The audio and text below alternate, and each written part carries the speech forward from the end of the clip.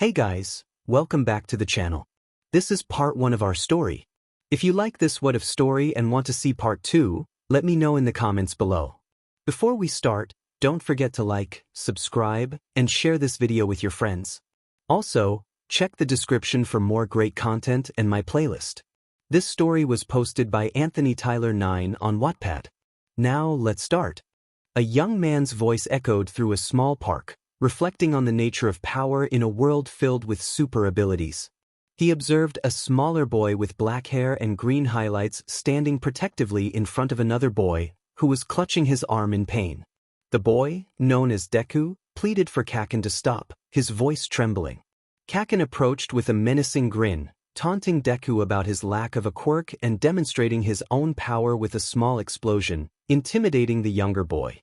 As the sun began to set, Deku, with scuff marks on his clothes, gazed up at the sky, contemplating the harsh reality of their world. He reflected on the inequality that existed among those with quirks and resolved to train himself to become a hero, inspired by his idol, All Might. Fast forward 6 years, and a taller version of Deku sprinted through an alleyway, cornered by 𝐾𝐿 and his friends. 𝐾𝐿, now older and more imposing, mocked Deku, who trembled in fear. As 𝐾𝐿 charged his quirk, he prepared for a confrontation. Despite his lack of athleticism, Deku managed to fend off 𝐾𝐿's lackeys but was ultimately caught off guard by 𝐾𝐿 himself. The impact sent Deku crashing against the wall, his vision blurring as he struggled to regain his footing. 𝐾𝐿 taunted Deku, claiming he would never be able to defeat him and urged him to abandon his dreams of becoming a hero. The sounds of their struggle echoed through the alley, unnoticed by passers-by who assumed it was just a typical street altercation. After 𝐾𝐿 and his friends left, Deku lay on the ground, groaning in pain and recalling the moment he first witnessed a hero in action, a memory that was now overshadowed by his mother's sorrowful words about his lack of a quirk. In a flashback, a younger Izuku had asked his mother if he could ever be a hero, to which she responded with tears, expressing her regrets about not being able to give him a quirk and fearing for his future. Back in the present, Izuku struggled to stand and exited the alley, glancing at the time. This time, however, he would not be as fortunate. He found himself face to face with a tall man who had an intimidating presence. The man inquired about Izuku's quirk, and despite Izuku's instinct to retreat, he felt the man's malicious intent. As the man advanced, Izuku, feeling cornered, threatened him with pepper spray, but the man only laughed, dismissing the threat. In a panic, Izuku tried to escape, but the man caught him, attempting to strangle him. In a desperate act of survival, Izuku managed to grab a pencil from his backpack and stabbed it into the man's eye, causing him to recoil in pain. The man, furious, vowed to erase Izuku from existence and activated his quirk. Suddenly, the ground beneath Izuku vanished, and he felt himself falling into a seemingly endless void. As he descended, he was engulfed in flames, losing consciousness as he was propelled through a portal, crashing against a wall on the other side. Once the portal closed, the young man found himself in a new world as the sky approached the end of the day. He was stirred from his slumber by thumping sounds and quickly got up to survey his surroundings. Looking up, he saw a very tall figure with a disturbing smile gazing down at him. Izuku felt a surge of fear and instinctively wanted to run. As the figure's smile widened and it reached out to grab him, he swiftly dodged to the side. Confusion and panic filled him as he ran through the streets, wondering where he was and what was happening. As he fled, he spotted 2 children struggling to lift a heavy beam pinning someone beneath it. He rushed over, lightly tapping the girl on the shoulder to signal that he would help. Together, they attempted to lift the beam, managing to raise it just enough for the woman trapped underneath to pull herself free. Once she was out, she embraced the 2 children, and Izuku stood awkwardly to the side, not wanting to interrupt their moment. A man with blonde hair and a slight stubble called out, declaring his intention to confront the monster that had been chasing Izuku. Watching the man, Izuku shook his head and turned to the woman, who was now looking at him with curiosity. She asked for his name, and he introduced himself as Midoriya Izuku, though the other children seemed puzzled by his formal introduction. The woman, whom he believed to be named Carla, expressed her wish to escape but revealed that her legs were injured. Izuku, determined to help, attempted to lift her onto his back. The other children tried to assist but struggled. The boy lacked the strength, while the girl was more capable. Izuku encouraged them to work together, and with some effort, he managed to carry Carla. As they began to escape from the looming threat, the man returned, now carrying Carla on his shoulders, urging the children to follow. After a few minutes, they lost sight of the giant creature, and the man took notice of Izuku's presence. He expressed surprise at finding another child and asked Izuku to speak to him, hoping to understand the language he was using. Izuku introduced himself again, this time attempting to use the language he had heard. The man, Hannes, acknowledged the unfamiliarity of the language but suggested that they inform others about it once they were safe. Izuku listened intently, trying to grasp the names mentioned, hoping to remember them later. Within the next hour, the group made their way to 𝐼𝐻𝐬 and headed toward the evacuation boats. Hannes helped Carla, Mikasa, Eren, and Izuku onto the boat as quickly as possible. During their journey, Carla took it upon herself to teach Izuku some of their language, giving him a head start in understanding their culture. Meanwhile, loud cracks echoed in the air as smoke billowed over the walls of the Shiganshina district. On the other side, garrison soldiers were firing cannons at the advancing Titans. They managed to take down a few, but many continued to push forward, seemingly unfazed. Suddenly, a massive armored Titan appeared, sprinting toward the wall. The soldiers, initially confused, quickly reloaded their cannons and prepared to fire at the approaching threat. It was only a few minutes earlier that the gate began to close, nearly shut when the garrison soldiers started to retreat through the wall as the armored Titan broke through 𝐼𝐻𝐬. Once it breached the gate, it placed its foot down on the ground, sliding across before stopping entirely. Looking around, it noticed some garrison regiment soldiers staring at it with a mix of fear and trepidation. The Titan then turned and vanished back into the other side of the walls in a cloud of steam, only to be replaced by dozens of Titans making their way through the new breach. Hannes could be seen standing against a clock tower, staring on in horror, wishing for a raise as he began to flee the area. The next day, Izuku woke up lying on his back, reflecting on everything that had happened in the last month since the destruction of 𝐼𝐻𝐬, as Carla referred to it. The people of Shiganshina district were hiding in Trost, waiting for new homes to be built. Izuku's Eldian had improved since he started learning a month ago, allowing him to hold conversations for a short time before feeling self-conscious. Eren, Armin, and Mikasa walked with Armin's grandfather, waiting for their food rations to bring back to Carla. Once they returned, Eren complained about some military police officers being rude to the refugees, but they managed to secure food for their small group. Carla had recovered enough to use her legs much better than a month prior, as her injuries were merely sprains. Had the wood been positioned a bit higher, she might have been bedridden. As the small group ate dinner, Carla encouraged Izuku to do his homework in Eldian language arts, and he listened to her with complete trust. It was surprising for Carla to have a child, other than Mikasa, who was so attentive and trusting. She asked Izuku what he wished to become in this country, teasing him about his art of superheroes. Izuku hesitated but expressed his longing to join the scouts, acknowledging the danger but emphasizing the need for humanity to hold on to hope. Carla reflected that if Eren had expressed himself like Izuku, she might have been more inclined to let him go, mimicking Eren's childlike voice and causing Izuku to blush. It was a calm end to their year, and Izuku felt grateful to be part of a family again, especially one that felt so much like him, despite his unique hair color. Eren asked about Izuku's green hair, to which Izuku shrugged, suggesting he had it since he was conceived. Armin playfully remarked on Izuku's use of big words, predicting he would become a great strategist. Izuku blushed again before taking out a notebook to draw. Although the lead and ink often smeared, his drawings remained appealing, depicting heroes in a strong light. He didn't know how he managed to draw so well, but it helped provide for their small group. However, good things must come to an end. The government announced that all able-bodied adults were to go outside the walls to reclaim Shiganshina and 𝐼𝐻𝐬 from the Titans. Carla was among those taken on the trip, and none of the scouts or the 250,000 refugees from Shiganshina returned. Only a smaller group of scouts from their regiments survived the journey back to Trost. It was here that Eren, Mikasa, Armin, and Izuku decided to join the military, with Izuku continuing his artistry on the side to help support them. 3 years later, Izuku stood at a modest height of 5 feet 5 inches, staring ahead as the commander of the 104th Cadet Corps introduced himself. 𝐾𝐮𝐲𝐬's voice boomed, warning the cadets that by the end of their 3 years of training, they would wish they had been killed by the Titans.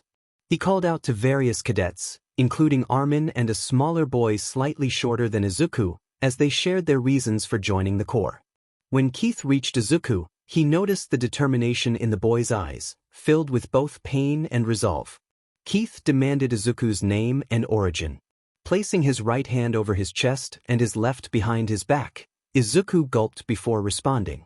He introduced himself as Izuku Midoriya from Shiganshina. Keith appeared slightly shocked and yelled at him for his reason for being there. Izuku expressed his longing to help humanity achieve its first victory in the coming years. Keith smiled at Izuku's response, declaring him the broccoli for their meal and ordering him to turn around. Confused by the nickname, Izuku complied as the name-calling continued for about an hour. Keith then instructed the cadets to get some sleep, warning them that training would be much harsher than anything they had experienced before.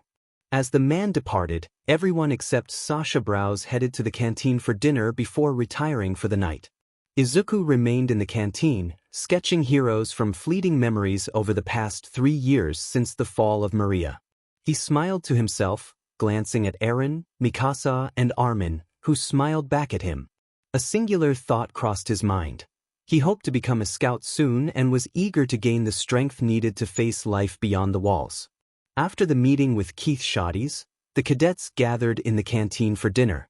The following morning promised a day filled with training, and Izuku was determined to keep himself physically prepared. After finishing his meal, he returned to his cabin, where a few boys were present. He sat at a small table and pulled out a piece of paper to continue drawing. The figure he was sketching was a tall man with a physique reminiscent of an orca, combining human features with an imposing presence. As Izuku focused on capturing the man's intimidating essence, he remained unaware of Eren and 𝐼𝐼𝐻𝐽 quietly entering the room. They had observed Izuku's passion for drawing superheroes, impressed by how lifelike his ink sketches appeared. They wished he had colors to bring the images to life. They noticed the new hero he was drawing and were puzzled by its more animal-like characteristics. 𝐼𝐼𝐻𝐽 inquired about the whale-like hero, and Izuku explained that some heroes might take on different forms. He wasn't sure how he knew this, but it was a product of his imagination. He speculated that there could be heroes resembling aquatic and mammalian life. Eren suggested they all get some sleep to avoid incurring Commander 𝗂𝐷𝐻𝐷's wrath, and the group decided to turn in for the night, unaware that 𝗂𝐷𝐻𝐷 was watching from a distance, contemplating Izuku's potential as an artist versus his choice to become a soldier. The next morning, the cadets warmed up by running around the campsite, preparing for the day's training. Izuku was in the middle of the group, feeling a mix of anticipation and nerves. After their warm-up, they moved to a field where 𝗂𝐷𝐻𝐷 stood ready to instruct them. He explained that they would learn to wield a blade against an opponent, with the objective of disarming each other and switching roles repeatedly until it became second nature. Once paired up, 𝗂𝐷𝐻𝐷 observed Izuku and his opponent, 𝐿𝐽. As 𝐿𝐽 approached with a lackluster attack, Izuku quickly took him down and disarmed him. 𝐿𝐽 found himself on the defensive as Izuku launched a series of attacks, demonstrating the skills he had honed. Although 𝐿𝐽 understood it was training and that Izuku wouldn't seriously harm him, he wished Izuku would ease up a bit. Despite Izuku's clear telegraphing of his moves, his agility made it difficult for 𝐿𝐽 to counter. As the training continued, 𝗂𝐷𝐻𝐷 switched 𝐿𝐽's partner to Marco and paired Izuku with Mikasa. The change was immediate as both Izuku and Mikasa engaged in a fierce exchange, each trying to outmaneuver the other. Mikasa's physical strength was an advantage, but Izuku's smaller frame allowed him to evade her attacks with surprising agility. However, Mikasa eventually managed to flip him onto the ground, and she helped him back to his feet, ready for the next round of training. But now that Mikasa was the one with the blade, she held it in a reverse grip as Izuku observed her movements. As she sprinted toward him, he focused on her body language. 𝗂𝐷𝐻𝐷 watched from a distance, closely monitoring Mikasa as well. When Mikasa entered Izuku's close range, both 𝗏𝗏𝐷 and 𝐒𝐵𝐾𝐴 were taken aback as Izuku assumed an unfamiliar stance. He extended his arms out to the sides, seemingly inviting an attack, and then swiftly moved his left palm into 𝐒𝐵𝐾𝐴's solar plexus. She gasped in surprise, and in one fluid motion, Izuku seized her right wrist, twisting it firmly until she released her weapon. He then took hold of the blade and positioned it against her neck with such speed that both 𝗏𝗏𝐷 and 𝐒𝐵𝐾𝐴 were momentarily stunned. After stepping back, Izuku apologized for his actions and expressed his longing to continue. From that moment on, they fought with the intensity of seasoned champions. Their interaction captured everyone's attention, motivating the others to push themselves harder as the two sparred relentlessly.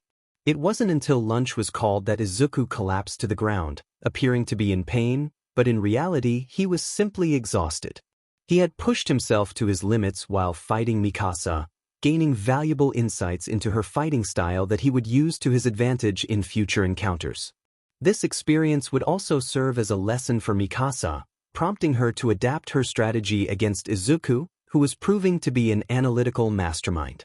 By the time lunch concluded, the group decided to engage in martial arts training, returning to their area without their blunted weapons. 𝗏𝗏𝐷 confirmed that they would be learning martial arts to prepare for encounters with titans should they find themselves without their ODM gear, although he cautioned that it could lead to their downfall. Nevertheless, the skills would be useful against hostile humans they might encounter in the future. As all the cadets trained against one another, 𝗏𝗏𝐷 observed from a distance. Izuku was seen sparring alone, striving to refine his fighting style to eliminate any flaws. A slight sheen of sweat formed on his forehead as he punched and kicked the air with speed and power. It wasn't long before others approached to test their skills against him. Some found it easier to engage with him since he hadn't employed his full attack style.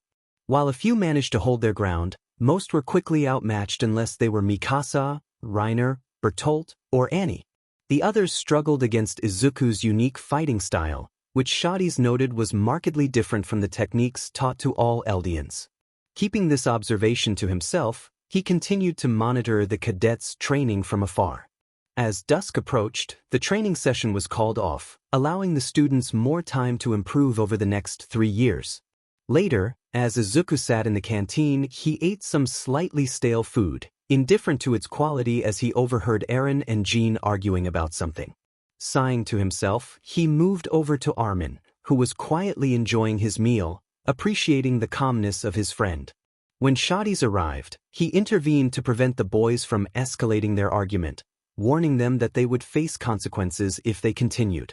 That night, Izuku fell asleep contemplating the future and the challenges that awaited them against the Titans. 2 years later, Izuku was in the midst of training with his ODM gear, working to enhance its effectiveness in battle when Marco approached him. Marco smiled and explained that he had come to see what Izuku was doing with his assigned gear. Izuku returned the smile, sharing that he was upgrading it with some materials he had been given. He expressed his passion for building things and his longing to make his ODM gear more effective for potential encounters with titans. The two discussed strategies for taking down a titan should they find themselves on the same battlefield.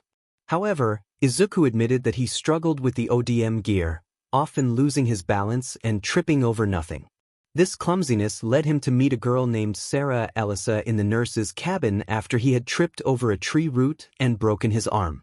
𝗟𝗏 aspired to become a doctor, inspired by the legendary 𝗟𝗏𝗃. Although she seemed to have feelings for Izuku, he did not reciprocate, yet they formed a friendship. Their relationship was peculiar. Sometimes he would blush in her presence, and at other times he would act protectively toward her, despite her being 3 years older. As the final day of training arrived, the students were taken to Titan territory for their first encounter with a Titan to assess their reactions. The impact was immediate. Izuku and several capable fighters charged toward the Titans, successfully taking some down, while others hesitated, fearful of being left behind. A few chose to stay near the commandant, unwilling to engage. Once this part of their training concluded, 𝗏𝗏𝐷 brought the group back to camp for one last day of training with their ODM gear and physical combat before graduation. Izuku was now 14 years old, approaching his 15th birthday, and he felt a surge of happiness knowing that graduation day for the 104th Cadet Corps fell on that special day.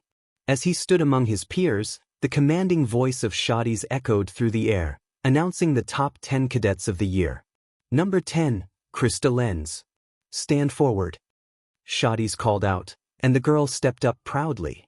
One by one, the names were announced: Sasha Browse, Connie Springer, Marco Bott, Jean Kirstein, Aaron Yeager, Annie Leonhardt, Berthold Hoover, Rainer Braun, and finally, number 1 and the most proficient of all the 104th Cadet Corps, Mikasa Ackerman. Stand forward. Izuku stood beside 𝐼𝐻𝐬, nodding at the placements. He quietly acknowledged his own abilities, knowing he had strengths in areas where the top 10 might not excel. As 𝐻𝐻𝐬 concluded the ceremony, announcing the disbandment of the Cadet Corps and urging everyone to prepare for their future as soldiers, the cadets saluted and made their way to the canteen to celebrate. While others reveled in the festivities, Izuku wandered outside into the cool night, gazing at the stars. He reflected on his journey thus far, a smile spreading across his face as he watched meteors streak across the sky, lost in thought about the meaning of life. Unbeknownst to him, someone approached from behind. Sasha Browse called out to him, her voice breaking the silence. She had come to find him, concerned that he was missing out on the celebration and the free food.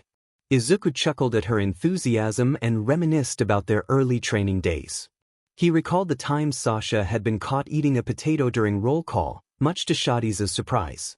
Sasha's exaggerated reaction to his memory made them both laugh, and she expressed her relief that he wouldn't reveal her secret. As they continued to share stories, Izuku remembered his first experience with the ODM gear, which had resulted in a near collision with a tree during training. Sasha laughed heartily at his misadventure, and they enjoyed the peacefulness of the night together, stargazing. Izuku noticed Sasha was only wearing the undershirt of her uniform, prompting him to ask about her jacket. She explained that it had become too hot inside the canteen, and she had come outside to find him, drawn by his calming presence. They exchanged playful banter about animals approaching him, and Izuku shared a story about a bird that had once tried to make a nest in his hair. Sasha was amazed to learn that the bird had laid eggs in his hair, and Izuku explained how he had to carefully place the nest in a safe spot where he usually slept. Together, they went to the boys' cabin, where Izuku set the nest down. The mother bird returned, chirping softly as she settled back onto her eggs, and Izuku gently scratched her neck, earning a contented chirp in response. Sasha remarked on Izuku's calm demeanor around animals, teasing that he might be some kind of animal guru. They left the bird to care for her eggs and strolled around the camp, discussing their future. Izuku asked Sasha about her plans for the garrison regiment, and she enthusiastically declared her intention to join the scouts, inspired by Eren's speech about reclaiming their lost land. Izuku chuckled, noting how she still towered over him despite their years of training together. They reminisced about their early days, and Izuku shared his height at the time, feeling a mix of nostalgia and determination as they prepared for the challenges ahead. Sasha remarked that Izuku looked adorable, finding his complaints about his height amusing. Izuku, pouting, lightly smacked her arm and mentioned his intention to head to bed, wanting to rest before the demanding day ahead. He walked over to the new cabins designated for the graduates. The next morning, the cadets were introduced to high-ranking members of the garrison regiment, who instructed them on how to clean the cannons positioned atop the walls. They also emphasized the importance of watching the horizon for any approaching titans, as they needed to be prepared for the potential return of the Colossal Titan and Armored Titan. While cleaning the inside of a cannon to ensure it was ready for use, Izuku was approached by Eren and the others, with Sasha looking as if she had pilfered something from the garrison. Curious about what was happening, Izuku listened as the group shared their dreams and the regiments they hoped to join. He smiled as Mina, Thomas, Connie, and Eren expressed their aspirations, feeling a wave of emotion when Mina and Thomas revealed their longing to join the scouts alongside Eren. At that moment, Sasha pulled out some meat from her jacket, drooling at the sight. She excitedly showed it to the group, prompting Izuku to shake his head in disapproval. Connie chimed in, calling Sasha's actions foolish, yet he soon asked for a slice of the meat. Izuku commented on how it was typical for the two least sensible cadets to compete for the title of the most foolish. Connie responded, expressing his frustration with those who acted smarter than they were, prompting a teasing remark from Eren.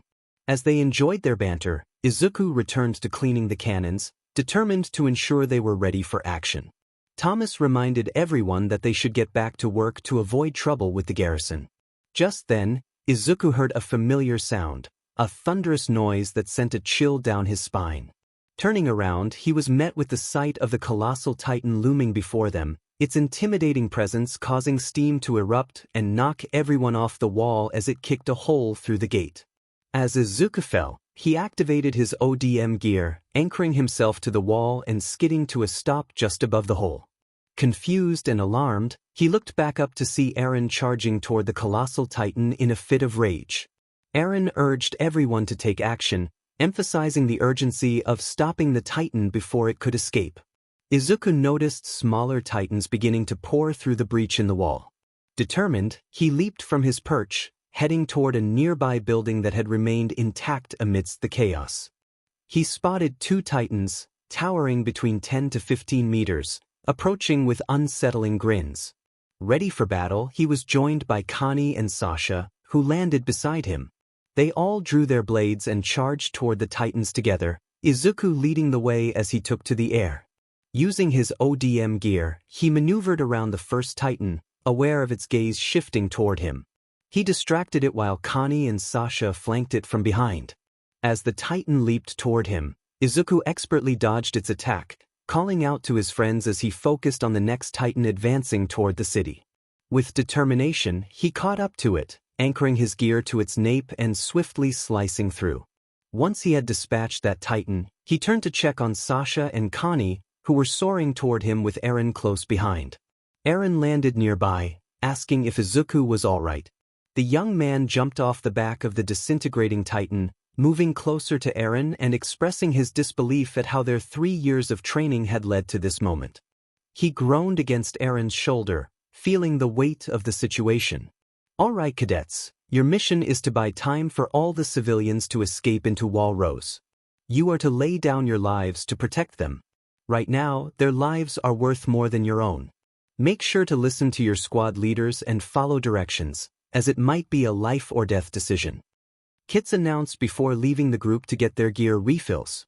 Izuku moved through the gathered squads, collecting his gear and refilling his gas and blades. The silence within the base contrasted sharply with the chaos outside, where titans clashed with the colossal titan squad, holding them back.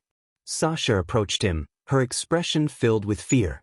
She hesitated, asking if they were really going to lay down their lives for the civilians, admitting her fear of death. Izuku, sensing her distress, fixed his gear and moved closer, pulling her into a comforting hug. He held her as she cried, offering silent support and whispering soothing words to calm her. After a few minutes, he heard his name being called as he was assigned as the squad leader for himself, Connie Springer, 𝐼𝐻, and 𝗟𝗏.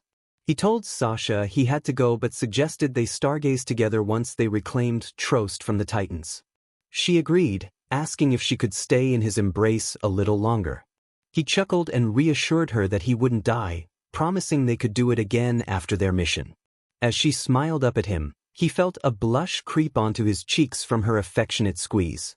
She wished him to stay safe, and he returned the sentiment before she left for her own squad. Turning around, he noticed Connie smirking, 𝐼𝐻 smiling, and a peeling girl shaking her head at him. Confused, he asked what was going on, but they just laughed and began to leave, prompting him to chase after them. As Izuku stood on one of the buildings near the rearguard positions, he overheard 𝐼𝐻 and Connie arguing. Connie growled about 𝐼𝐻's incessant teasing, while 𝐼𝐻 retorted with a playful jab about Connie's height. Izuku chuckled at their banter, urging them to stop fighting. Krista chimed in, expressing concern that their arguing would attract unwanted attention. With the order from a high-ranking garrison soldier to engage the Titans encroaching on the rear of Trost, Izuku and Connie dashed into action. They worked together to take down several Titans, with Izuku slicing through them skillfully while Connie and 𝐼𝐻 contributed as well. Upon reaching the vanguard, they encountered Squad Jaeger, who were struggling with two Titans.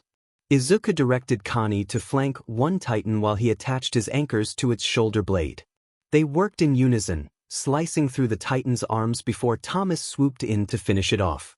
Grateful for the assistance, Eren thanked Izuku before leading his group away. As they moved through the district, they faced more Titans, which seemed to multiply as the day progressed.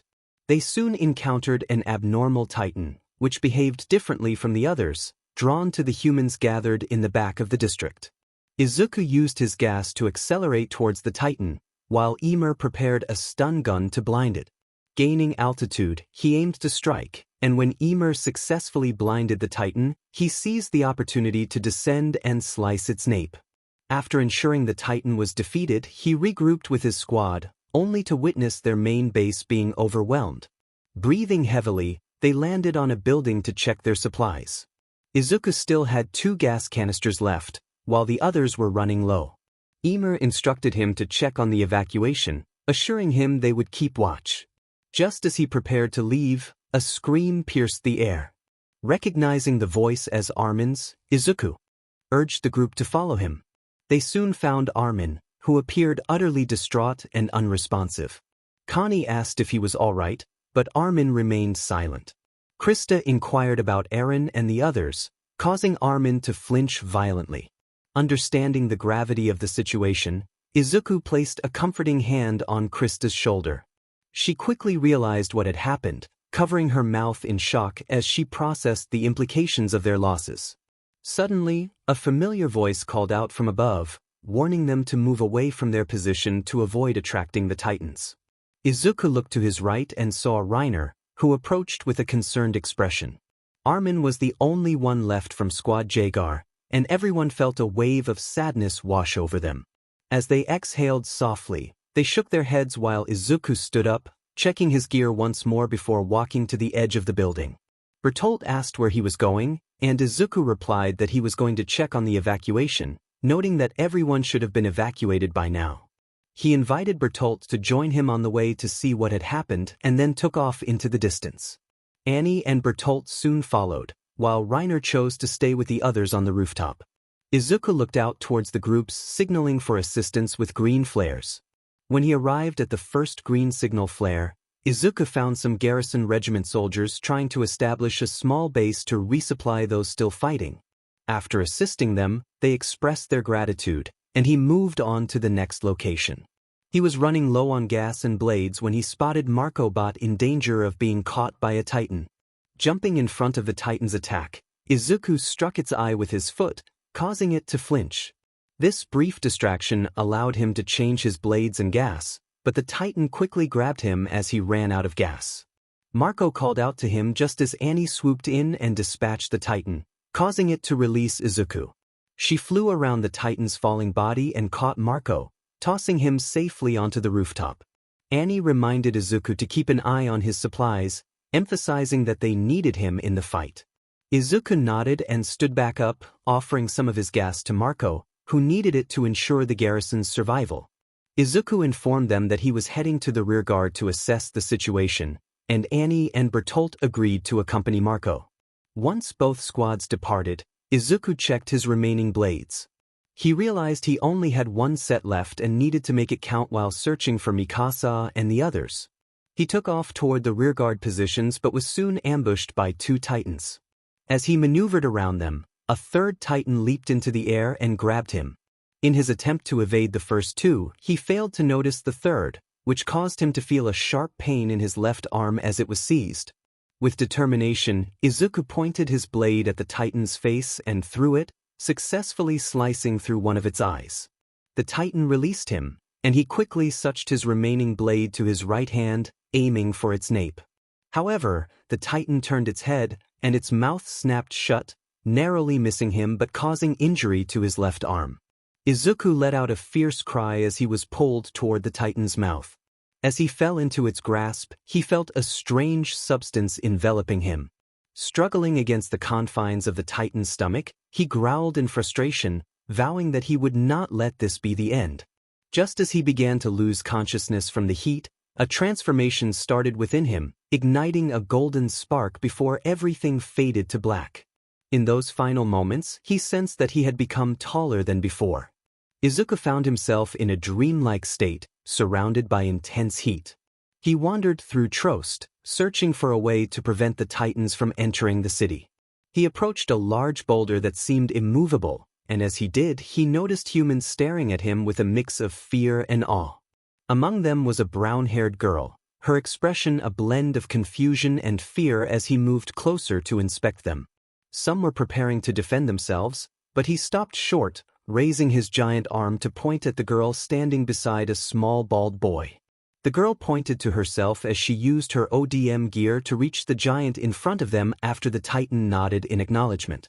Once she was face to face with the Titan, Izuku recognized her as Sasha from the memories he had experienced while resting inside the nape of the creature's neck. He gestured towards the nape, attempting to signal for her help, as the heat inside was becoming unbearable. Sasha, noticing his distress, moved behind the Titan's nape and observed as it struggled to remove the armor surrounding it. Using her blades, she sliced into the flesh between the armor, allowing Izuku to pull himself free and take a breath of fresh air. Sasha expressed her shock, questioning why he hadn't informed anyone that he was the armored Titan. Izuku, still recovering, explained that he hadn't anticipated this situation and believed he was supposed to be dead. Sasha, bewildered, demanded to know how that was possible as she helped him out of the muscle fibers. Once he was free, they watched as the Titan form slowly collapsed to the ground, disintegrating into nothingness. At a safe distance from the Titan, Izuku and Sasha exchanged glances, searching for anyone nearby who had witnessed Izuku's Titan form. Upon realizing that he was more docile than the original armored Titan, Sasha understood that he was not a threat to humanity. She questioned how he would communicate with the military police, scouts, and garrison, given that he was essentially a wanted criminal. Izuku, still gathering his breath, admitted he didn't know but insisted they needed to find 𝐼𝐼𝐼𝐼 and the others, who would know what to do. He also mentioned having a plan to prevent the Titans from entering the city again.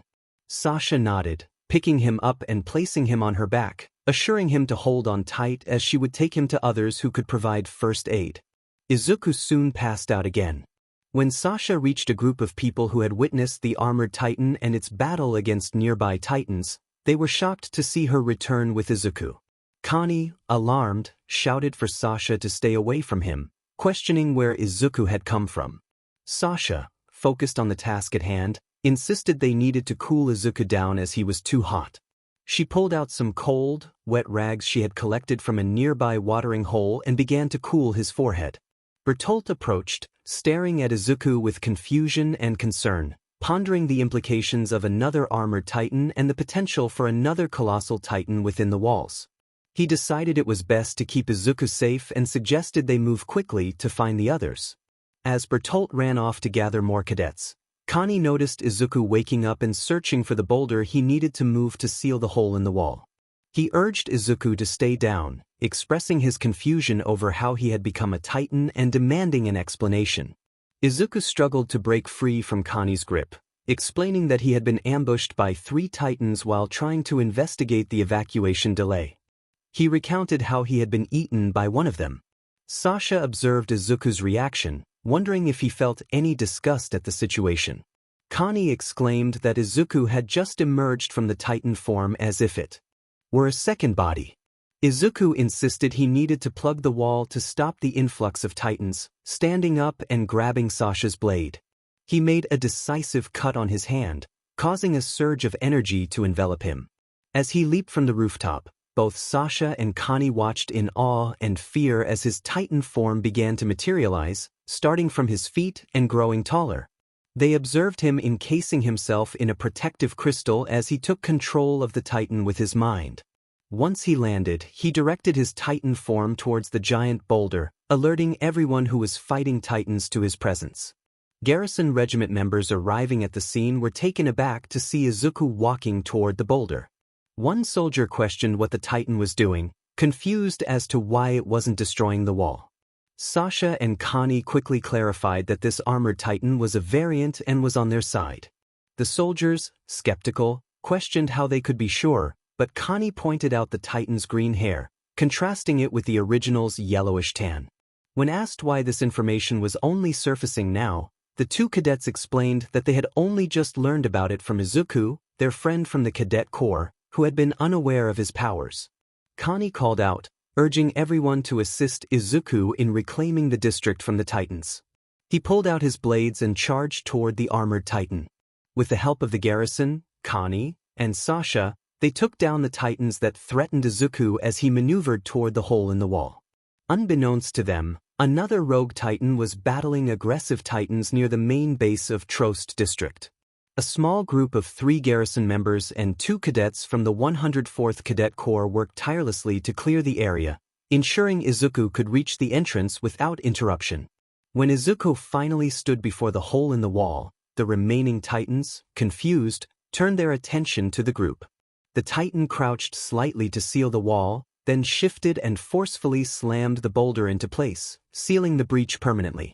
With the hole secured, the garrison and cadets looked battered but triumphant, marking their first victory against the Titans in over a century.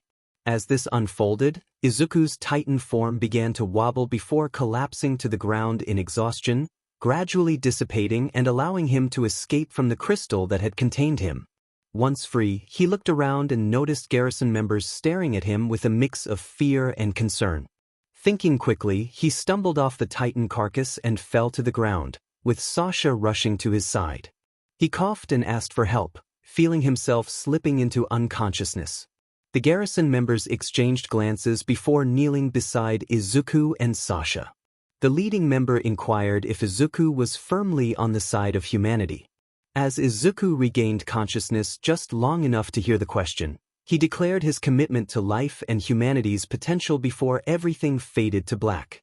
Meanwhile, Mikasa and the others observed the rogue Titan as it took down Titan after Titan, a formidable force in its own right. It found a Titan responsible for Thomas's death, swiftly attacking it and using its strength to crush smaller Titans. After a fierce battle, the Titan let out a final roar before collapsing, seemingly lifeless. Jean remarked that their chance to save the world had just perished, suggesting they leave. However, Mikasa gasped, drawing their attention to a figure emerging from the nape of the fallen Titan. It was Eren Yeager from the 104th Cadet Corps, prompting a moment of realization among the group about the day's events. Suddenly, a massive explosion echoed near the entrance of 𝗏 District, where another Titan, resembling the armored Titan, leaned over before collapsing. The group exchanged worried glances and decided to leave Mikasa and Armin with Jean at 𝗏 headquarters while they investigated the situation. As Jean and Armin assisted Mikasa and Eren inside the walls, Annie, Reiner, and Bertolt flew toward the entrance, where they encountered members of the 104th Cadet Corps who were unable to reach 𝗏 headquarters.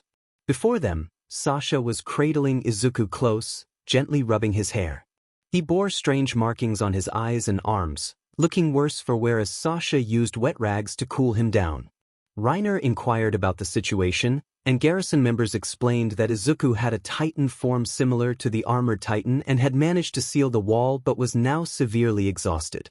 They advised the cadets to let Izuku be taken to the garrison's main headquarters, allowing only Sasha to stay close, as he responded better to her. Meanwhile, on the other side of the wall, Jean, Armin, and Mikasa guarded Eren, who was facing a trial led by Kitz Warman, concerned about Eren's ability to transform into a Titan. As tensions rose over whether Eren and his friends were allies of humanity, they were suddenly fired upon, prompting Eren to transform again to protect his friends as they sought a way to escape. Just in time, 𝗏𝗡𝐻𝐵, the leader of the garrison regiment, intervened, preventing Kitz from harming potential allies in the mission to reclaim 𝗏 and 𝐒𝐮𝐦𝐻𝐬 district. Once they were safely away to discuss matters with 𝗏𝗡𝐻𝐵, he informed them that Eren's Titan form was not needed to reclaim 𝗏, as the task had already been accomplished earlier that day. The trio was left wondering how the hole in the 𝗏 district wall had been sealed so quickly, but 𝗏𝗏𝐻𝐵 remained silent on the matter. As the small group relaxed for a while, they encountered more garrison members moving an unconscious Izuku toward a holding cell. Upon approaching the garrison members, they learned that Izuku had managed to transform into a Titan as well and would be put on trial to determine if he could assist humanity or face a dire fate. A few hours later, Izuku woke up, taking in his surroundings to understand what had happened. He couldn't recall the events leading up to closing the hole in the 𝗏𝗏 district wall, and an unsettling feeling crept over him, suggesting he wasn't alone in the room. As he opened his eyes and looked around the desolate area, he quickly realized why it felt so empty. He was in a holding cell with two men waiting outside. One of the men introduced himself as Erwin Smith, while the other was Captain Levi. They had many questions for Izuku regarding his presence in this world and hoped he could answer them. Confusion washed over Izuku as he processed their words. He asked what they meant, but before he could grasp the situation, he fainted again. Later, as Izuku absorbed the information from Commander Erwin and Captain Levi, he sat in the holding cell, looking bewildered. He struggled to understand the implications of their words. They informed him that they had heard he had become an armored titan, though his form was different from the one that had breached the wall 5 years prior. They wanted to explore the full extent of his powers as a titan shifter, hoping to reclaim the land lost to the titans. Izuku agreed, expressing his longing to assist them in this endeavor. Captain Levi explained that Izuku would be placed in his squad alongside his fellow cadet, 𝗟𝗏𝐿. While Eren would be monitored closely, Levi would keep a watchful eye on Izuku, ready to act if either of them posed a threat. Erwin warned Izuku about the military police, who viewed him as a danger due to his resemblance to the armored titan from the past.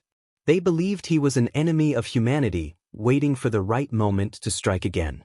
Izuku felt disheartened, insisting he meant no harm and only wished to help. He recounted how he had manifested these powers, recalling being consumed by a titan and feeling electricity coursing through him before everything went black, only to hear Sasha's voice calling to him. Levi and Erwin exchanged glances, intrigued by his story. Erwin remarked that Sasha might have played a crucial role in bringing Izuku back from his titan form. Hours later, Izuku found himself being skirted through the halls by two military police officers who glared at him with disdain. They expressed their belief that he should have perished in the battle for 𝗏𝗏, calling him a traitor. Upon arriving at a courtroom, Izuku walked in without resistance, kneeling beside a large pole in the center of the room. The officers were taken aback by his cooperation as they secured him with chains. The room was filled with military leaders, but Izuku's attention was drawn to a man behind a podium holding a hammer. The man introduced himself as 𝗟𝗏𝗧𝗟𝗘, the judge overseeing Izuku's trial. He announced that they had another titan shifter awaiting trial in the adjacent room and requested the present assembly to agree with the proceedings. 𝗟𝗟𝗘 began the trial, asking the prosecutors to present their case for whether Izuku should live or die. One prosecutor named Nile stated that they intended to conduct experiments on Izuku to uncover his true nature before ultimately deciding his fate. The room erupted into discussions, contemplating the implications of human experimentation. What could the scouts do that would either provide life or death to their defendant? 𝗟𝗟𝗘 looked at Erwin Smith and listened intently. Erwin introduced himself as a member of the Scout Regiment and shared his thoughts and goals. He expressed the need to utilize Izuku Midoriya's armored titan powers to reclaim lost territory from the titans. The plan involved entering Wall Maria to eliminate as many titans as possible before using another titan shifter to seal the walls.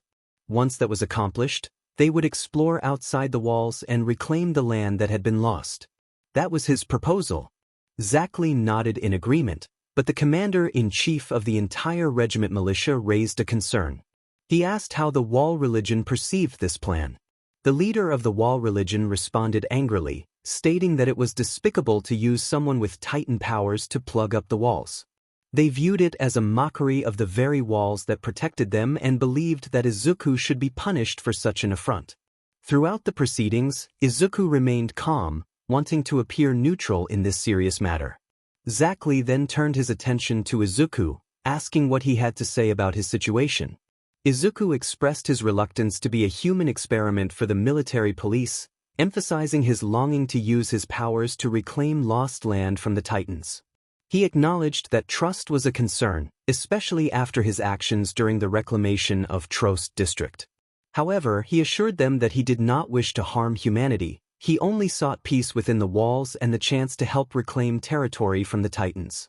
He suggested that if he were placed in the Scout Regiment, Captain Levi would oversee him and determine his fate, given Levi's skills and authority. 𝐒𝐮𝐬 reviewed a report mentioning that a young woman named 𝗂𝗂 had successfully dealt with Izuku's Titan abilities. He asked Izuku to elaborate on this. Izuku recounted how, while in Titan form, he had lost awareness of his surroundings until he heard noises and saw a group of cadets. He recalled calling out to 𝗂𝗂 because he was overheated and needed help. She had cut some muscle fibers around his neck, allowing him to escape the Titan form and cool down. 𝗟𝗓 then inquired about another incident where Izuku had willingly transformed into his Titan form to move a large boulder to seal the wall. Izuku confirmed this, and 𝗟𝗓, having gathered enough information, decided to reach a verdict. He called for order in the courtroom, asserting his authority as premier commander of the military. He sentenced Izuku to serve under Captain Levi and Commander 𝗟𝗏 in the Scout Regiment. Izuku would undergo experiments to determine the extent of his powers and how to utilize them to reclaim 𝗟𝗏 and 𝐒𝐮𝐦𝐻𝐬 district. If he showed any signs of betrayal, Captain Levi was authorized to take action against him. As the court adjourned, Izuku felt tears welling up as he placed his head on the ground. He had feared for his life during the trial, but now, under the protection of the Scout Regiment, he felt a sense of safety. After Commander 𝗟𝗏 and Captain Levi left the room, 𝗂𝗂 approached him and helped him out of his cuffs. She commended his bravery and expressed hope for his continued courage. Once outside the courthouse, Izuku pulled out some regiment funds and asked 𝗂𝗂 if she wanted to have dinner with him. She smiled and playfully reminded him that he was buying. They shared a light moment, walking down the road together, unaware of someone watching them from a distance atop a roof. As the figure lowered their hood, it revealed Annie Leonhardt, who watched Izuku with a hint of sadness. Over the past 3 years in the Cadet Corps, she had grown close to him and found it difficult to reconcile her feelings, especially after he had survived a court case that had aimed to condemn him. "I will wait until I can get Eren out of the Scouts and bring him back to Marley. That way, we could have the coordinate," she muttered before leaving. It had been a few days since Izuku and 𝗂𝗂 had gone out on their makeshift date. The young girl had eaten through all of Izuku's regiment funds, indulging in nothing but expensive meat. Now that Izuku was broke and 𝗂𝗂 had a full stomach, they walked over to the rooms where they all slept. She thanked Izuku for the dinner date, and blushing a bit, he nodded, grateful for the chance to pamper her after everything that had happened in the last 48 hours. In a few days, Izuku would be introduced to the rest of the Scout Regiment. He had heard how they managed to bring Eren into their ranks after witnessing Levi's intense training methods. They all believed that if Eren truly wished to transform into a Titan, he could have done so during that rigorous session.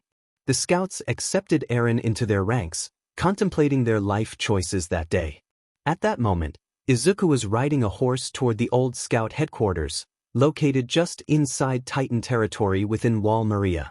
He was following 𝗏𝗏, a member of Squad Levi, who had numerous kills and assists to her name, while Izuku, as a human, had only 13 kills and about 10 assists. He felt completely unprepared for the training Levi would put him through to enhance his skills. What he truly wasn't ready for was how most of Squad Levi had donned cleaning attire, and Levi approached him, glaring. Levi informed Izuku that his first assignment in the crew was to clean an entire room by himself, ensuring there were no mistakes. He emphasized that Titans were not the only enemies they faced, germs were also a threat, and they could not afford to have their allies harmed by disease. Levi handed Izuku some brushes and cleaning tools, and Izuku hurried off to a designated room, determined to clean as thoroughly and quickly as possible. Unbeknownst to him, something awakened within him as he began to clean the room with surprising skill. He moved from window to window, floor to wall, pulling out weeds and tossing them out the window into a pile near a small gated wall. As the sun began to set behind the distant mountains, Levi entered the room and found it completely spotless. He stared in disbelief and remarked on how Izuku cleaned as if it were ingrained in his very being, questioning how a 16-year-old could be so adept. Izuku admitted he didn't know how it happened, only that something clicked within him when he started cleaning. Levi nodded, stating that dinner was almost ready and instructed Izuku to head down to the cafeteria to discuss his future training. A few minutes later, Izuku found himself sitting next to Levi, who was drinking tea in an unusual manner. Levi held the teacup by the rim and used a small portion of his hand to drink. Izuku attempted to mimic him but found it challenging. Soon, everyone received their food for the evening, and they began discussing the training plan for Izuku and Eren. Izuku was intrigued, knowing that improving his fighting style against Titans was essential. He understood that most Titans were not very intelligent, but he was aware of the true threats posed by the Armored Titan and the Colossal Titan. Levi observed Izuku as he pulled out a notebook, jotting down notes about each squad member. Izuku quietly muttered about each member of his squad, and Levi couldn't help but smirk as Izuku began to delve into Levi's own accomplishments. The young man even speculated that it was due to his bloodline that he had the potential to become humanity's strongest fighter, having studied Eldian history for quite some time. Once dinner concluded, the atmosphere in the room shifted to calm murmurs when a knock echoed from a door behind them. A figure entered, accompanied by a younger male, and approached Eren to discuss his powers. Levi advised Izuku to leave if he wanted to get some sleep, warning him that once 𝐒𝐮𝐬𝐽 started talking, they wouldn't stop until everything was thoroughly ingrained in his mind. As Izuku walked toward his bedroom, he encountered 𝗟𝗏, who greeted him with a smile. 𝗟𝗏 introduced himself formally, recalling their previous encounter when Izuku was in a holding cell. He expressed his pleasure in having the Armored Titan within their ranks. Izuku smiled back, introducing himself and acknowledging 𝗟𝗏 as the Devil of the Scout Regiment. After meeting 𝗟𝗏 in person, Izuku walked around the small base of operations just outside the walls of 𝐾𝐿𝐴 district. He observed the animals moving about, searching for food and other necessities for survival. A sense of loneliness washed over him as he missed Sasha's presence, but he quickly shook off the feeling. He didn't want to appear clingy, especially considering the memories of his past life that haunted him. He remembered being a small child, visiting a doctor who informed him that he was quirkless. The term puzzled him, but it clearly held significance. In his childhood, he had a friend named 𝐾𝐮𝐫𝐭, who did not take the news of Izuku's quirklessness well. This friend began to treat him poorly, contrasting sharply with the kindness he experienced in his current life. These dreams from his past made Izuku feel like he didn't belong in this world. Despite being a powerful fighter and soldier for humanity, he struggled with insecurities. He often felt inadequate compared to others who excelled effortlessly in areas where he worked hard to improve. During training, Izuku sparred with Captain Levi, but he found it nearly impossible to land a single strike on the skilled soldier. They were of similar height, yet Izuku felt a sense of inferiority. As they trained, Levi seemed to hold back, easily evading Izuku's attempts. After a particularly challenging exchange, Levi landed a strike that knocked Izuku to the ground. Groaning, Izuku expressed his disbelief at Levi's compliment about his defense, insisting that Levi hadn't even tried. Levi responded, stating that if he had gone all out, Izuku would have been overwhelmed by pain. In a moment of vulnerability, Izuku revealed that he had endured worse than physical blows. He shared memories of his childhood friend who could create explosions with his hands, recounting how he had been beaten mercilessly. Levi, concerned, examined the scars on Izuku's body, noticing the hand-shaped burns that marred his skin. Levi questioned how such bullying had occurred, prompting Izuku to sit down and share his story. He spoke of a world where superpowers were real, where being a hero was a viable career for those with abilities. He explained how he had been labeled quirkless, which led to his friend's harsh treatment. Levi listened intently, piecing together the events that had led to Izuku's scars. He understood how deeply the bullying had affected Izuku, who lamented not knowing what he had done in a past life to deserve such treatment. Upon returning from training, Izuku and Levi found Eren conversing with his old friends from the 104th Cadet Corps.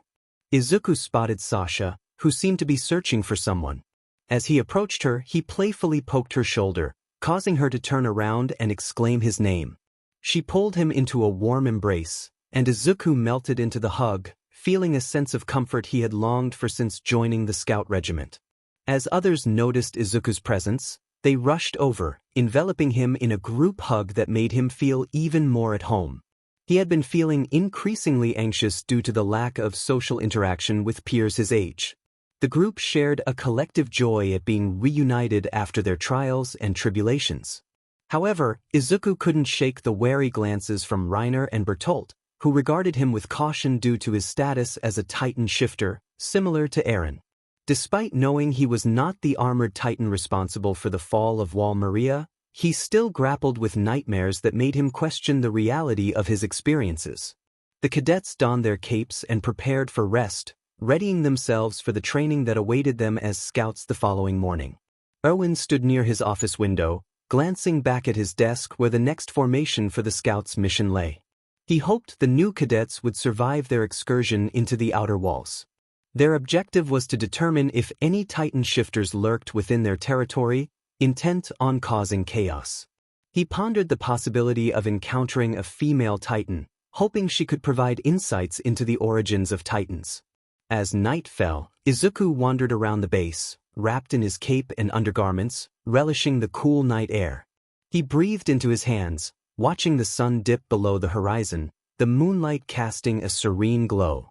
The night was as enchanting as the morning, perhaps even more so in its mystery. He sighed, contemplating the upcoming expedition outside the walls. Unbeknownst to him, Levi approached and stood beside him. Izuku sensed a familiar presence but maintained his composure, continuing to gaze at the horizon. Levi inquired about his late-night outing, questioning why he wasn't in bed. Izuku explained that he was stargazing, reminiscing about how he used to admire the stars with his mother. He shared his thoughts on the vastness of the universe and his longing to explore the stars, a dream he held dear from his previous world. He expressed a hope that they would one day build a ship capable of space exploration, rather than just being heroes. As Izuku pulled his cape closer and walked away, Levi remained, contemplating Izuku's aspirations. A smile crept onto his face as he imagined a future where he could become an astronaut, but he quickly reminded himself that this was reality. He turned back toward the scout base, unaware that Erwin had overheard their conversation. Erwin reflected on Izuku's origins, determined to ensure their world was better than the one he came from. He knew they needed Izuku's help to explore the Earth and hoped he wouldn't be given a chance to return to his world anytime soon. Months passed since Izuku last met Erwin, and he found himself seated on his horse at the edge of 𝐾𝐿𝐼𝐴𝐻 district. His horse, named Casa after the Casablanca lily, was affectionately called Lily. The horse's white coat and brown markings resembled the earth, with green splotches that Izuku had painted to emphasize her floral namesake. Izuku observed the other members of the scout regiment surrounding him and Squad Levi. He noticed Eren staring at a group of children, their faces lit with joy, reminiscent of how Eren once viewed the scouts as heroes. As Izuku watched the children, a fond memory surfaced, replacing their faces with his younger self and a faceless boy with ash-blonde hair. The memory played out as the boy called out to him, urging him to hurry and see 𝐼𝐴𝐻𝐽, who was being interviewed in the city. Young Izuku, smaller and eager, ran after him, calling out for him to wait. Snapping back to the present, Izuku focused on the mission as one of the leading scouts shouted commands. They were there to reclaim the wall that had been lost, and he steeled himself for the task ahead. They were taking off in 2 minutes, and Izuku mentally prepared himself for heading outside the walls. As the time limit surpassed, Erwin raised his arm, displaying his singular blade within the ODM gear's grip. He called out for all forces to advance, and everyone left the safety of 𝐾𝐿𝐼𝐴𝐻 district, venturing into the outer portions of Wall Rose. Izuku rode with Squad Levi, keeping a watchful eye for Titans approaching their formation. Sure enough, a Titan broke through at the start, heading towards them. Levi urged everyone to stay on course and not stop as they increased their speed to escape the safety of the buildings near the wall. Scouts engaged the Titan, and soon the group arrived at the outer rim, where Mishi stood at the edge of the small town.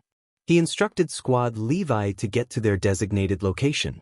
With everyone accounted for, Izuku remained close to Levi as they navigated the landscape, filled with Titans both large and small. He felt a growing worry for Sasha, who was near him. Recently, he had begun to think of her as his girlfriend, and the date they had shared solidified that feeling. However, the thought of her being harmed by a Titan weighed heavily on his mind. After riding for a few hours, they neared a massive forest in the distance. Izuku was uneasy about moving through the forest, knowing it was an ideal place for 𝐒𝐮𝐬𝐽 use, but also a perfect cover for titans. The forest of giant trees was a playground for both humans and titans. Suddenly, Izuku felt a chill, the hairs on the back of his neck standing on end. Levi noticed his tension and muttered that it seemed the female titan had finally shown herself.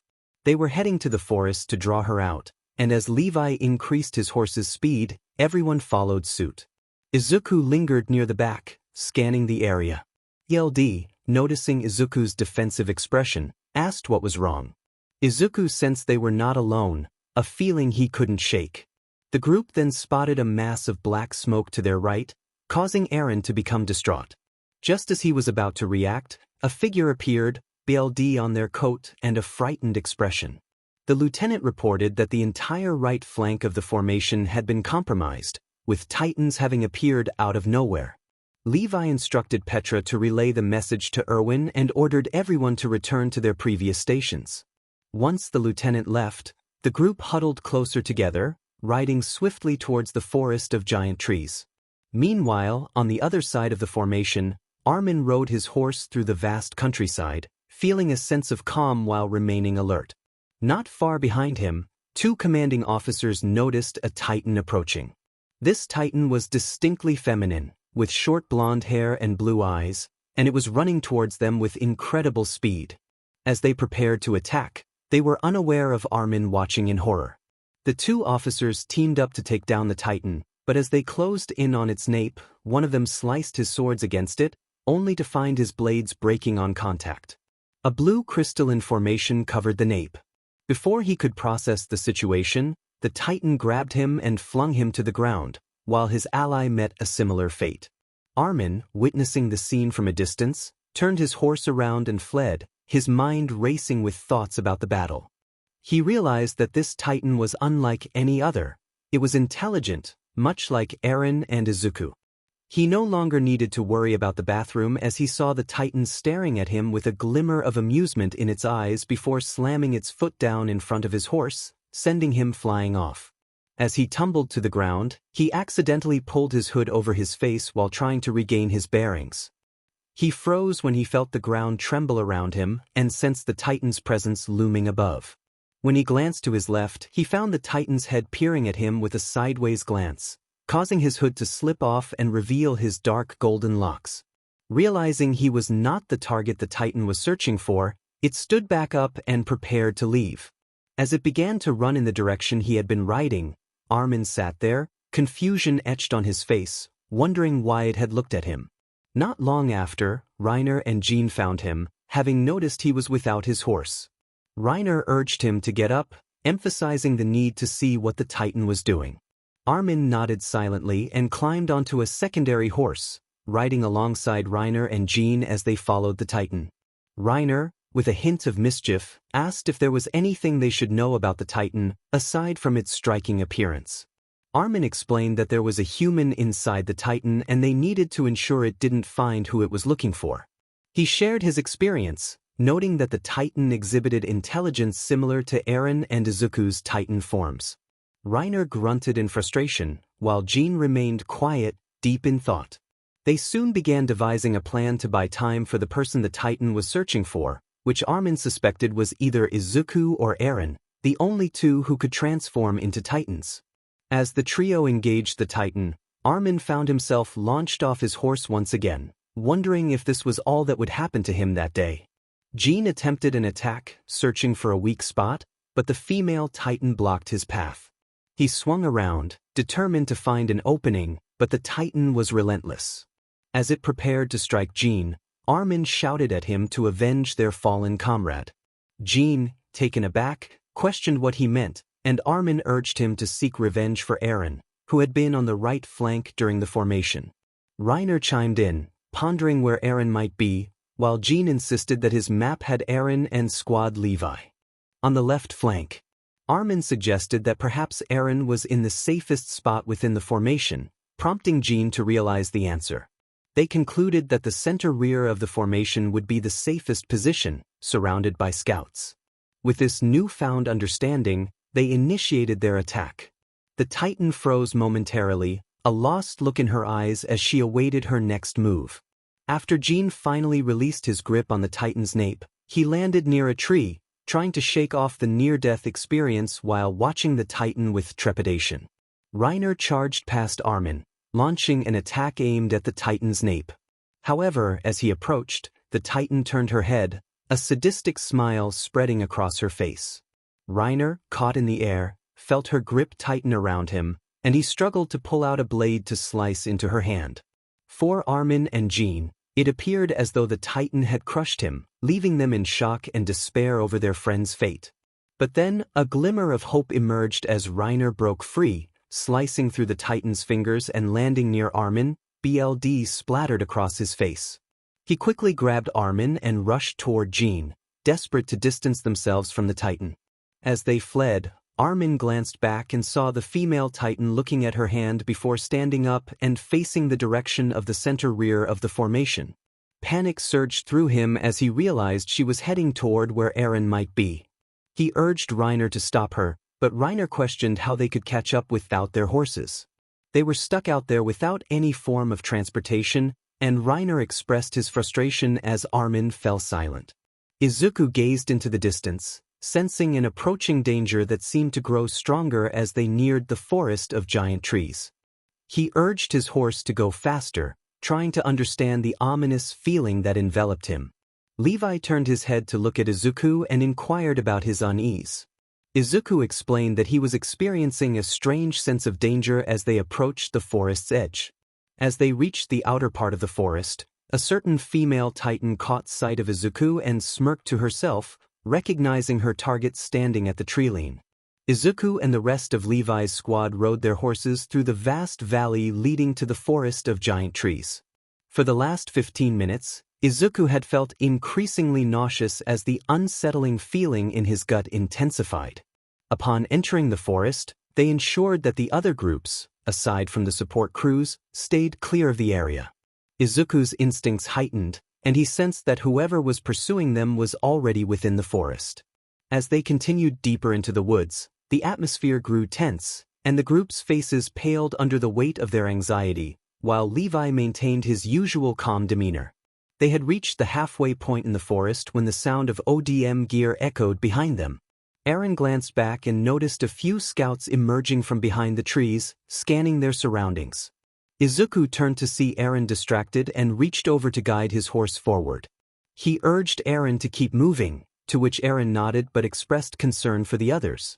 Izuku reminded him that it was unusual for him to worry about people he barely knew. As they rode on, the eerie air around them made Izuku increasingly restless, heightening his sense of foreboding.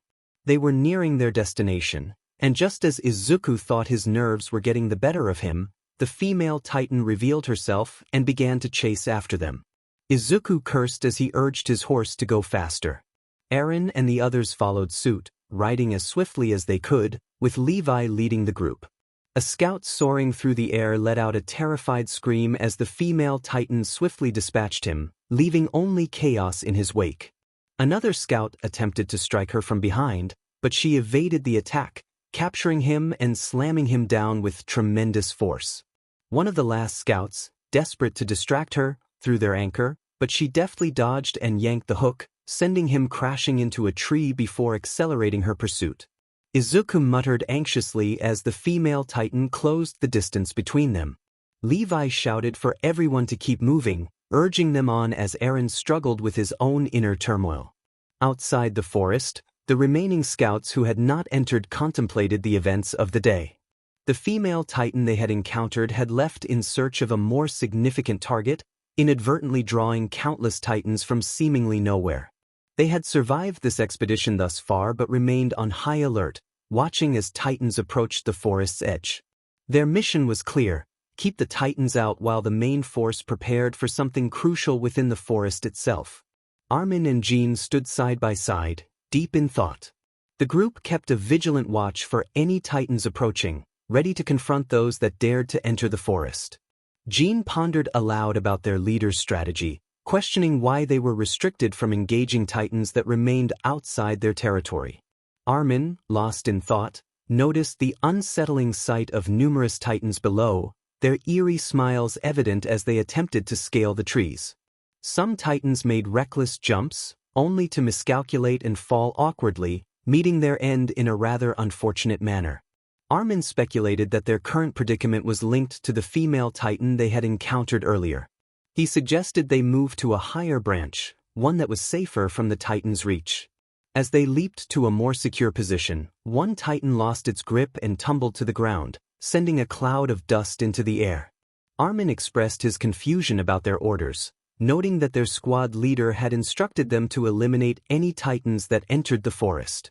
Yet, their leader remained stationary, visibly distressed, indicating uncertainty about what they were guarding. 𝐼𝐻 contemplated what could be so vital to protect within the depths of the forest, his expression shifting as he realized the weight of their situation. He was trying to capture the female titan, wanting to keep her safe from any harm so that they could return not empty-handed, but with one of the traitors. 𝐼𝐚𝐬 shared this thought with 𝐼𝐻, who nodded in agreement. It made sense. Capturing the titan would provide a reason to keep the others at bay. However, 𝐻𝐻 wondered what 𝐼𝐚𝐬 intended to do with the female titan. Meanwhile, Mikasa and Sasha had taken down another 2 titans that had wandered into the forest and were now resupplying. Mikasa asked Sasha how many she had taken down, and Sasha sighed, admitting she thought she had killed at least 8. Mikasa revealed she had taken down about 16, expressing her curiosity about what Commander 𝐼𝐚𝐬 was doing that was so secretive. Sasha speculated that whatever it was, 𝐼𝐚𝐬 didn't want any titans entering the forest. Deep in the woods, Levi and his squad were trying to dissuade Eren from initiating a confrontation with the female titan. Levi, in a light scolding manner, reminded Eren that he couldn't control his titan form at that moment. Eren expressed his frustration, insisting he couldn't stand by and let their allies be harmed. Petra stepped in, urging Eren to trust them as they had trusted him during their training. As the conversation unfolded, news came that another scout had fallen. Izuku remained silent, recalling the day they had given their trust to Eren, who had yet to fully reciprocate it. After a tense exchange, Eren ultimately decided against using his power to fight the female titan. As they continued on horseback, they stumbled upon a small clearing. The female titan felt everything slow down as she surveyed her surroundings, noticing massive barrels aimed at her. From a tree, Owen Smith drew a blade from his ODM gear and shouted a single command, "Fire!" The forest erupted with the sound of gunfire from all directions, startling even those guarding the edges from the titans. Levi and his squad pressed on for a moment before he left them in ELD's care to join 𝐼𝐚𝐬. He instructed ELD to keep the others safe while he approached the commander. 𝐒𝐮𝐬, with a hysterical smile, exclaimed that they had the technology to capture titans, while Petra smirked, reminding Eren of the importance of trust. Eren laughed, promising he would never doubt them again. Izuku, however, remained cautious, sensing that the situation could change at any moment. They rode through the forest to a vast clearing, surrounded by trees that provided cover from the titans lurking deeper within. After resupplying, a caravan passed by with their replacement gear, and once they were ready, Izuku took a moment to eat lunch. Eren expressed his exhilaration from the recent encounter, and Petra reassured him that he would eventually get used to it. ELD chimed in with a chuckle, recalling a past mission involving Petra and 𝐒𝐮𝐬, which led to playful bickering between them. Izuku watched their antics with a smile, feeling a pang of longing for the family he had left behind. Despite the dangers of this world, he cherished the friends he had made. As the small group prepared to return to the main military base, a scream echoed from the direction they had come, sending a chill down their spines. It was a sound that promised trouble. Levi stood atop the female titan, observing as his allies strategized. They aimed to capture her for experiments to uncover the identity of the person inside. He leaped down from the tree, intent on coaxing her out. He posed a question about cutting off her limbs, noting they would grow back, emphasizing that he meant her human form, not the titan. Levi's gaze remained fixed on her, making it clear they needed her alive. Just then, the titan opened her mouth, unleashing a scream that resonated throughout the forest, alerting scouts from miles away, all waiting in suspense for whatever she had called forth. As soon as everything went silent, Levi stomped his foot near the ground, trying to comprehend the reason behind the sudden scream. He mocked the situation, questioning if she was trying to make them deaf. Just beyond his hearing range, a scout named Mike had landed near Erwin to relay some information. It was then that Levi heard the sound of feet pounding the ground in front of him. Looking up, he spotted Titans charging toward them, preparing for battle. He launched himself at them, managing to take down 2 Titans but missing the third, which was smaller than the others. From his vantage point, Erwin felt a surge of alarm as he witnessed the unfolding chaos. He thought to himself about the disturbing sight of Titans approaching. He called out to his troops with a commanding order they could not ignore, instructing them to protect the female Titan at all costs. Meanwhile, Izuku and the others heard the female Titan's scream echoing from the forest, causing them to feel anxious. Some nearby Titans had dashed into the woods toward the last known location of Levi and the other scouts. Izuku urged his companions to leave, expressing concern that if the female Titan could scream like that, she might summon more Titans to attack them. 𝐒𝐬𝐬 agreed, insisting they needed to escape immediately. 𝐒𝐮𝐬𝐽 remained silent, sharing the same uneasy feeling as Izuku. He sensed that the battle was far from over and perhaps was just beginning. Back at the scene where the Titans were gathered, every scout who had engaged in battle retreated as Erwin called for a ceasefire. 𝐼𝐻 expressed disbelief at the idea of the female Titan summoning reinforcements to her own demise, noting how unexpected it was for them to be so determined to withhold vital information. Erwin pointed out that he hadn't seen the Titan itself being consumed, which puzzled 𝐼𝐻. He clarified that the Titan had called for smaller, more predictable ones to come, but he didn't recall witnessing the human inside being harmed. Erwin shared his suspicion that if this Titan shifter could allow themselves to be eaten, there was a chance they could transform again.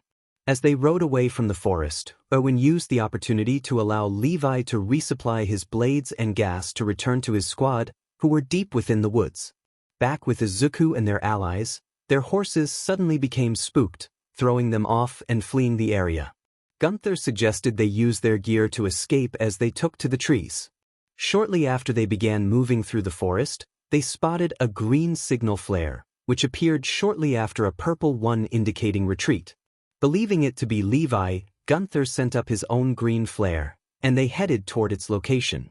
Izuku expressed his discomfort about the situation, voicing a bad feeling he had.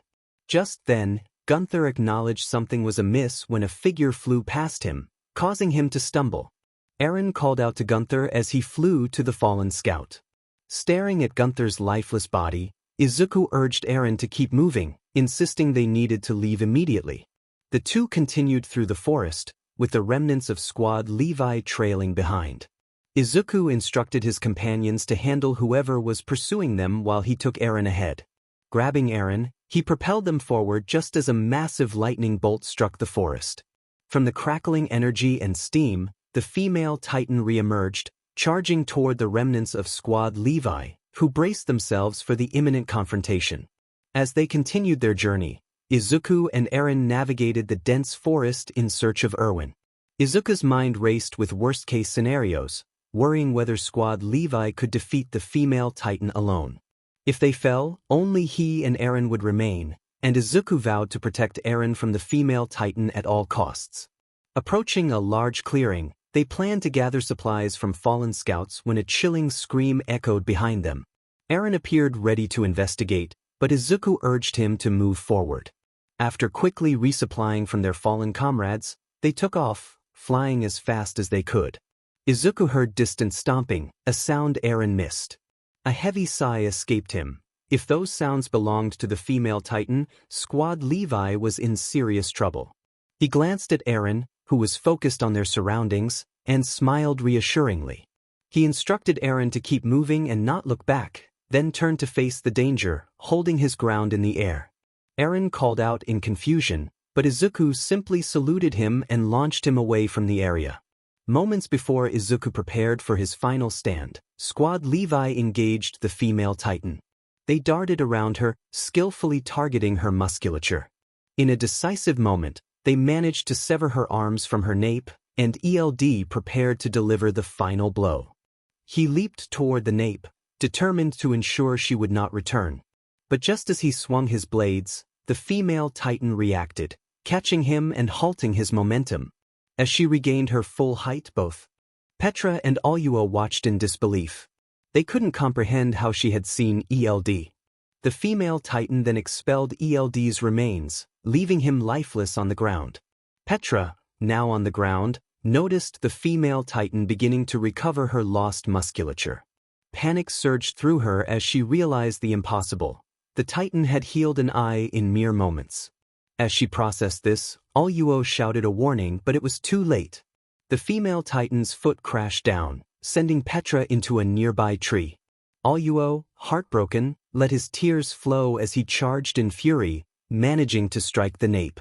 But before he could celebrate, a massive leg struck him, ending his fight. Amidst the chaos, the female titan stood tall, twirling her hair as she advanced. She knew where Izuku and Eren had gone and was determined to reach them before they could escape. The efforts of Squad Levi had only delayed her.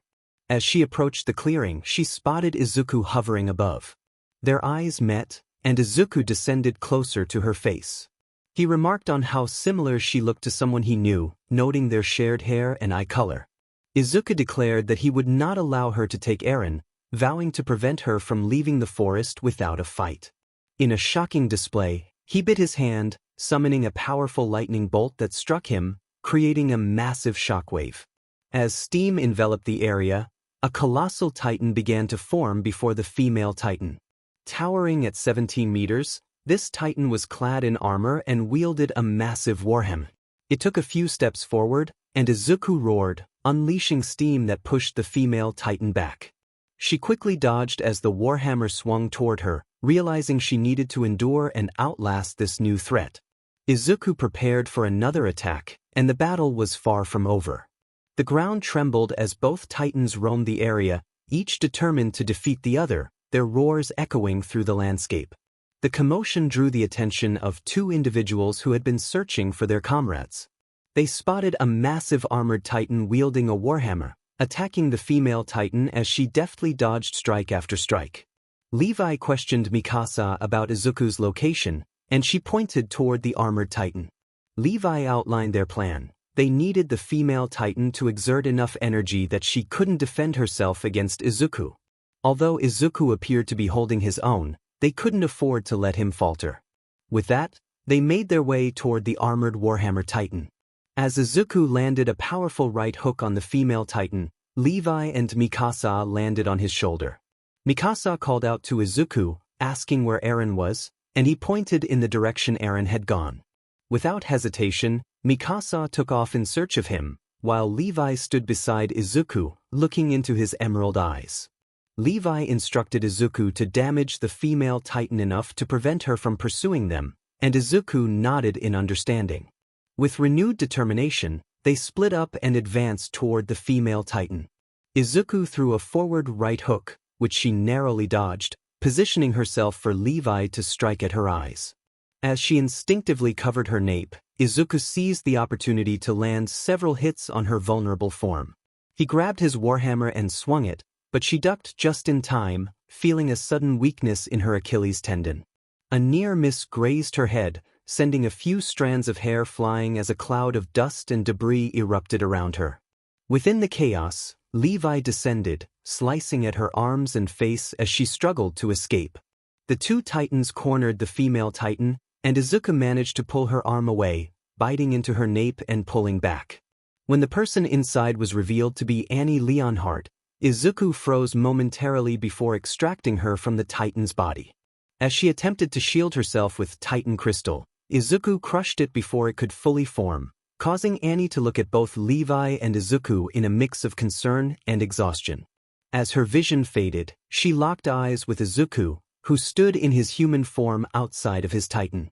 With the female titan subdued, Izuku and Levi bound her and confiscated any items she could use to transform, ensuring she wouldn't have the strength to fight back. They set off, carrying her on Izuku's back, and within the hour, they had completed their mission. They had captured the female titan and were prepared to extract answers from her during the interrogation back at the Scout Regiment headquarters. Izuku flew alongside Levi, who remained silent. Izuku sighed sadly, expressing his regret for the losses Levi's squad had suffered, believing they could have lasted longer against the female Titan. Levi reassured him that capturing the female Titan was a success, and they had accomplished their mission outside the walls. Upon arriving at the main force of the scouts, everyone was taken aback to see 𝐒𝐮𝐬𝐽𝐸 being carried on Izuku's back. 𝐼𝐼𝐬 voiced his concern, questioning her presence. Izuku explained that she was the female Titan, noting the similarities in hair color, eye shape, and fighting style. Levi urged everyone to return to base quickly, emphasizing the need to secure their prisoner before she could recover. 𝐼𝐼𝐬 announced the mission's success, instructing the soldiers to return to base immediately, and the group cheered as they headed back to 𝐾𝐿𝐼𝐻 district. After their return, the scout regiment faced scrutiny from the people of 𝐾𝐿𝐼𝐻, who questioned the purpose of funding their expeditions that yielded little success. A week later, they received a directive to bring both Izuku and Eren for experimentation, given their capture of 𝐒𝐮𝐬𝐽𝐸. This time, they needed a plan to protect Izuku and Eren from the government without raising alarms about their movements. Their timing was fortuitous, as Eren and Izuku were stationed with the other cadets at a scout base on the outer walls of Wall Rose. As the scouts walked through their base within the walls, their leaders, Erwin Smith and Levi Ackerman, made their way down the halls to the dungeons of the castle. Upon arriving at the room where Annie was waiting, they discussed their approach for the interrogation of the young woman. Given that she was around the same age as Izuku and Eren, they believed they could persuade her to join their side to help protect the populace of the walls. With this plan in motion, the two soon reached the dungeon holding 𝐒𝐮𝐬𝐽𝐸, who sat on a bench with her arms, legs, and mouth restrained. When they entered, Annie looked up from her chains, glaring at both Levi and Erwin. Erwin introduced himself, explaining that if she could assist them with a particular case, she might be granted her freedom. Annie continued to glare at him, unyielding. Levi warned her that they would not hesitate to take more drastic measures if necessary to extract the information they needed, his intensity causing Annie to glare even harder. Hours passed as Erwin and Levi began their interrogation of 𝐒𝐮𝐬𝐽𝐸. The young woman remained uncooperative, refusing to answer their questions. Frustrated, Levi activated his ODM gear, ready to apply pressure for information.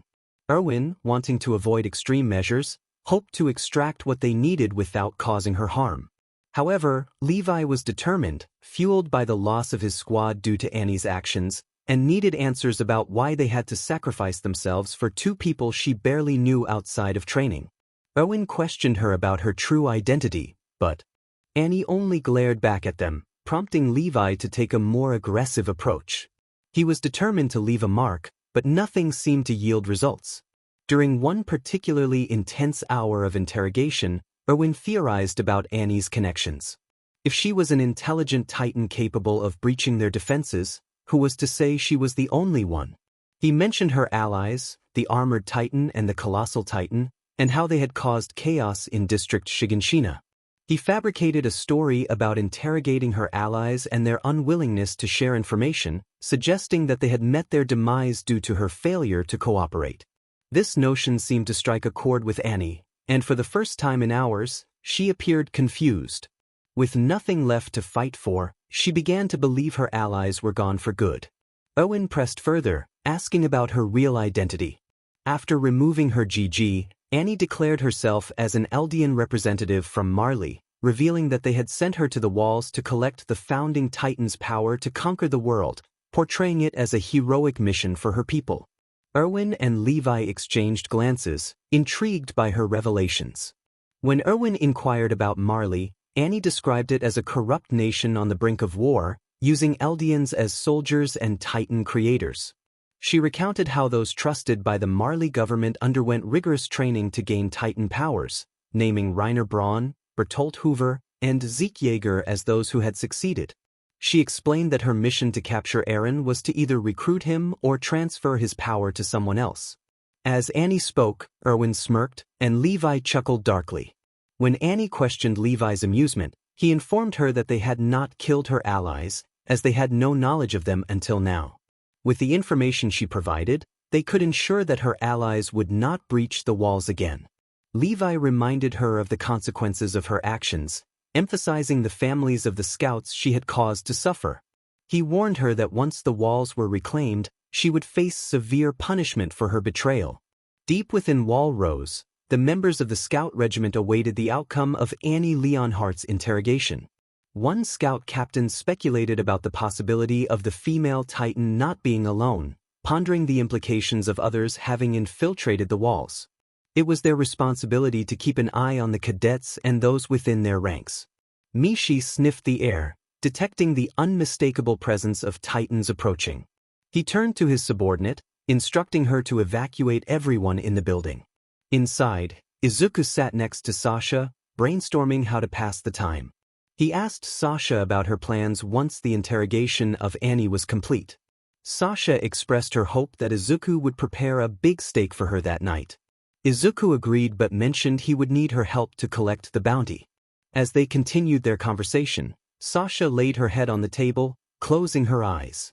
Unbeknownst to Izuku, she heard the ominous sound of massive footsteps approaching. Sitting up abruptly, she warned Izuku and the others that Titans were on their way. Connie, skeptical, questioned her hearing, but Izuku quickly defended Sasha, insisting they needed to prepare for evacuation. Just then, a captain appeared at the window, calling for the cadets to report to the horses outside as Titans were approaching. Within minutes, the cadets and remaining scouts gathered outside as Mishi directed them toward the safest escape routes. Connie was assigned to lead the southern squads to check for breaches, while Sasha took her group north. Izuku decided to accompany Sasha to ensure her safety, knowing her knack for finding trouble even when she wasn't looking for it. Once the plans were set, the captain approached Mishi, asking what his intentions were now that everyone else was heading out. Mishi, focused on the incoming Titans, declared that those who give up before a fight can never hope to survive. He resolved to hold the ground and keep the Titans occupied, promising to meet the captain at Utgard Castle once he found a way out. Mishi instructed 𝗟𝗶𝐻 to keep 𝐿𝐽 safe and away from alcohol, as they would be the remaining leaders until his return. With that, Mishi activated his ODM gear and soared toward the Titans, leaving 𝗟𝗶𝐻 to carry on with the mission. Meanwhile, 𝗟𝗶𝐻 and her squad joined others heading north and south from the small base outside 𝗏𝐿𝐶𝐻. They had left Mishi behind to buy them time to escape. 𝗟𝗶𝐻 urged her group to move quickly, emphasizing that Mishi was giving them the opportunity they needed. As Izuku and Sasha rode toward a nearby village, they noticed villagers going about their business. Izuku stopped to inform them that they needed to evacuate due to the Titans breaching Walrose. The civilians quickly mounted their horses and fled. Izuku spotted Sasha moving toward a nearby forest and asked what she was doing. She explained that it was the direction of her village, and they needed to ensure everyone there was safe. Izuku called out to 𝗟𝗶𝐻, letting her know that he and Sasha were heading into the forest to check on her village. With 𝗟𝗶𝐻's approval, Izuku spurred his horse to follow Sasha, moving as fast as he could to catch up. None of them had their ODM gear, but Izuku was ready to adapt to the situation. He had a Titan transformation that he was still getting used to, as it took a lot out of him to use it at all. He made his way after Sasha and finally reached the outskirts of the village, stopping his horse next to hers. Tying his horse, 𝗏𝗏𝐿, to a stable, Izuku patted him to calm him down as Sasha's horse came running towards him. Catching it by the reins, he placed it next to 𝗏𝗏𝐿 so that she could find comfort in his calming presence. As he ran into the village, Izuku soon spotted a young girl around the age of 5 to 7, breathing as she noticed his garb. She pleaded for help, saying that someone was in the village, and Izuku immediately took off running. Minutes earlier, Sasha had entered the village where her family lived, staring at the wreckage around her. She reminded herself not to let her feelings overwhelm her. Without her gear, she wondered what was happening when she saw movement inside one of the homes. Grabbing a nearby axe for self-defense, she treaded carefully. Upon entering the home, she found a Titan towering over an old woman. The scene was grim, and Sasha knew she had to act quickly. She raised the axe, aiming for the nape of the Titan, knowing it wouldn't kill it but would draw its attention away from the woman, giving her a chance to escape. Just before she attacked, she noticed a small child watching in horror. Sasha swung her axe at the Titan's nape multiple times, managing to buy enough time for the old woman to stab the Titan in the eye with a kitchen knife before succumbing to her wounds. Seizing the moment, Sasha grabbed the little girl and started running towards the road, picking up some arrows and a bow as she went. She urged the girl to run, mentioning a nearby horse, but noticed it had run away. Calling out to her horse, she was met with a question from the girl about why she was helping her.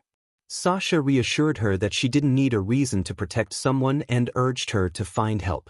The girl ran off towards where the horse had fled, and Izuku soon arrived, asking what had happened. The girl pointed in the direction of danger, and Izuku thanked her for the information. He instructed her to stay hidden near the horses and warned her that if she heard screaming and saw lightning, it would be him.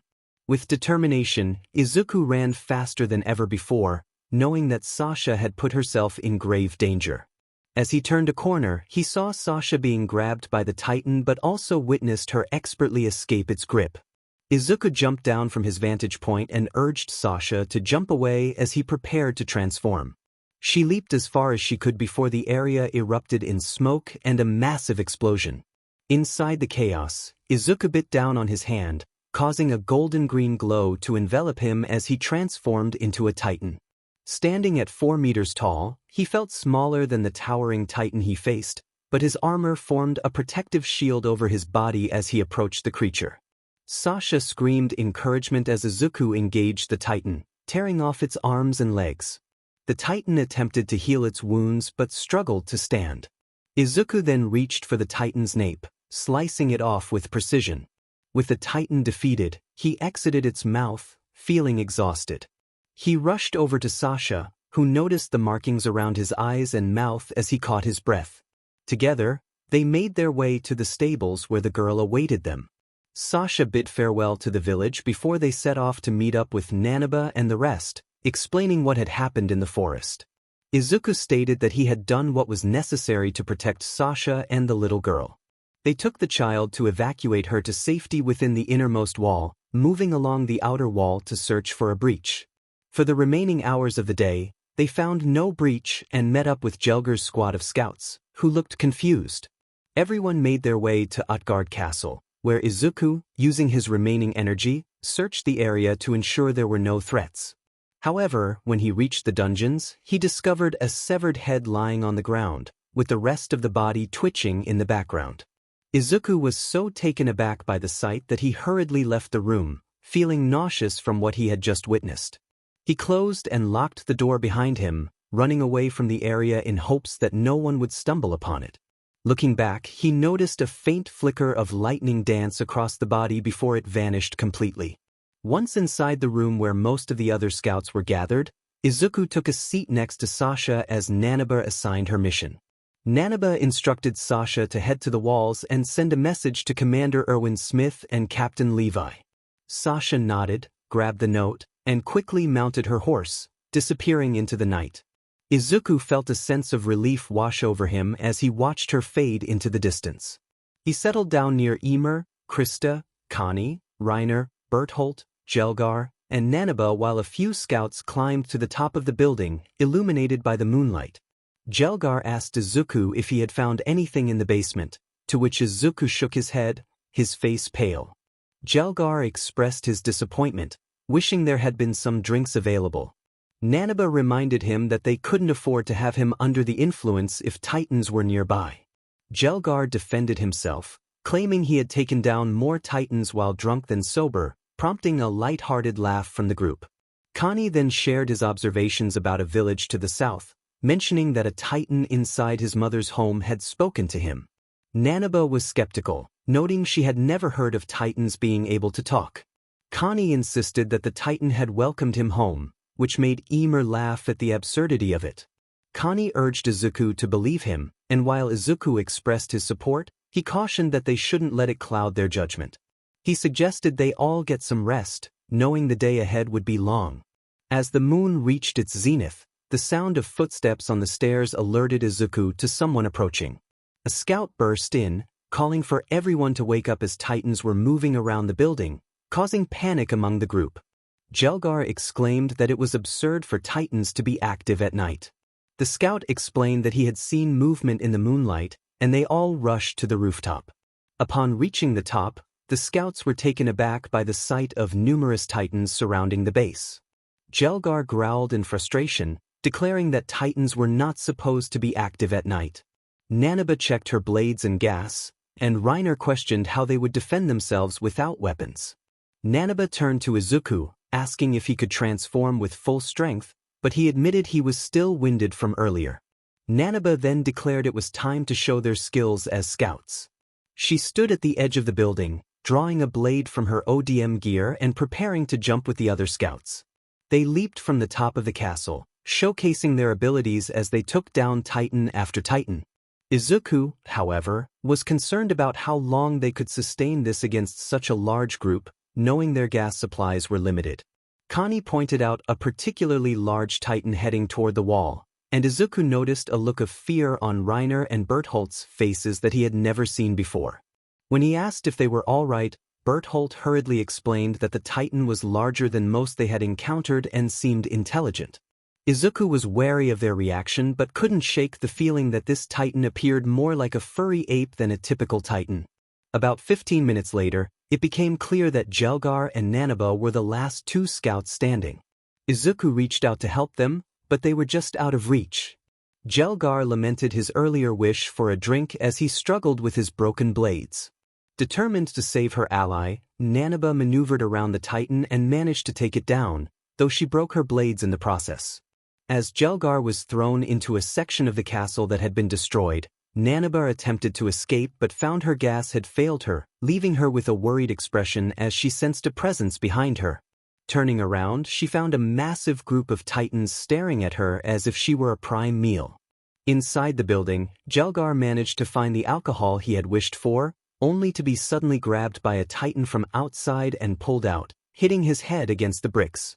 Izuku and the remaining scouts at the castle looked down at the scene unfolding before them. 𝗟𝐼𝐻𝐵 was fighting desperately to stay alive, while 𝗟𝐽 was being pushed toward a titan's mouth. Frustrated, Izuku tried to rush to the edge and jump down to help them, but 𝐒𝐮𝐻 wrapped her arms around his chest and pulled him back, warning him not to jump. She pointed out that his body was still steaming from the energy he had expended earlier that day. Izuku, feeling helpless, expressed his determination to save them, insisting he couldn't just stand by and let them die. 𝐒𝐮𝐻, however, reminded him of the consequences of his actions, questioning what 𝗂𝗏 would think if he died trying to save their squad leaders. This made Izuku go limp in her arms, and she placed him on the ground, where he slammed his fist into the wall. The sound of movement on the wall drew everyone's attention as they noticed some titans climbing it to reach their location. 𝐾𝐭𝐤 called out that if they were going to devise a plan to fight back, they needed to do so quickly, as any further damage to the place would lead to their demise. 𝐒𝐮𝐻 then noticed the knife in 𝐾𝐭𝐤's hand and asked for it. Confused, 𝐾𝐭𝐤 handed it over, questioning what she planned to do with it. 𝐒𝐮𝐻 moved slowly to the edge, declaring her intention to fight. She turned to Krista one last time, asking her to do her a favor when it was all over, to reveal her real name. This request left Izuku and the others bewildered. Krista hesitated, asking what 𝐒𝐮𝐻 intended to do with a knife against a titan. 𝐒𝐮𝐻 simply smirked and jumped off the building. Krista watched in horror, as did Izuku and 𝐾𝐭𝐤, as 𝐒𝐮𝐻 transformed midair, landing in the midst of the titan horde. 𝐒𝐮𝐻's titan form let out a powerful roar, revealing her claws and sharp teeth. Moments before 𝐒𝐮𝐻 jumped from the roof of 𝗟𝗏𝐻𝐿 Castle, she hesitated, looking at the titans below while moving the knife across her finger. She recalled a moment from her training when she and 𝗂𝐬 had gotten lost in the snowy forest during a camp. The cadets had gathered in a safe cabin, trying to warm themselves by the campfire, with 𝐒𝐮𝐻 and Krista standing nearby in the snow. 𝐒𝐮𝐻 urged Krista to give up, but Krista, determined, continued down the path, dragging an unconscious 𝗂𝐬 who had succumbed to the cold. 𝐒𝐮𝐻 bluntly pointed out that 𝗂𝐬 was not cut out to be a soldier and that they had two choices: leave him behind to save themselves or risk all three of their lives. Krista, however, countered that 𝐒𝐮𝐻's prediction was wrong and that she could reach their base at the bottom of the mountain with 𝗂𝐬. 𝐒𝐮𝐻, annoyed, asked why Krista hadn't asked for her help, suspecting that she had no intention of saving 𝗂𝐬. This caused Krista to stop and look forward, determined to reach her goal. Taking a chance to glance over at 𝐒𝐮𝐬, Krista noticed the annoyance and anger displayed in 𝐒𝐮𝐬's expression as they stared into one another's eyes. 𝐒𝐮𝐬 expressed her frustration, suggesting that Krista had already resigned herself to her fate. As Krista looked away, her eyes wide, 𝐒𝐮𝐬 moved closer, trying to coax her to engage. 𝐒𝐮𝐬 questioned Krista's intentions, implying that she seemed to hope for her own demise. She urged Krista to at least pretend to fight for 𝗟𝗪𝐻's life, warning her that dragging him down with her would only tarnish her memory. Finally reacting, Krista grabbed 𝐒𝐮𝐬's jacket, denying the accusation but then dropping her arm in defeat, staring at the snow. 𝐒𝐮𝐬 continued, revealing that she knew about Krista's troubled past as the 𝗟𝗏𝐻's daughter, someone who had been hunted. Krista gasped silently, taken aback by 𝐒𝐮𝐬's knowledge. 𝐒𝐮𝐬 explained that she had overheard a sob story about Krista's life while trying to survive on her own. She reassured Krista that she wouldn't tell anyone about her secret. Curious, Krista asked if 𝐒𝐮𝐬 had joined the Cadet Corps to find her, to which 𝐒𝐮𝐬 responded ambiguously, suggesting they might share similarities. Krista was confused, questioning if that was the reason 𝐒𝐮𝐬 became a soldier. 𝐒𝐮𝐬 dismissed the idea, expressing her determination to keep her identity and fight for her own life rather than succumb to despair. She challenged Krista to reconsider her own fate, urging her to use her passion to change her circumstances instead of giving up. Krista expressed her doubts, believing that none of them would make it out alive. 𝐒𝐮𝐬 bluntly disagreed, asserting that there was a way. She pointed out the base visible from their location and proposed dropping 𝗟𝗪𝐻 off the cliff, hoping he would survive the fall. Alarmed, Krista protested, fearing for 𝗟𝗪𝐻's life. 𝐒𝐮𝐬, frustrated, insisted that she would take action herself and urged Krista to move. As 𝐒𝐮𝐬 threw Krista into the snow, Krista struggled to escape, realizing 𝐒𝐮𝐬 was no longer there. Climbing to the top of the cliff, she found 𝐒𝐮𝐬 waiting on a small log. They discussed the choices made, and Krista inquired about 𝗟𝗪𝐻's fate. 𝐒𝐮𝐬 remained silent, and as Krista looked toward a nearby cabin, she exhaled softly, sensing something was amiss. When she questioned 𝐒𝐮𝐬 about how she had descended, 𝐒𝐮𝐬's lack of response hinted at a deeper truth. Standing before Krista, 𝐒𝐮𝐬 expressed her longing to trust her and made her promise that when the time came to reveal her secret, Krista would reclaim her old name and live fully. Krista's eyes widened as she absorbed the seriousness of 𝐒𝐮𝐬's request. In that moment, the sun broke over the mountain, casting a blinding light around them. Returning to 𝗟𝗏𝐻 Castle, 𝐒𝐮𝐬 leaped from the roof toward the Titans below, prompting Krista to reach out in desperation. As 𝐒𝐮𝐬 fell, she reflected on her own struggles, feeling as if she had been unwanted in the world. She had sacrificed herself to bring joy to others, but now, given a second chance, she vowed to live for herself. With determination, she transformed into a Titan, a 4-meter-tall figure with brown hair and striking features, ready to confront the horde of Titans below. Grabbing onto the first Titan's neck, she bit down before quickly moving to another one, dispatching it in the same manner. Backflipping faster than some Titans could react, she landed on the back of another Titan and took it down by targeting its vulnerable spot. She let out a fierce roar as nearby Titans moved closer, while Izuku and Connie watched 𝐒𝐮𝐬's Titan transformation with awe. Connie, however, felt a twinge of fear as he realized the implications. Krista muttered in disbelief, and Reiner and Bertholdt were equally shocked by the revelation. Izuku, sensing the urgency, called out to the group, reminding them of the greater threat at hand. As Titans attempted to break apart the castle, Izuku stood tall, urging everyone to stay safe on the roof. He explained his plan to assist 𝐒𝐮𝐬, knowing he would be using the last of his energy to draw the Titans away from her. With determination, he jumped off the roof just as 𝐒𝐮𝐬's Titan turned to him in surprise. 𝐒𝐮𝐬 continued to battle the Titans, but soon found herself overwhelmed.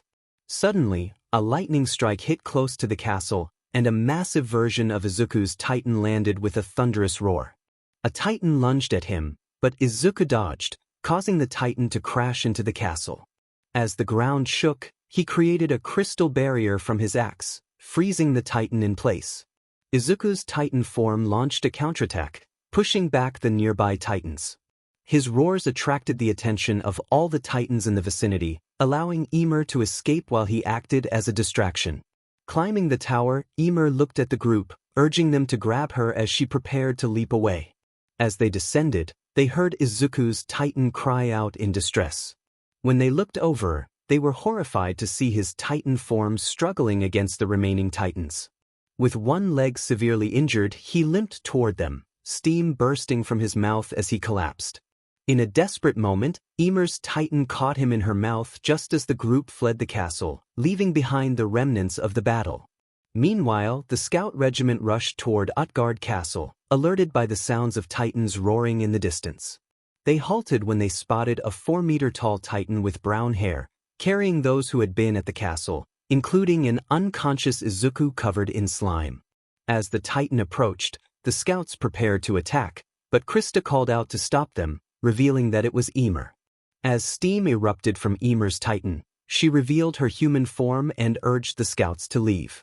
Quickly, as more Titans emerged from the forest, the group left Mikasa, Armin, Eren, and Moblet to care for those on 𝐒𝐮𝐬's Titan while the rest fought off the pursuing Titans. Once the situation calmed, confusion spread among the group as they tried to understand what had happened, especially since there was no visible breach. When Izuku finally regained consciousness, he confirmed that both squads had searched the north and south sides of Wall Rose without finding any breaches. Exhausted, he fell back asleep, while Armin kept a watchful eye on him, wary of Reiner and Bertholdt's intentions. It would be around noon before everyone reached the top of the wall, safe from the Titans once more. Izuku remained unable to assist, needing rest to regain his strength for future transformations. The Titans nearly pulled off his leg as they all teamed up on that one limb to take him down faster. Izuku's stamina was already low since he had stayed awake for a significant portion of the night. As the scouts moved the people from 𝗟𝗏𝐽 Castle to the wall, they watched closely as 𝐒𝐮𝐬 and Izuku were lifted, their bodies covered in a scout's cape.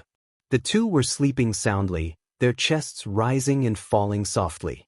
However, Izuku appeared to be in the worst condition. His eyes were nearly sunken in, his cheekbones prominent, and it seemed as if he hadn't eaten in days. He drifted in and out of consciousness every few minutes, clearly trying to stay awake. Once the scouts informed him that they were getting him on the wall, he finally relented and allowed himself to sleep for the time being. The scouts had noted that Izuku's Titan transformation was detrimental to his health if he used it more than twice. As they walked along the top of the wall, making their way back to a nearby district to retreat inside Wall 𝐶𝐼𝐻, they heard commotion behind them. Reiner and Bertholdt had pulled Eren aside to speak with him alone. Mikasa stood nearby, glaring at the two with an intensity that could not be ignored, while Armin attempted to distract her from their presence. Meanwhile, 𝐒𝐮𝐬 and Krista were talking to one another, glancing at Izuku's damaged form. His body was releasing steam in massive quantities, and as both girls stared into his sunken eyes, 𝐒𝐮𝐬 recalled the fight at 𝗟𝗏𝐽 Castle. Izuku had declared that he would distract the Titans to allow 𝐒𝐮𝐬 to get everyone out, stating that he didn't care if he died, as long as they escaped. 𝐒𝐮𝐬 questioned why he always had to play the hero, while Krista explained that it was simply in his nature to help those in trouble, no matter the cost. 𝐒𝐮𝐬 then asked Krista for her real name, to which Krista revealed it was Historia Rice. 𝐒𝐮𝐬 smirked and encouraged her to ensure everyone else called her by that name. Reiner and Bertholdt were still talking to Eren, and everyone watched closely to see what would unfold. Eren eventually made a statement about how they were just tired, to which Bertholdt agreed. However, Reiner remained in his spot, seemingly berating himself for staying there for 3 years and feeling like he had become a failure. Suddenly, he revealed his arm, showing a healed bite wound from a Titan, and expressed his frustration about living among what he considered to be fools for so long. He lamented that he wished he had never learned about the existence of people like them, feeling that it had led him to become what he was. As Reiner prepared to face the consequences of his actions, he declared his intention to fulfill his duty as a warrior. Eren stared at Reiner's arm in confusion and shock, while Bertholdt questioned if they were really going to fight right there. Reiner confirmed they would settle things immediately, moving closer to Eren. Just then, Mikasa appeared behind Eren with a fierce determination, swinging her blade at Reiner. She managed to slice through his arm and graze his neck, prompting a cry of pain from him. Mikasa then turned her attention to Bertholdt, striking at his neck as well. As he fell to the ground, he called out in pain. Mikasa urged Eren to run before she was suddenly knocked off the wall. Reiner called out to 𝗏𝗏, who was holding his wounded neck, tears streaming down his face. As Eren stood in shock, the air around him crackled with energy, and Reiner and 𝗏𝗏 began to glow. An orange lightning illuminated the area before a bolt struck down, sending some of the scouts flying off the walls. Eren lost his grip and was caught by an armored hand as a massive exodus of steam erupted from the colossal titan, which reached out to grab someone. The group of scouts nearby had been blown back, with only Historia and Ymir remaining unaffected. They watched as Izuku, still in his cot, woke up immediately before being lifted into the air. The colossal titan had seized a random scout as well, placing both into its mouth and locking its jaw. Inside the titan's mouth, Izuku found himself beneath the titan's tongue, the intense heat causing him to lose consciousness once more. Outside, everyone screamed Izuku's name as he appeared to be consumed by the colossal titan. Ymir attempted to transform again but struggled, unable to do so. At that moment, the armored titan leaped from the wall to make its escape. As the armored titan descended, Eren locked eyes with Reiner, memories flooding his mind. He recalled training with the 104th Cadet Corps, visiting a small lake nearby with Reiner and 𝗏𝗏, who had helped him learn to use the ODM gear in secret. The trio had discussed their dreams of becoming scouts, with Eren vowing to find and defeat every titan in his path to freedom, especially the colossal titan. Armin had expressed a longing to explore the world beyond the walls, while Reiner and 𝗏𝗏 spoke of returning home. Their smiles had been filled with determination as they looked at Eren and Armin. Eren's anger surged as he called out, recognizing the betrayal. He bit his hand, and the effect was immediate. Steam enveloped his body as his hand healed from the bite. A massive cloud of steam formed, lightning crackling around the armored titan. As Eren's titan form emerged, he reared back his arm, preparing to strike. With a powerful roar, Eren's titan launched its fist, aiming to smash the armored titan. Izuku woke up lying on a tree branch, surveying his surroundings and realizing he was surrounded by titans below.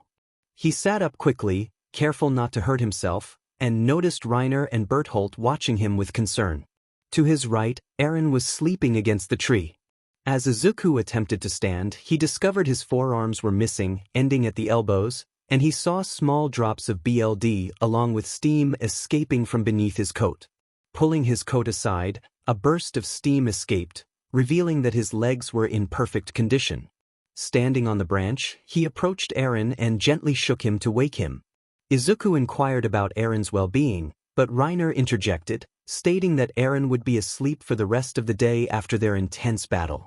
Confused, Izuku asked about the scouts, to which 𝗏𝗏 explained that he was now their prisoner. Realization dawned on Izuku as he connected the dots, understanding that Reiner and 𝗏𝗏 were the traitors who had breached the walls. He sat down, contemplating the situation, and asked why they were holding him captive.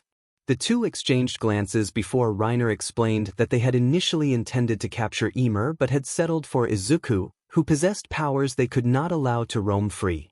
As Izuku observed his arms, he noticed they were slowly regenerating, with some bone visible as nerves and muscle reformed. He decided to keep this development to himself, knowing he would need to escape with Eren.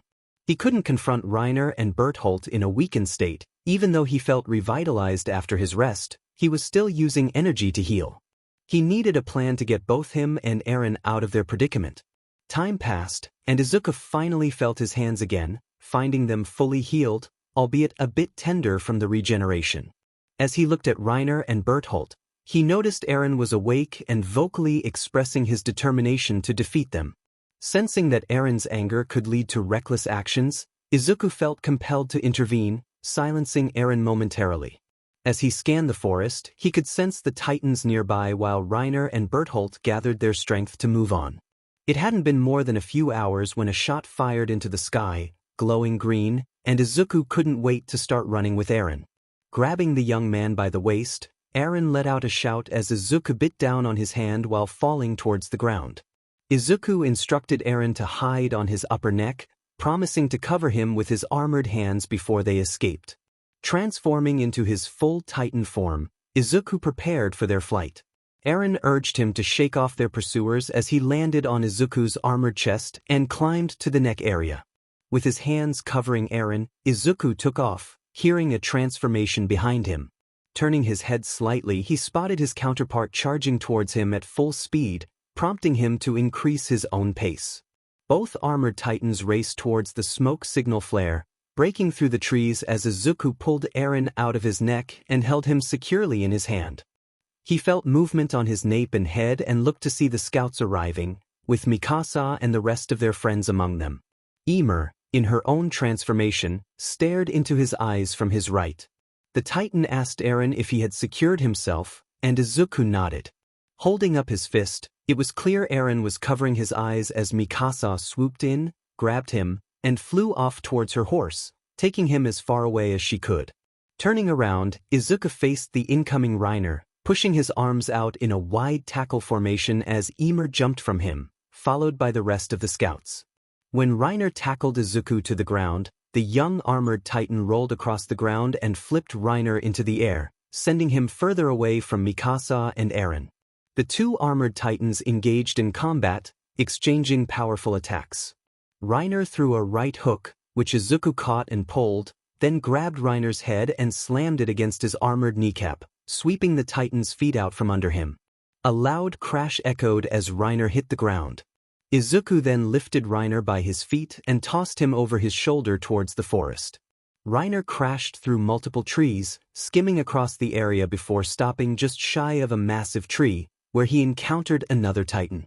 Grabbing it, he hurled it towards Izuku, who dodged just in time.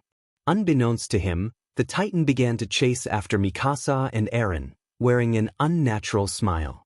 Rushing towards Reiner, Izuku unleashed a flurry of quick jabs and kicks, which Reiner parried while retaliating with his own strikes. Izuku utilized his Warhammer power, forming a bone-like structure resembling brass knuckles, and attacked Reiner again. Each punch released a shockwave in the background as Reiner dodged as best he could. Reiner landed a punch on Izuku's titan jaw, causing it to turn slightly before Izuku retaliated with a powerful blow to Reiner's stomach, sending him crashing down through the forest once more. As Reiner got back up, he resorted to throwing titans at Izuku. Meanwhile, Mikasa and Eren faced the titan that had initiated their journey into becoming scouts. It loomed over them with a smile, prompting Eren and Mikasa to prepare for a fight until Hannes suddenly appeared. He flew around the titan, attacking its Achilles heel before soaring into the air, calling out to them to escape while he dealt with the creature. He sliced through its hand and elbow, severing the arm. As Mikasa and Eren fled into the distance, they remained unaware of the two more titans approaching Hannes. Across the fields, scouts, military police, and garrison regiment cadets fought against a massive horde of titans. Armin assisted Jean in taking down several titans until Jean was knocked to the ground by a titan's hand, sustaining a head injury. Owen and Levi moved through the chaos as if on a mission, while Hang and Moblit attempted to capture some titans. It was pandemonium as the scouts did their best to fend off the titans and keep Eren safe. Returning to the battle between Izuku and Reiner, both titans were breathing heavily. Reiner had transformed twice while Izuku remained in his initial form, needing to be cautious with his transformations to avoid causing harm. Izuku charged at Reiner's titan, feinting a right hook that Reiner fell for. As Reiner attempted to grab Izuku's arm, Izuku landed a blow on Reiner's nape, causing significant damage. He then spun around and kicked Reiner's titan form into the forest, where it disappeared from view. Bertholdt pursued after Reiner's titan, which had been knocked out. Turning back to the others, Izuku ran towards the titans gathering around a large group of scouts, taking them down one by one. Once he finished, the scouts used their gear to climb atop him, and they all heard a loud scream. Looking over at the titans, they saw a smiling titan gazing at Eren with confusion before the other titans leaped at it, beginning to consume it. Izuku rushed towards Eren, picking both him and Mikasa up as the remnants of the garrison, military police, and scout regiments climbed aboard him, moving away towards the walls. As they fled, Ymir's titan glanced back at the forest before inexplicably running off to find Bertholdt and Reiner, as if something was calling to her. Krista, also known as Historia, tried to chase after her, but Connie stopped her just in time. The entire group moved on as 𝐒𝐮𝐬 headed in the direction where Izuku had thrown Reiner's Titan, with Krista calling out 𝐒𝐮𝐬's name. Izuku felt a trembling sensation up his spine when he heard Eren scream into the air.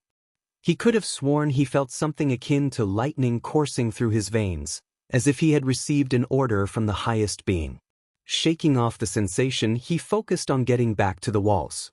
The scouts had called for their horses, allowing him to exit his transformation from the mouth once more as he jumped down to a horse below. To his surprise, he found Sasha's horse among the group and gave it some affection, earning a happy neigh in response.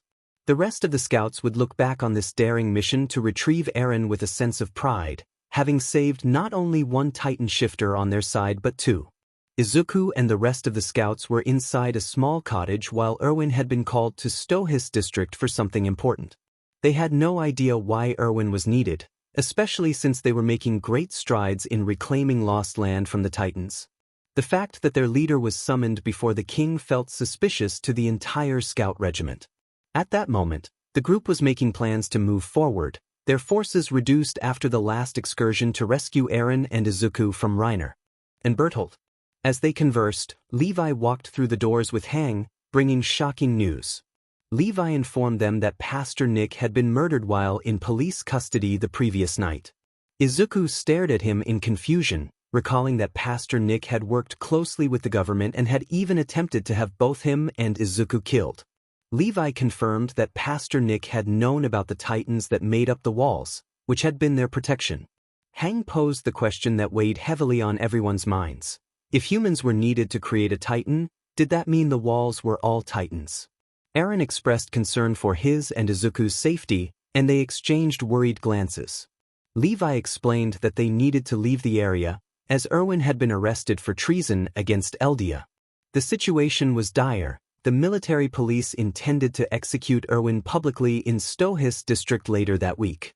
They were now considered criminals, and the group quickly prepared to leave. Nearby, two soldiers from the military police had been observing the conversation, unable to hear the specifics but sensing something significant.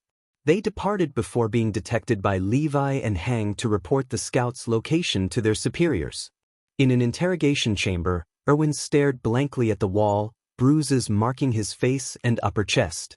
One arm was chained, and he lost himself in a memory of asking his father about the outside world, a curiosity that had led to his father's demise.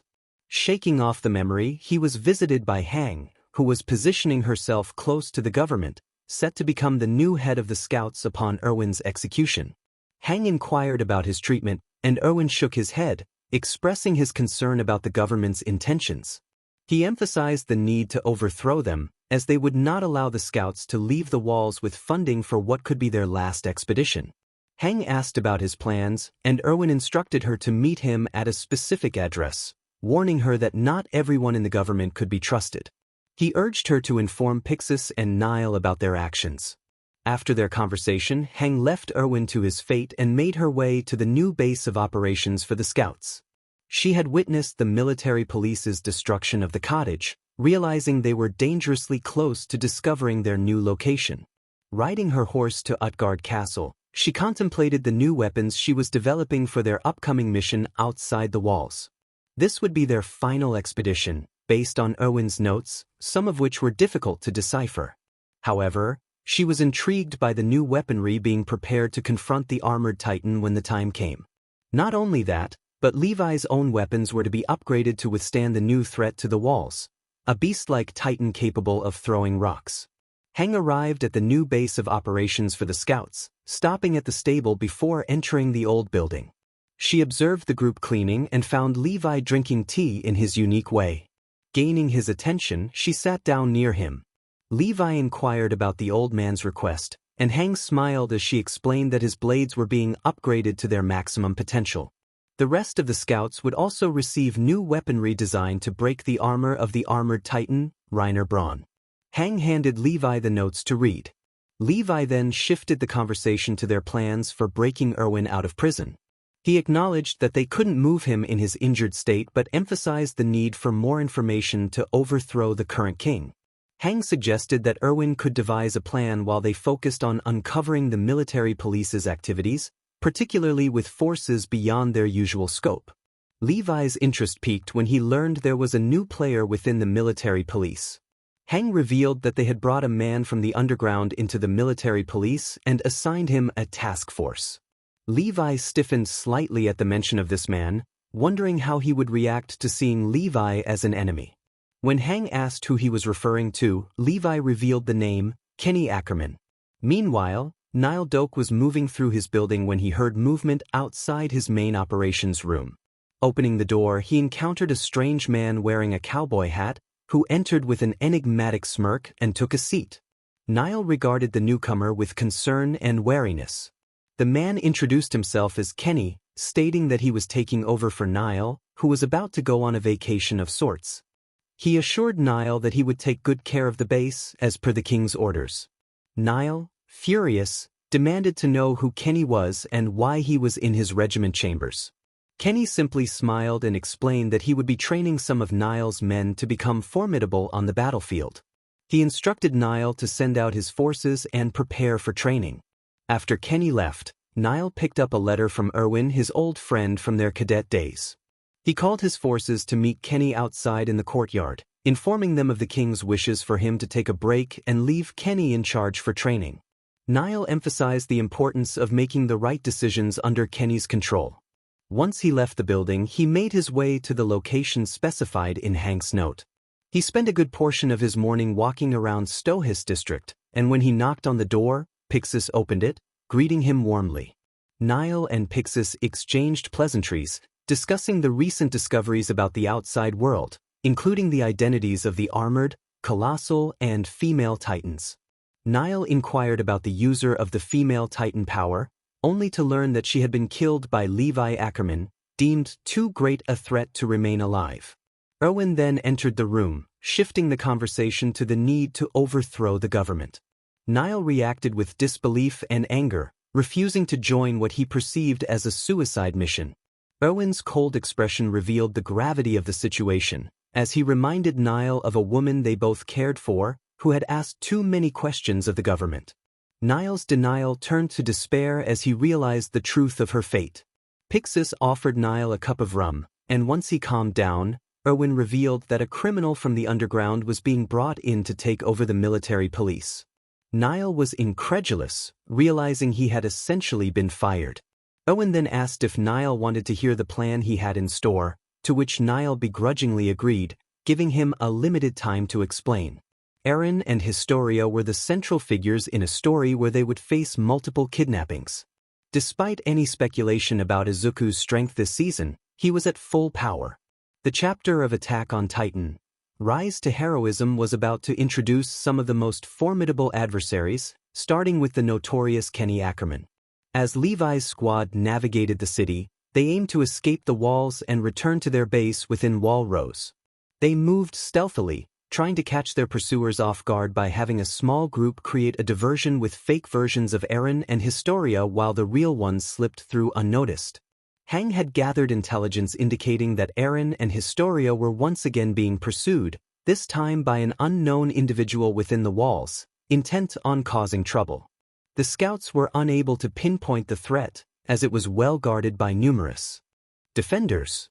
Their strategy involved using a cart with the imposters while the real 𝗟𝐻𝐬 and 𝗏storia maneuvered through the city. As Levi's group hurried to catch up with the decoys, Izuku noticed movement in the shadows and remained alert. He sensed they were being followed when a shadow shifted behind him on the rooftops. He shook his head and glanced back at Levi, who was perched on a nearby rooftop with his second-in-command, 𝗏𝐻.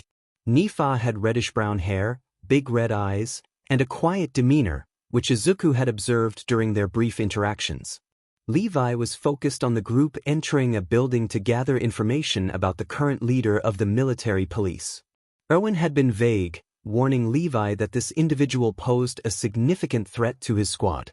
As Levi contemplated the unusual tactics of the military police regarding 𝗟𝐻𝐬 and 𝗏storia, a memory surfaced of a certain man from his past. Levi quietly asked 𝗏𝐻 if she knew of someone named 𝐾𝐮𝐻 Ackerman. 𝗏𝐻 acknowledged having heard of him, noting that he was infamous for having killed numerous military policemen in the underground. Levi remained silent for a moment, reflecting on the seriousness of their situation. He thought that the military police would not send inexperienced individuals for such a high-stakes mission, but Kenny was a different story. Suddenly, a disturbance in his instincts urged him to dodge.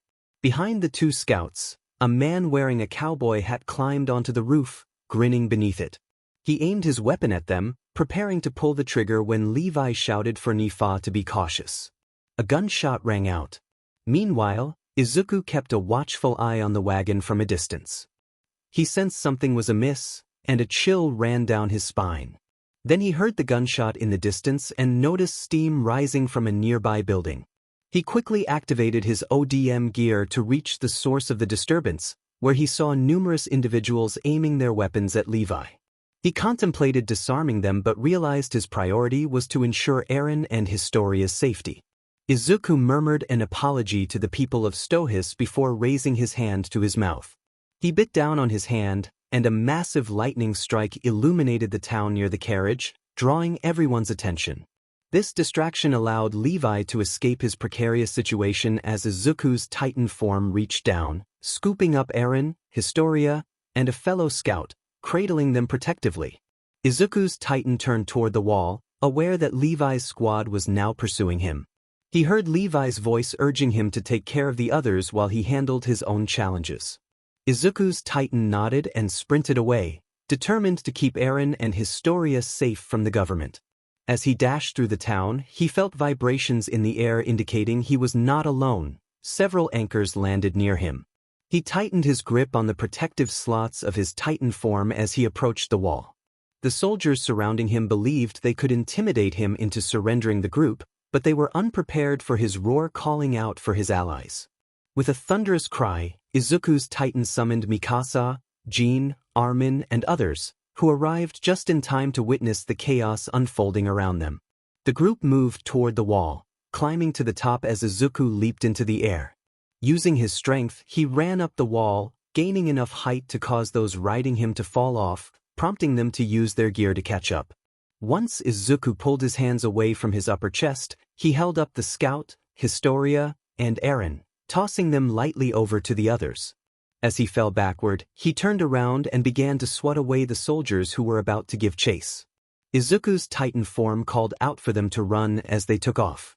With his allies gone, he landed on the ground and surveyed the nearby soldiers. A smirk formed on his armored face as he pulled his arms back, steam billowing off his body in a massive spout of energy. He let out a powerful roar, sending some soldiers flying into nearby buildings. Rushing to the nearest soldier, he grabbed them with surprising speed, catching them off guard. Incorporating the martial arts he had learned in the Cadet Corps, he took down a significant portion of the group before hundreds more arrived. They began firing their weapons at his armor, which either bounced off or created small cracks. Each time a crack appeared, Izuku shed the damage and increased his speed. With his newfound agility, he managed to overwhelm the soldiers who were not part of the military police. Once he noticed the stains on the ground, Izuku turned to leave but heard movement behind him. Looking back, he saw a group glaring at him with intense hatred, one of whom bit down on her hand. To his surprise, a woman with blonde hair began to transform before his eyes. A smaller Titan form emerged as she gradually gained feminine features while growing to a considerable height, just slightly shorter than Izuku's Titan form when not hunched over. The female Titan, with her muscular build and slight skin covering, stared at him with fierce determination. As she fully formed, Izuku assumed a combat stance, and when she charged at him, his Titan form began to steam up dramatically. Climbing out of his Titan form, Izuku launched himself toward the wall, soaring higher than the female Titan could jump. Once on the wall, Levi landed next to him, observing the female Titan below. Levi expressed his disbelief that the female Titan was still alive, and Izuku speculated about the possibility of someone else having gained her powers. Levi insisted they needed to leave, as Kenny would return for them. Izuku glanced back at the furious female Titan before jumping off the wall and moving into 𝐼𝐻𝐸's territory. Meanwhile, as Izuku and Levi dealt with Kenny Ackerman's forces, The rest of the group rushed through the forest with 𝐼𝐻𝐬 and 𝐻𝐻𝐬. They were uncertain of their direction, as all the scout regiment's bases had been compromised. Suddenly, they were ambushed by remnants of Kenny's forces, who had split up. The scouts protecting 𝐼𝐻𝐬 and 𝐻𝐻𝐬 were taken down, and the two were knocked unconscious by darts.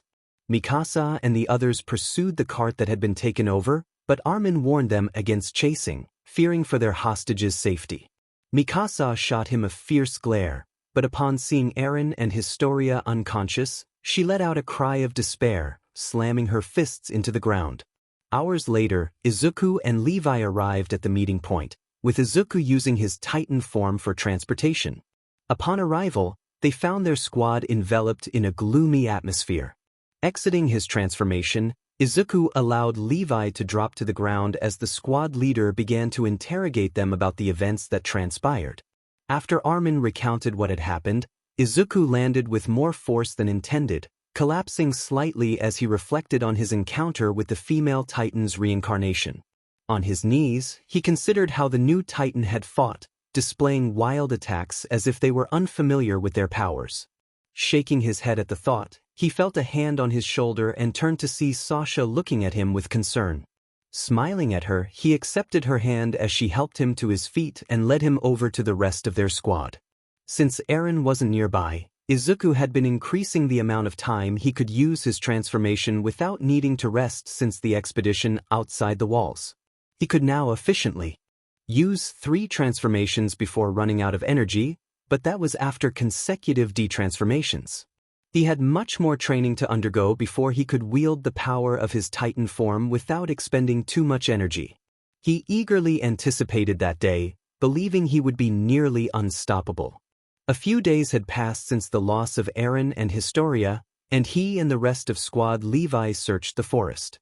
They were aware of certain memories Eren had shared after the recovery effort from Reiner and Bertholdt's attack, particularly about a church that Eren recalled when he saw memories of his past, specifically concerning his father. He had not shared this with anyone except Izuku and Levi, but the fact that to gain the power of a Titan shifter one had to consume the human inside was troubling.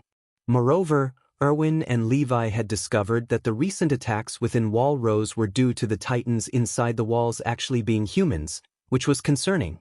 Levi had only confided in Izuku because he trusted him, knowing the young man had never shown any signs of betrayal since his kidnapping by Reiner and Bertholdt. At that moment, the young man stood before his squad leader, who sighed before speaking. Levi mentioned that Erwin was to be executed and emphasized the need to overthrow the government to reclaim their lost land. Izuku pondered the idea of needing a devil of their own to reclaim their territory. Levi continued, stating that they needed to bring back Eren while 𝐻𝐻𝐬 took control of the government. With her in power and Eren in their grasp, they could reclaim Wall Maria and the Shiganshina district from the Titans, perhaps even uncovering what lay beyond their walls. As they enjoyed a moment of silence, Hang interrupted with news about someone confidential. She revealed that Pastor Nick had been killed by the military police due to his knowledge of Titans within the walls. The fact that Pastor Nick had known about the Titans making up the walls surrounding humanity was significant. If they were willing to kill him, it was likely to tie up loose ends, preventing him from informing the scouts of the true reason the wall religion was created. Leaving the two leaders to discuss their plans, Izuku stepped outside, contemplating the events unfolding in their world. He quietly hoped for the safety of Eren and 𝐻𝐻𝐬, expressing his longing to become a hero for a world that was not his own, vowing to protect everyone from harm. A familiar voice interrupted his thoughts, reminding him that he shouldn't mutter to himself. It was Sasha who had come to sit beside him. She expressed her belief that they would get their friends back and recalled their training. Curious about his earlier thoughts, she asked what he meant by saying this wasn't his real world. Izuku decided to share his story, recounting his past in a place where he had no power, where he was treated poorly and bullied for his inability to defend himself. He spoke of how he had protected others from a friend who was becoming a villain and recounted the moment he was attacked by a quirk supremacist. By the time he finished, Sasha was hugging him tightly, offering her support during this difficult time. As midnight approached, the two headed inside the house to prepare for bed. However, as Izuku lay staring at the ceiling, he shook his head and succumbed to sleep. Unbeknownst to him and his allies in the small cottage at the edge of the forest, 2 younger military policemen were observing their location. They prepared to send a message to their superiors, informing them of the scout regiment's whereabouts. A few days later, Izuku readied himself for another battle against Kenny Ackerman's group. He contemplated how they could catch them off guard, recalling how they had been ambushed in the 𝗏𝗧𝗏 district. As Levi outlined the plan to use gas barrels to obscure their movements, they prepared for another Titan transformation. Izuku noted that this new female Titan was much stronger than the previous one, albeit lacking the experience of its predecessor.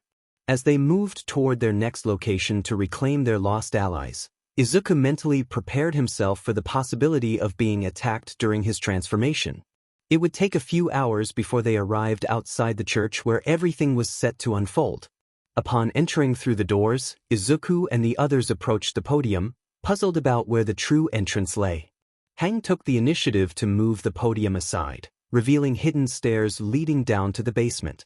They quickly descended the underground stairs and found themselves surrounded by crystalline structures that had stood the test of time for a century.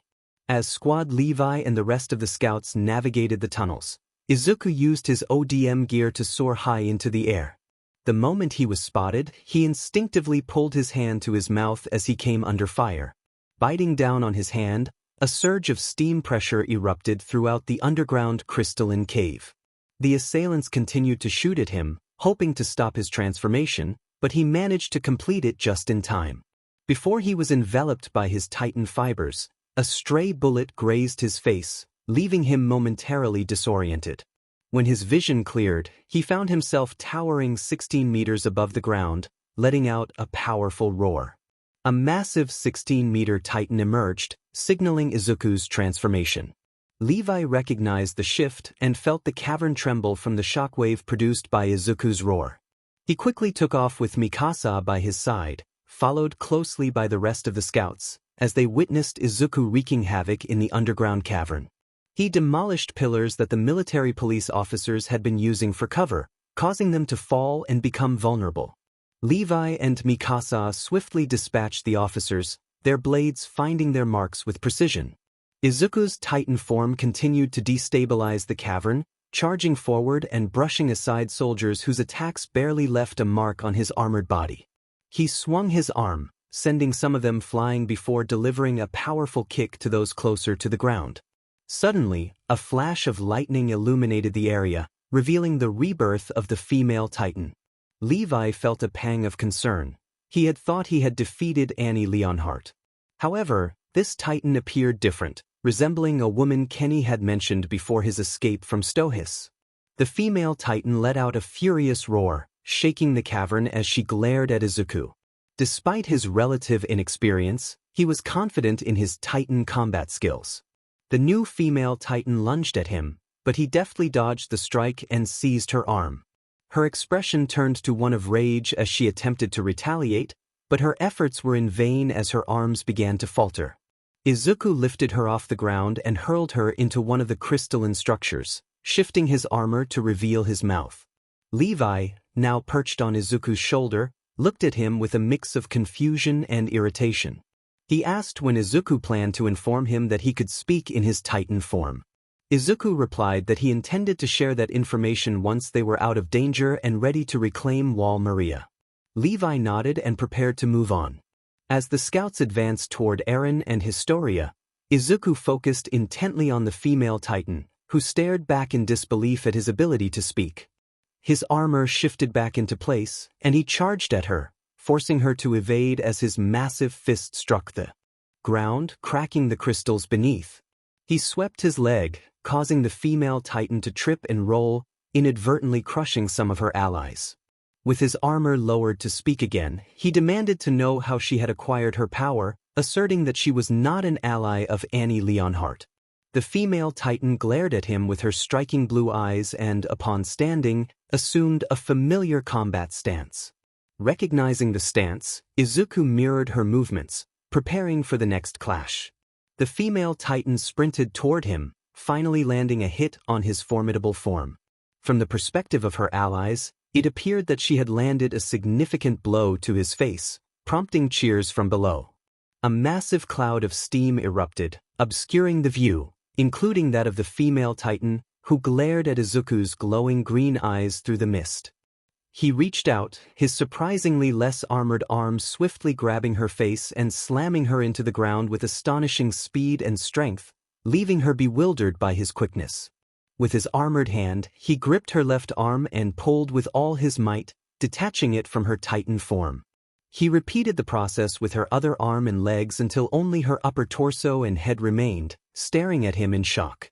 Izuku's titan form then turned the female titan onto her back, opening his maw wide as he approached her nape, pulling back the muscle and skin to reveal a blonde woman with cerulean eyes glaring at him.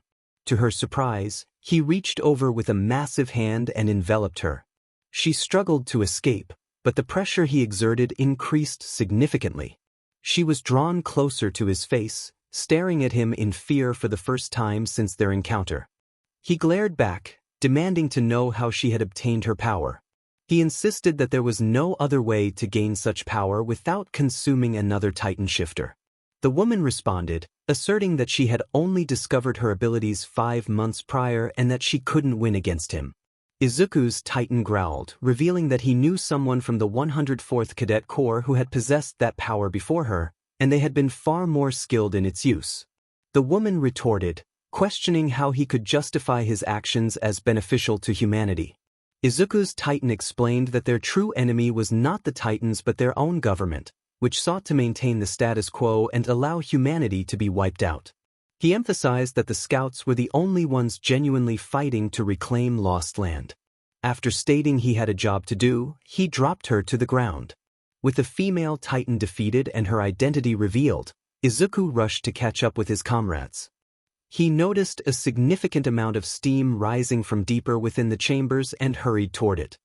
He was unprepared for the sight of a massive titan beginning to transform, breaking through the caverns below.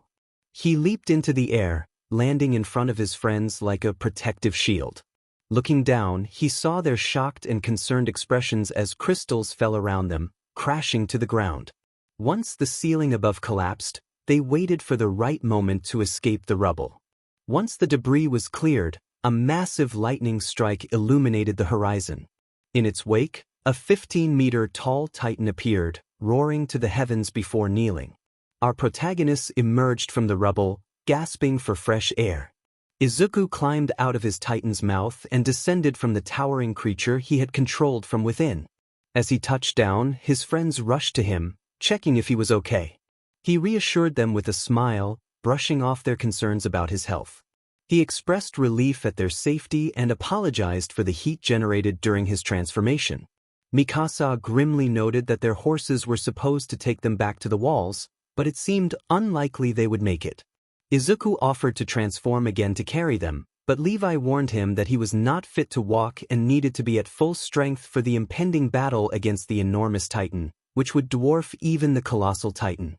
Determined, Izuku agreed to move forward, motivated by the need to protect the wall. Just then, a familiar voice called out, and everyone turned to see 𝐼𝐬 approaching with a group of horses and a smile. They mounted their horses and raced past the nearby forest toward 𝐼𝐻𝐬. They rode for some time, catching up to the giant titan that was crawling toward the wall as if on a mission. Izuku quietly expressed his apprehension about not having seen the titan before, and his companions echoed his sentiments. Sasha voiced her hope for a break after the battle, feeling exhausted from the relentless fighting, and Izuku comforted her with a gentle pat on the head. Izuku reassured Sasha that they would get her some potatoes and meat for dinner that day, chuckling as he spoke. As the scouts rode toward the closest district to begin their planning, Izuku kept a watchful eye on the titan dragging itself through the dirt. He noticed that its head was consistently protecting its nape, as if it instinctively understood the need for defense. The titan's occasional gaze in his direction sent a chill down his spine. The ride was long and quiet, but they managed to reach 𝗟𝗏 district in a couple of hours, significantly faster than the Rod Rice Titan. They were ahead by at least 10 hours, giving them ample time before the confrontation. During this time, Izuku decided to rest and rejuvenate his titan form. He had left the female titan alive inside the crystalline cave, uncertain of 𝐒𝐮𝐬𝐷's fate after their encounter. Given that she had not reappeared after the cave had collapsed, he held little hope for her survival. While Izuku rested, the rest of the scouts gathered in the planning room. 𝐼𝐻𝐬 had made his presence known, postponing his execution as they needed all hands on deck for the impending threat approaching 𝗟𝗏𝐻𝐸 district. With 𝐼𝐻𝐬 in charge, they could focus on protecting the populace. They were strategizing to reclaim the lost land of 𝐒𝐮𝐻𝐸 district and 𝗟𝗏𝐸𝐸 when Izuku woke from his nap. He inquired about the plan, yawning as he did so. 𝐼𝐻𝐬 explained that their current strategy involved detonating the 𝗟𝗏𝐻𝐸 titan from within. Izuku raised an eyebrow, knowing that an 𝐼𝐻𝐬 plan often came with complications. 𝐼𝐻𝐬 outlined the main issue. They needed to determine if the titan would even have a mouth left after dragging itself. The heat it was generating would not be a problem for the gunpowder, but getting it inside the titan's throat was crucial. Izuku asked about the steam's temperature, to which 𝐼𝐻𝐬 replied that it was hot enough to require extremely cold water to approach safely. Izuku pressed for any additional preparations they should consider. 𝐼𝐻𝐬 revealed that they would use the people of 𝗟𝗏𝐻𝐸 district as bait, knowing that Rod would be drawn to the nearest source of BLD. They planned to line the wall facing the direction Rod was likely to come from and use cannon fire to weaken his defenses. Levi added that Eren would be responsible for throwing the gunpowder inside Rod's throat. Izuku questioned how they would reach the titan's mouth, and 𝐼𝐻𝐬 confidently instructed him to follow orders, assuring him that he would handle the logistics. As they looked out the window, steam rising from the nearby forest signaled that time was running out for their preparations. Later that night, Izuku walked through the district, seeking something to drink before the battle. He entered a small pub, where the patrons paid him little mind despite his young age. After placing a few coins on the counter for a cold drink, he contemplated the looming battle. The weight of the plan 𝐼𝐻𝐬 had devised hung heavily in the air, and he shook his head, trying to focus. As he drank, he became lost in thought and didn't notice the movement behind him until a young girl's voice broke through his reverie. She asked if he should be there at such a late hour.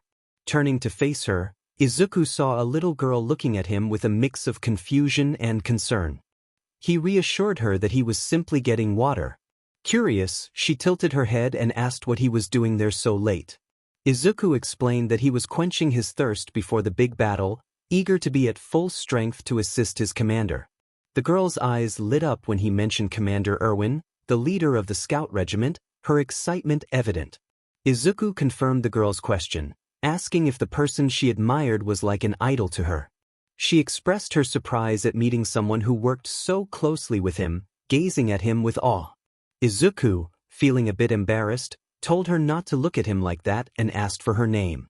She introduced herself as 𝗟𝗏𝗏, excited to meet him.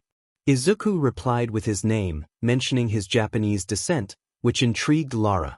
When she asked about it, he explained that his parents had come from beyond the wall, a fond expression crossing his face. Curiosity turned to concern when 𝗟𝗏 asked what had happened to his parents. Izuku's expression grew somber as he shared that they had been killed when the colossal titan broke through 𝐒𝐮𝐻𝐸 district. He comforted 𝗟𝗏, who was on the verge of tears, assuring her that he was fine and encouraging her to be polite to others. After standing up and leaving some coins on the table, Izuku bid farewell to the establishment and made his way toward the wall, ready for his mission. It was still a few hours until dawn. Standing on the wall beside 𝐼𝐻𝐬, he had been instructed to wait until it was time to use his ODM gear. From their vantage point, they could see the massive form of 𝗟𝗏𝐻𝐸 approaching rapidly. The garrison captain ordered his men to fire at the incoming titan, and cannon fire erupted from the walls. Civilians below watched anxiously, eager to understand what was happening. As the titan drew closer, Izuku felt an unsettling sense of dread. It seemed impervious to the barrage of cannon fire. Suddenly, the wind shifted, sending steam billowing toward the soldiers on the wall. Izuku struggled to keep his eyes open against the onslaught of steam. As it enveloped the area, a colossal hand broke through, momentarily blocking out the sun before crashing down onto the wall. 3 children below stared up in shock and fear as the titan revealed itself, towering above the wall, its size dwarfing even the colossal titan. A piece of its internal structure fell from its exposed stomach as soldiers evacuated the area. 𝐿 muttered a grim question about whether it was too late, while chaos erupted around them as civilians and garrison soldiers screamed to retreat. The Titan loomed over the wall, surveying the crowd below as if deciding who to target first. Back at the top of the wall, the main characters prepared for battle. A garrison soldier called for a retreat, lamenting the fate of his hometown. Levi approached him, urging him to step back, while Connie, Jean, and Sasha prepared themselves for the fight ahead. 𝐼𝐚 informed Eren that it was their turn to act, though Eren remained serious, noting that humanity now had more than one ace up its sleeve. As Eren prepared to transform, the sky darkened, and lightning struck the wall. The children, including Lara, turned to watch the unfolding battle with a mix of concern and excitement. One of the boys questioned whether the figure they saw was a Titan, just as Eren's Titan form let out a roar. 𝐼𝐚 shouted that they were ready, and everyone began to prepare for the confrontation. On either side of the Rod-Rice Titan, 𝐼𝐚 and Sasha set up gunpowder kegs, waiting for Commander Erwin's signal to proceed. Erwin raised a red smoke flare, his face set with determination as he addressed the remnants of the scout regiment, declaring that the battle was about to commence. With a loud bang, 𝐼𝐚 and Sasha fired the kegs, which connected to the Titan's hands. As the kegs were pulled taut, the ODM gear activated, propelling them toward the Titan. Upon impact, the kegs glowed ominously before exploding, creating a shockwave that knocked the Titan off balance. Sasha shouted in triumph as the bombs struck their target, signaling the beginning of their fight against the Titan. It was losing balance, 𝐼𝐚 called out. As the Titan began to fall, its face crashed into the top of the wall, and Erwin and 𝐼𝐚 watched with determination. Erwin shouted Eren's name as Eren's Titan form emerged from the smoke, carrying a massive load of gunpowder kegs. The Rod Titan started to move back up, bringing everyone back to a flashback of a meeting among the scouts. They discussed strategies to take down the Rod Titan without causing damage to the city. Erwin suggested pushing gunpowder down its throat to blow up the nape from the inside, reasoning that cannon fire wouldn't be effective. Levi responded with skepticism, questioning whether stuffing gunpowder into the Titan's throat would be enough to achieve their goal. Erwin confirmed that, given the heat the Titan was producing, it would ignite the gunpowder without needing a detonator.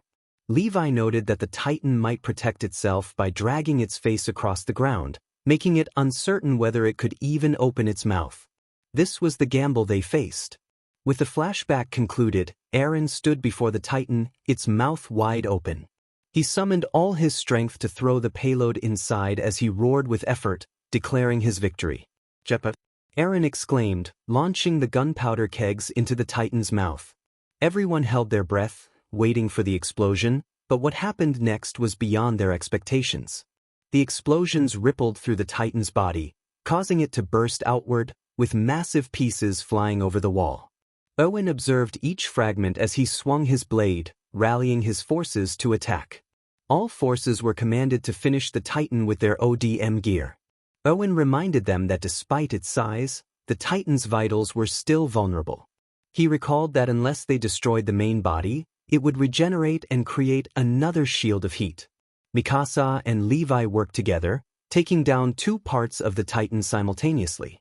Jean and Connie sliced through another set, expressing their discomfort with the heat of the battle. Frustrated, Jean called out, searching for Historia, who had appeared unexpectedly. Erwin, concerned for her safety, expressed his disapproval of her entering combat. Historia pleaded with him, asserting that she understood her duty and was ready to fight.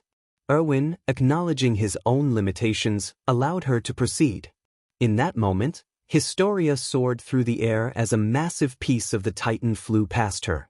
She felt a surge of determination as she prepared to strike, reflecting on her past and her relationship with her father.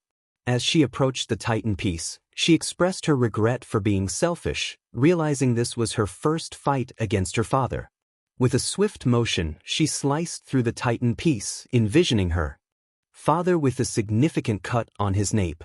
Memories flooded her mind, recalling Rod's desperate pleas to his father about defeating the Titans. She remembered her brother's reassuring words and the pain of loss that followed. As the memories faded, Historia opened her eyes and fell to the ground, landing on a rooftop before tumbling down. Surrounded by the worried populace of 𝗟𝗏𝐻𝐸 district, she stood atop a box, asserting her true identity. The civilians questioned her well-being and whether she had delivered the final blow. Gathering her strength, she declared herself Historia 𝐼𝐻𝐸, the true ruler of the walls, leaving everyone in shock. Meanwhile, in the sky, the others continued to dismantle the Titan pieces to prevent further damage to the district. From a distance, Izuku spotted Historia speaking to the civilians and couldn't help but smile. She was finally embracing her true self and making her own decisions. It was a job well done. The weeks following the defense of 𝗟𝗏𝐻𝐸 district from the towering Titan had been hectic for the scout regiment. They had taken the necessary steps to overthrow the current government, placing Historia 𝐼𝐻𝐸 as the true leader of the walls. With her in charge, all funding was redirected towards reclaiming 𝗟𝗏𝐸, ensuring that every member of the military would head there for reclamation efforts. A small portion of the military remained inside 𝗟𝗏𝐻𝐸, just in case they did not return. As the remaining members of the scouts prepared to leave the walls, Izuku focused on training with his Titan transformation. He wanted to ensure he was ready to face any enemy Titan shifter he might encounter, especially since they had little knowledge about the Beast Titan shifter. In the weeks following their defense, the scouts had been gearing up to take on the armored Titan. Hang had even developed a new weapon designed to effectively combat Reiner's Titan form, provided they could break through his armor plating. The test subject for the weapon was either an old tree or Izuku's Titan form, which resembled the armored Titan. Eager to contribute, Izuku volunteered to see how the new weapon would perform against his Titan form, and the results were promising. The new weapon, aptly named Thunder Spears, was created with the intention of taking down the armored Titan.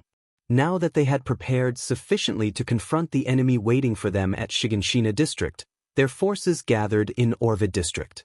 Commander Erwin Smith stepped forward to boost the morale of the troops. He addressed them with determination, emphasizing the importance of their mission to reclaim 𝗟𝗏𝐸 and 𝐒𝐮𝐻𝐸 district. He urged them to fight not just for their friends and family, but for the land that had been taken from them by the Titans. With a rallying cry, he announced the commencement of the 58th expedition outside the walls. As the gate opened, the scout regiment and their allies surged forward, riding their horses toward 𝗟𝗏𝐸. They moved swiftly under the cover of daylight, hoping to reach their destination as quickly as possible. Izuku rode close to Sasha, staying near her in case a Titan appeared unexpectedly. Fortunately, the journey was uneventful, with no Titans attacking them. The new machine they had developed, a Titan guillotine, had effectively neutralized any threats within 𝗟𝗏𝐻𝐸. As they approached the forest near 𝗟𝗏𝐸, the tension among the scouts was palpable. Izuku observed Armin and Eren engaged in conversation, with Mikasa not far behind. Noticing Sasha asleep on her horse, he reached into his backpack for an apple, feeding it to the horse as he gently rubbed its neck. Izuku pondered the outcome of the upcoming battle, wondering if they would succeed or face devastating losses. He voiced his concerns quietly, unaware that Levi had approached him. Levi advised him not to dwell on the uncertainties, as it could lead to unnecessary worry. Izuku acknowledged Levi's words with a hint of embarrassment, and Levi lightened the mood with a chuckle, expressing his relief at not being the only short member of the scouts. After a couple of hours, they finally reached the base of 𝗟𝗏𝐸, the sun casting an ethereal blue hue across the sky. The scouts exchanged glances, and Commander Erwin addressed everyone present at the walls. Operation Reclaim 𝗟𝗏𝐸 was underway. Owen announced as Eren used his ODM gear to ascend to the top of the wall, preparing to leap down. Izuku soared up to the wall's summit, observing as everyone gathered their supplies before Eren began his descent. As Eren fell, he bit down on his hand, envisioning the wall being completely restored. A flash of lightning illuminated the sky, and he transformed into his Titan form, sealing the breach in the gate. Once the hole was fixed, Eren reverted to his human form, landing safely in Mikasa's arms. This allowed the rest of the scouts to cross into the 𝐒𝐮𝐻𝐸 district. As they approached the wall, they prepared for Eren to seal the 𝐒𝐮𝐻𝐸 gate. Izuku reached the top of the district wall, landing near Levi and Erwin. With his back to the vast landscape beyond, Izuku gazed at the rising sun. 𝐼𝐬 remarked on the beauty of the view, recalling their last return to this place years ago when the scouts had come back from an expedition before the colossal titan's attack. Izuku noted the somber mood of that time, and 𝐼𝐬 acknowledged the losses they had suffered. He expressed hope that after this mission, they would once again see what lay beyond their walls. Levi and the other scouts scanned the area for signs of 𝐼𝐻𝐻 and the other titan shifters. Suddenly, one of the scouts knocked on a hollow section of the wall, prompting 𝐼𝐻𝐻 to appear and swiftly eliminate him. Before 𝐼𝐻𝐻 could escape, Levi reached him first, striking with precision.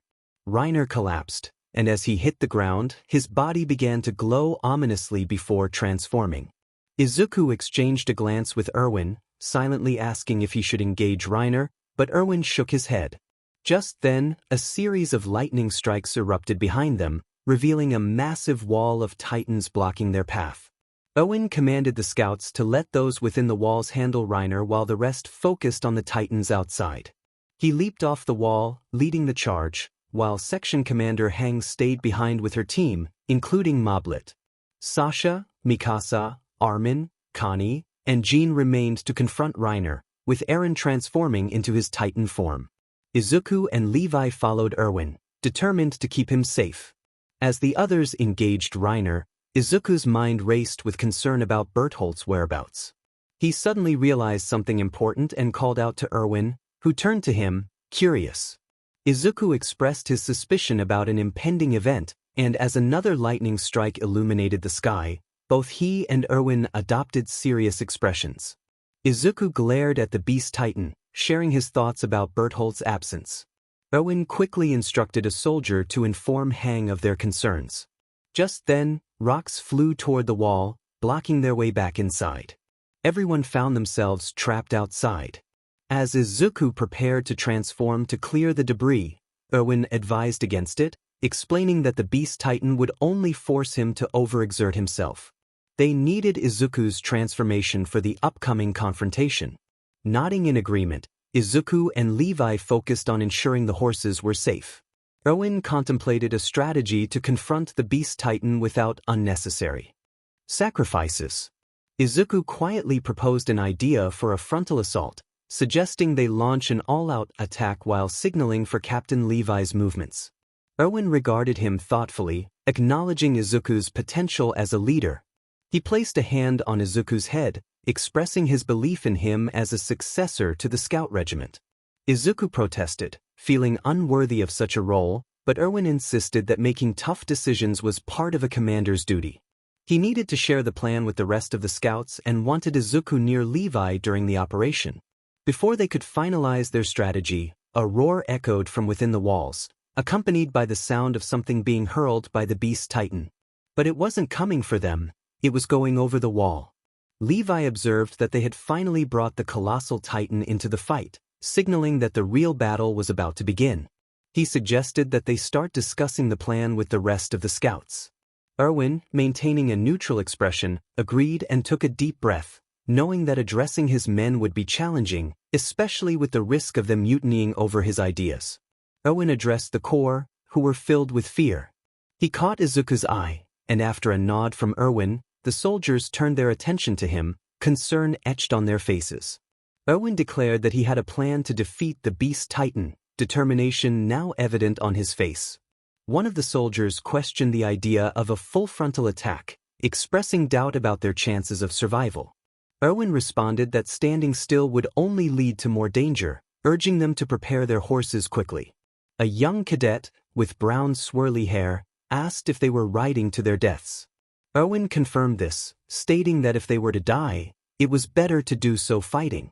The young man pondered the futility of following orders if death was inevitable, to which 𝐼𝐻𝐻 agreed.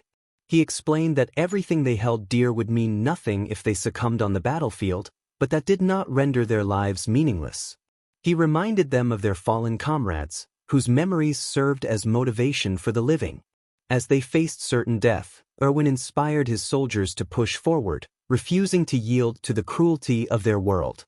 As they charged toward the beast titan, Izuku transformed into his titan form, with Levi riding him toward the titans on the outer line. 𝐿 rallied his soldiers, urging them to scream and rage as they pressed on, even as rocks began to rain down upon them. He fell from his horse but called out to his men one last time, encouraging them to never give up. Izuku and Levi advanced toward the Beast Titan, having heard 𝐿's rallying cry.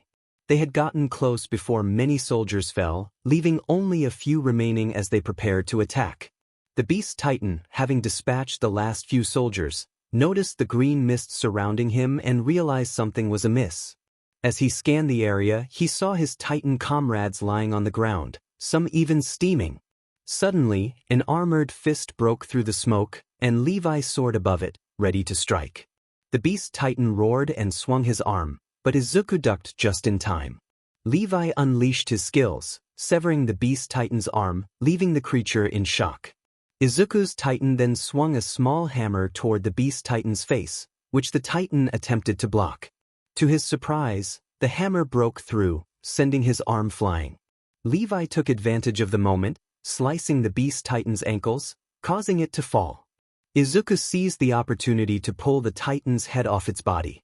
Levi, filled with anger, questioned the Beast Titan about its earlier confidence.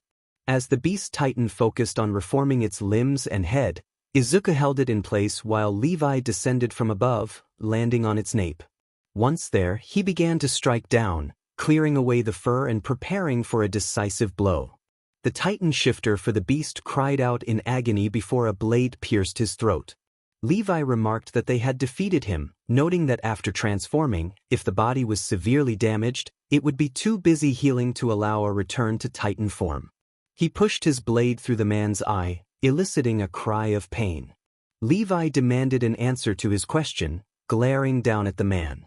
He thought about the possibility of a survivor, someone he could inject to create a Titan, and then have them consume the Beast Titan for its power. Just then, he noticed Izuku's presence behind him. If there was one person still breathing, he could save them. Levi's eyes widened as Izuku pulled him out of the path of a smaller Titan that had jumped to attack. As Levi attempted to use his ODM gear, he fell to the ground, and Izuku stood protectively in front of him. The man, held by the quadrupedal Titan, commanded his other Titans to pursue Levi and Izuku. Levi pleaded for them to stop, while the man ordered his Titans to rip Levi apart. Levi tried to activate his gear, but it failed. Izuku stepped in, placing Levi on top of his head as he charged after the small Titan and their captive. He pushed through the horde of Titans, determined to reach the 𝐒𝐮𝐬𝐷 district walls. After defeating numerous Titans, he finally reached the wall, only to see a daunting climb ahead. Looking back, he saw Levi standing up, having made emergency repairs on his gear. Levi instructed Izuku to search for survivors and ensure that if 𝐼𝐻 was still alive, they could bring him back. Izuku's Titan form nodded in response and rushed off. As he navigated the battlefield just outside the 𝐒𝐮𝐬𝐷 district wall, he found few survivors. Those who had escaped the rocks were gravely injured, but he spotted two people still alive. One was a young man with brown hair, holding the commander in his arms, who was still clinging to life. Izuku rushed over, kneeling to assist them. The young man pleaded for help to bring 𝐼𝐻 to Captain Levi, insisting they could still revive him. Izuku picked them both up, promising to do his best. As he turned and rushed toward the wall, the young man watched in awe as Izuku's form began to shed its armor and skin, motivating him to move faster. After a few intense minutes, Izuku climbed the wall, managing to get them both to safety before he exited his Titan form, which began to disintegrate as it fell to the buildings below. Izuku took a knee to calm his racing heart. The young man asked if he was all right, and Izuku assured him he was fine, though he coughed up some blood. The young man pointed out that it didn't look like he was fine. Izuku responded sarcastically, urging them to get to Captain Levi and inform him about Commander 𝐼𝐻. He helped 𝐼𝐻 onto his back while giving the young man his gas. As they flew through the devastated part of 𝐒𝐮𝐬𝐷, they learned that 𝐼𝐻 and the others had managed to defeat the armored Titan and the colossal Titan. Izuku smiled at the sight of the colossal Titan slowly dissipating in the background. Upon landing on a nearby rooftop, they found Levi staring at a blackened corpse, with 𝐼𝐻 nearby. The young man felt as though he was intruding when he heard Levi's determination to bring back their leader, even as others spoke of 𝗟𝐼𝐬 as a necessary asset. Levi instructed everyone to leave, but Izuku stayed close to watch. He approached Commander 𝗟𝐼𝐬, preparing to use the injection to take the colossal titan's power from 𝗏𝗏𝗏. To his surprise, 𝗟𝐼𝐬 managed to stop him, looking deeply into Levi's eyes.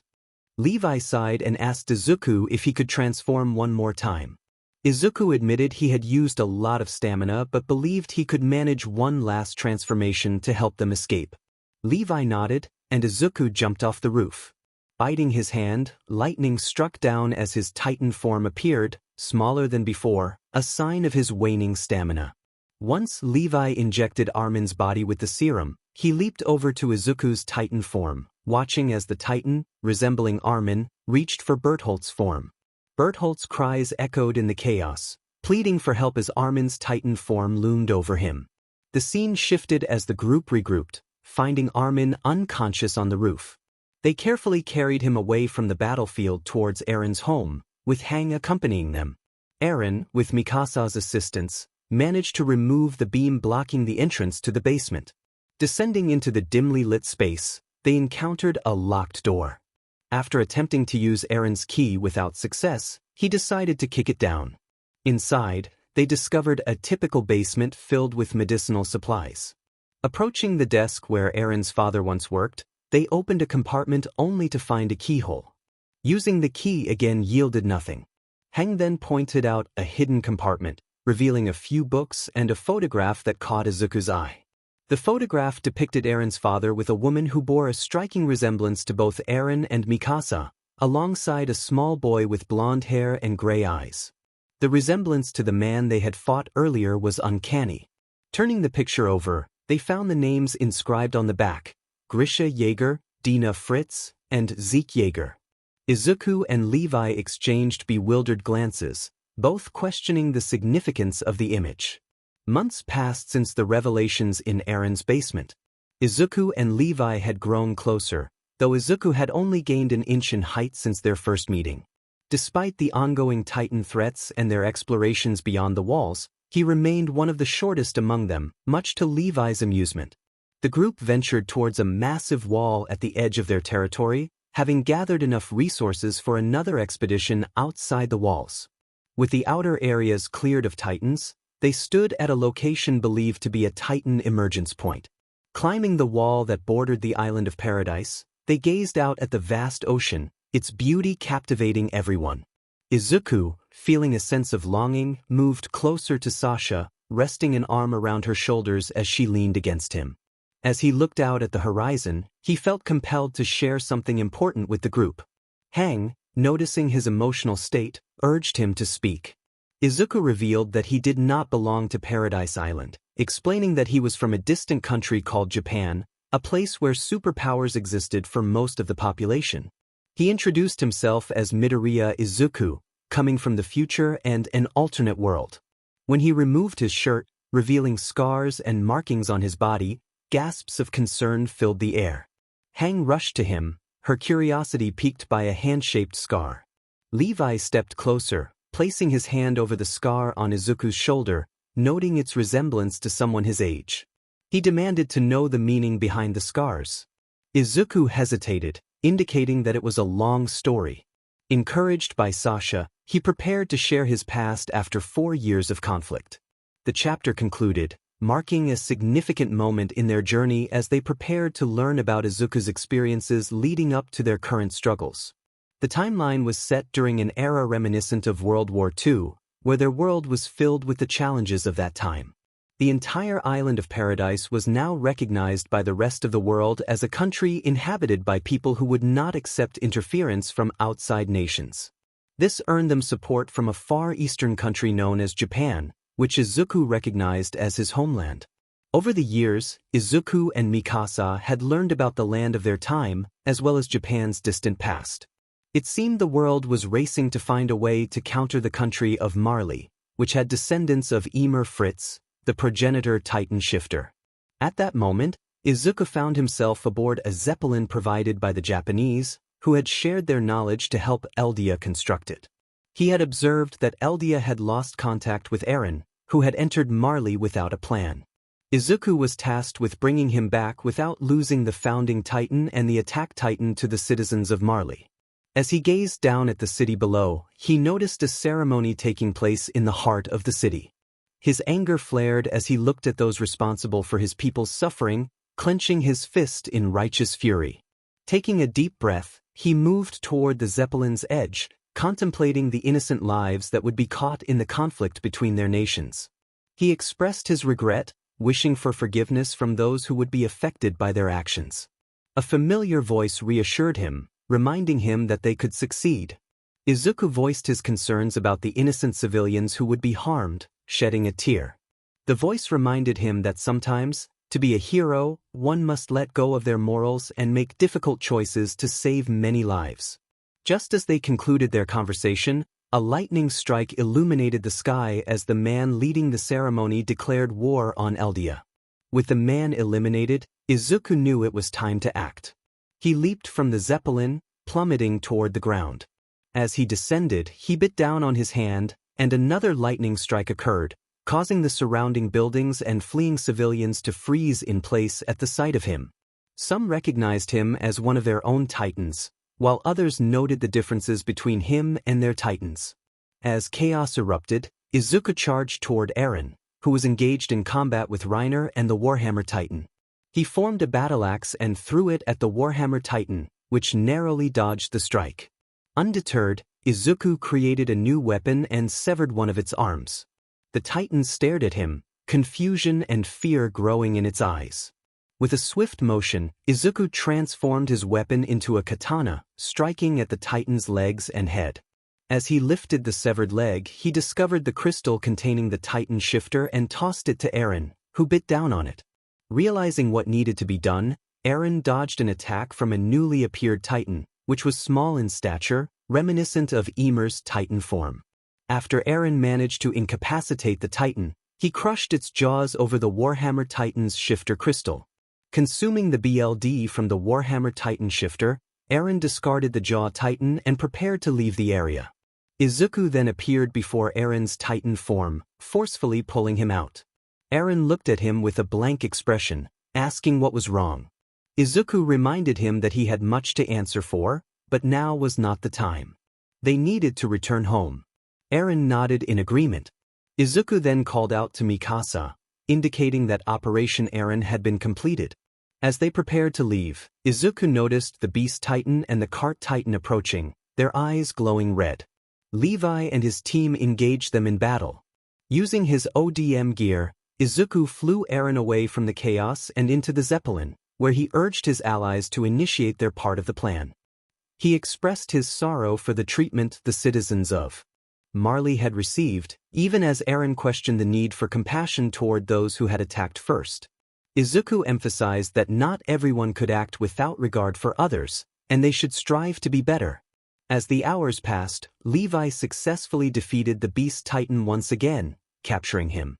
Sasha, Connie, and Jean worked to dismantle buildings that housed enemy soldiers. Once aboard the Zeppelin, Izuku sought out Sasha and embraced her, grateful for their survival and the hope of a brighter future ahead. Unaware of the fact that two children were climbing one of the spare lines towards the Zeppelin, 𝗏𝗏 was seen in the distance riding a small boat towards the harbor of 𝗏𝗏. He wore a light brown coat and softly muttered to himself, as if speaking to someone hidden beneath his overcoat. He questioned if this was how 𝗏𝗏 had felt when attacking the walls, just before he heard movement above him. One of the Navy men warned him to leave their waters, threatening to shoot.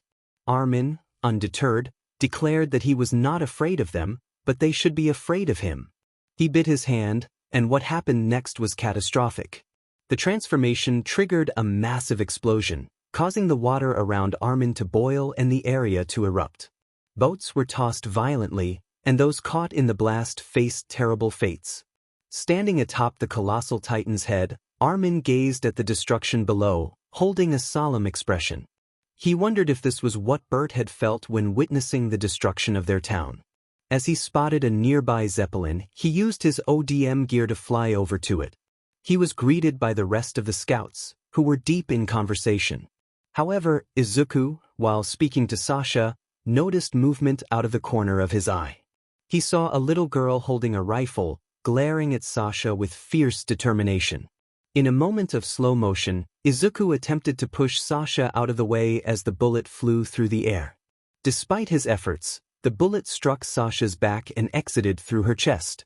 Time resumed its normal pace as Sasha fell forward, and Izuku caught her, tears welling in his eyes.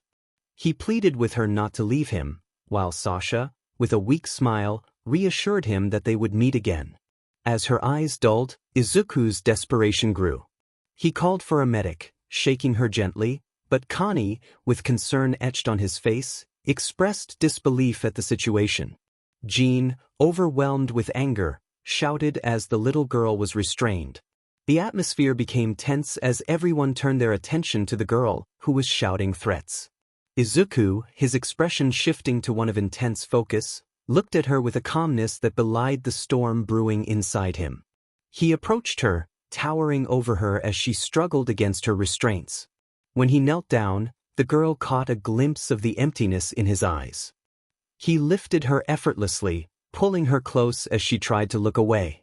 Izuku asked her what she had said, and she repeated her threats, regaining some courage. He recalled a similar threat from someone he knew years ago, revealing that it had been 𝐼𝐻𝐬𝐽. In a swift motion, he headbutted the girl, rendering her unconscious. A little boy, who had been with her, cried out her name. Izuku met the boy's gaze, his expression softening as he shook his head. He gently placed the girl next to the boy, who looked confused and questioned Izuku's actions. Izuku explained that the world was cruel and unfair, and he showed compassion even to those who didn't deserve it. He turned away, needing to grieve in silence, away from a boy who had yet to see the harsh realities of their world. Izuku wanted to ensure that this chapter was released sooner rather than later. He and most of Paradise Island were mourning the loss of 𝗂𝗂 as they prepared for another battle on their land. However, there were some complications. As the Zeppelin made its way back to Paradise Island, Izuku remained close to Sasha's lifeless body, holding her tightly. He was uncertain how his daughter would react to the news of her mother's death in battle. As they left Marley to return home, he shook his head, tears streaming down his face. He gently placed a hand over Sasha's open eyes, pushing them closed as his hands trembled with grief. The speed at which she had been taken from him felt like a cruel twist of fate. If only he had been more aware, he thought, perhaps he could have saved her. With the help of Connie and Jean, he placed her body into a large black bag. Meanwhile, 𝐼𝐻𝐬 and Zeke learned that 2 children had managed to board the Zeppelin, and one of them, a girl, was responsible for Sasha's death. 𝐼𝐻𝐬 took the news hard, knowing that Izuku and Sasha had married a few months after they discovered the ocean. The weight of Sasha's death in Izuku's arms only strengthened his resolve. But there was no time to dwell on it. They were approaching the borders of Paradise Island, and they needed to return Sasha's body to her family. Izuku walked with the bag in his hands toward a horse, determined to bring Sasha back to the 𝗟𝗏s family and pick up his daughter along the way. As he rode into the distance, he silently cried, the weight of Sasha's death heavy on his heart. He arrived at his home in the woods of 𝗟𝗏s, approaching a small cottage. He knocked on the door, which opened to reveal his daughter standing before him. She had long, curly hair with green and brown flecks and heterochromatic eyes, one brown and the other green. She looked up at him, noticing the bag in his hands and the tears on his face. Her voice trembled as she asked where her mother was. Izuku knelt down to her level, his heart breaking as he confessed that he couldn't save her mother in time. He placed the bag down and embraced his daughter, who cried out in distress, reminding him of his promise to bring them both back alive. Izuku held her tightly, filled with regret and sorrow. Later that evening, Izuku and Liz arrived at the 𝗟𝗏s family home and knocked on the door.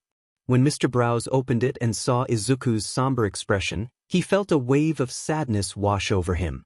Izuku allowed Liz to enter the home to speak with her aunts and uncles while he stepped outside with Mr. 𝗟𝗏s. In a small field, Mr. 𝗟𝗏s looked into the distance before turning to see Izuku digging a grave.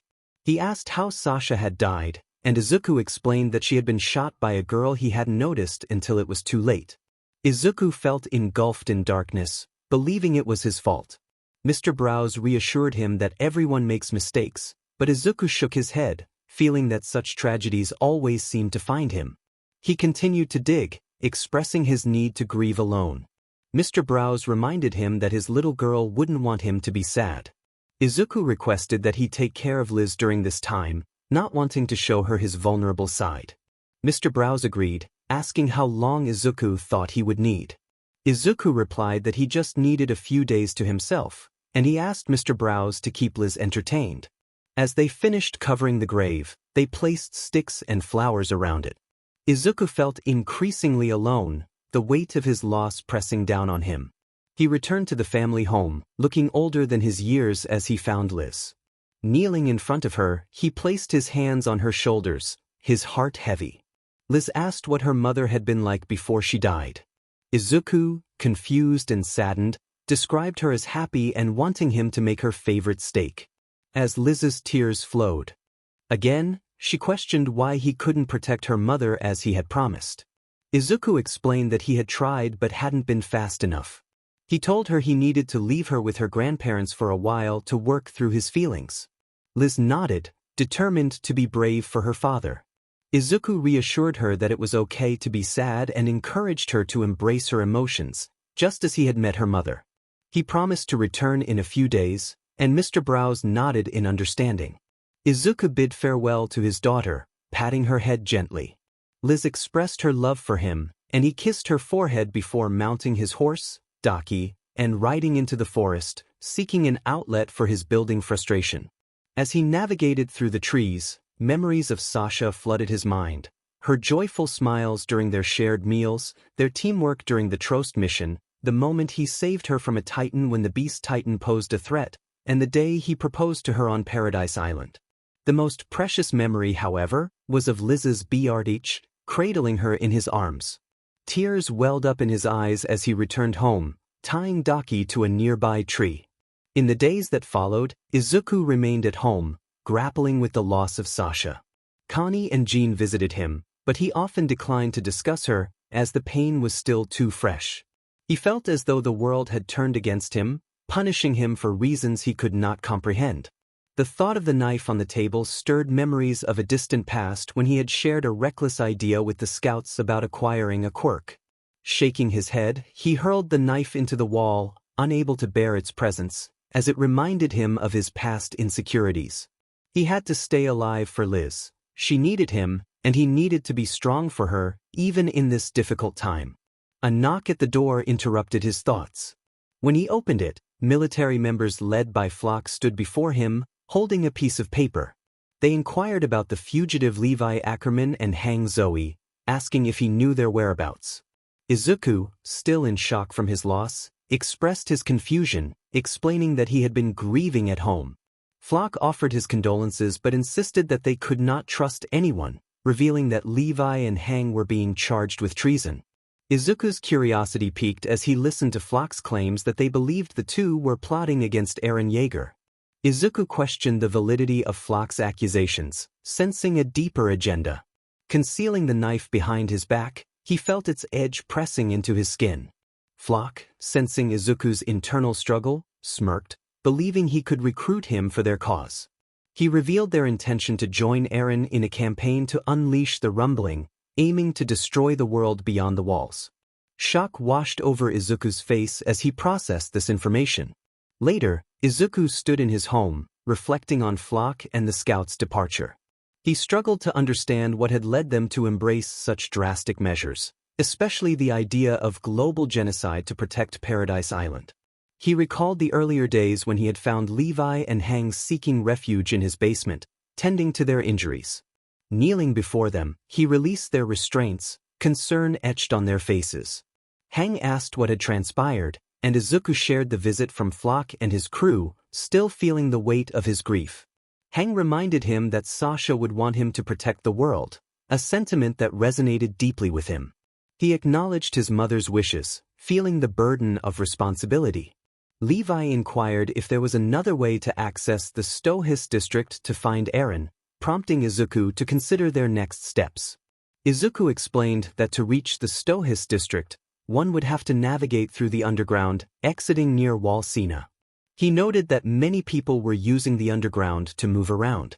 As he gathered his supplies, 𝐼𝐻 asked if he would help protect the world, her tone filled with hope.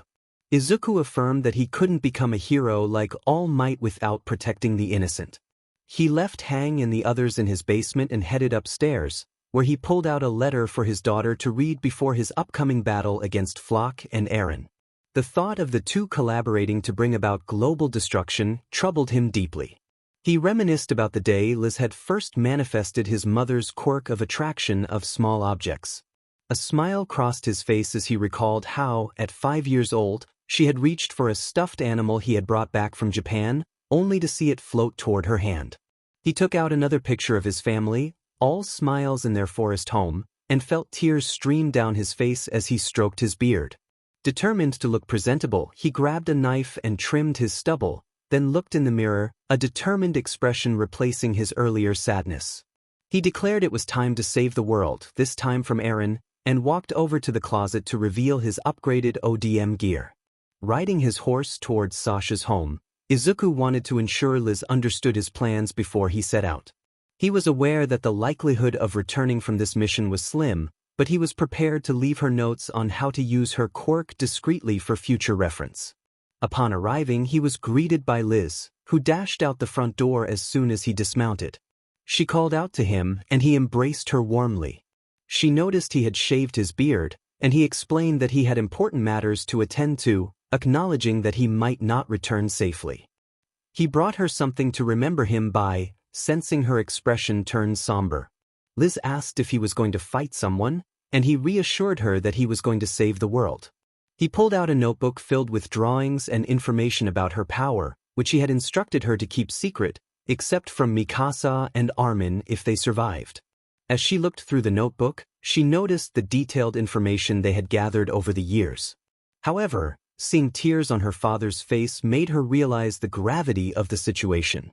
She asked if he wouldn't come back, and he hugged her tightly, explaining that it was a difficult battle and that he wasn't sure if his Titan form would help him. Izuku stood tall, giving her his best smile, and explained that he couldn't sit idly by while the world faced destruction. He mounted his horse again, and Liz reminded him about the notebook. He told her it was for her to keep and to use as a way to remember him. With sadness in his eyes, he turned his horse toward 𝗏𝐻 and rode off. Izuku rode Penny, his horse with copper-colored skin, for hours as he made his way toward 𝗏𝐻, determined to complete his mission as a soldier and savior of humanity.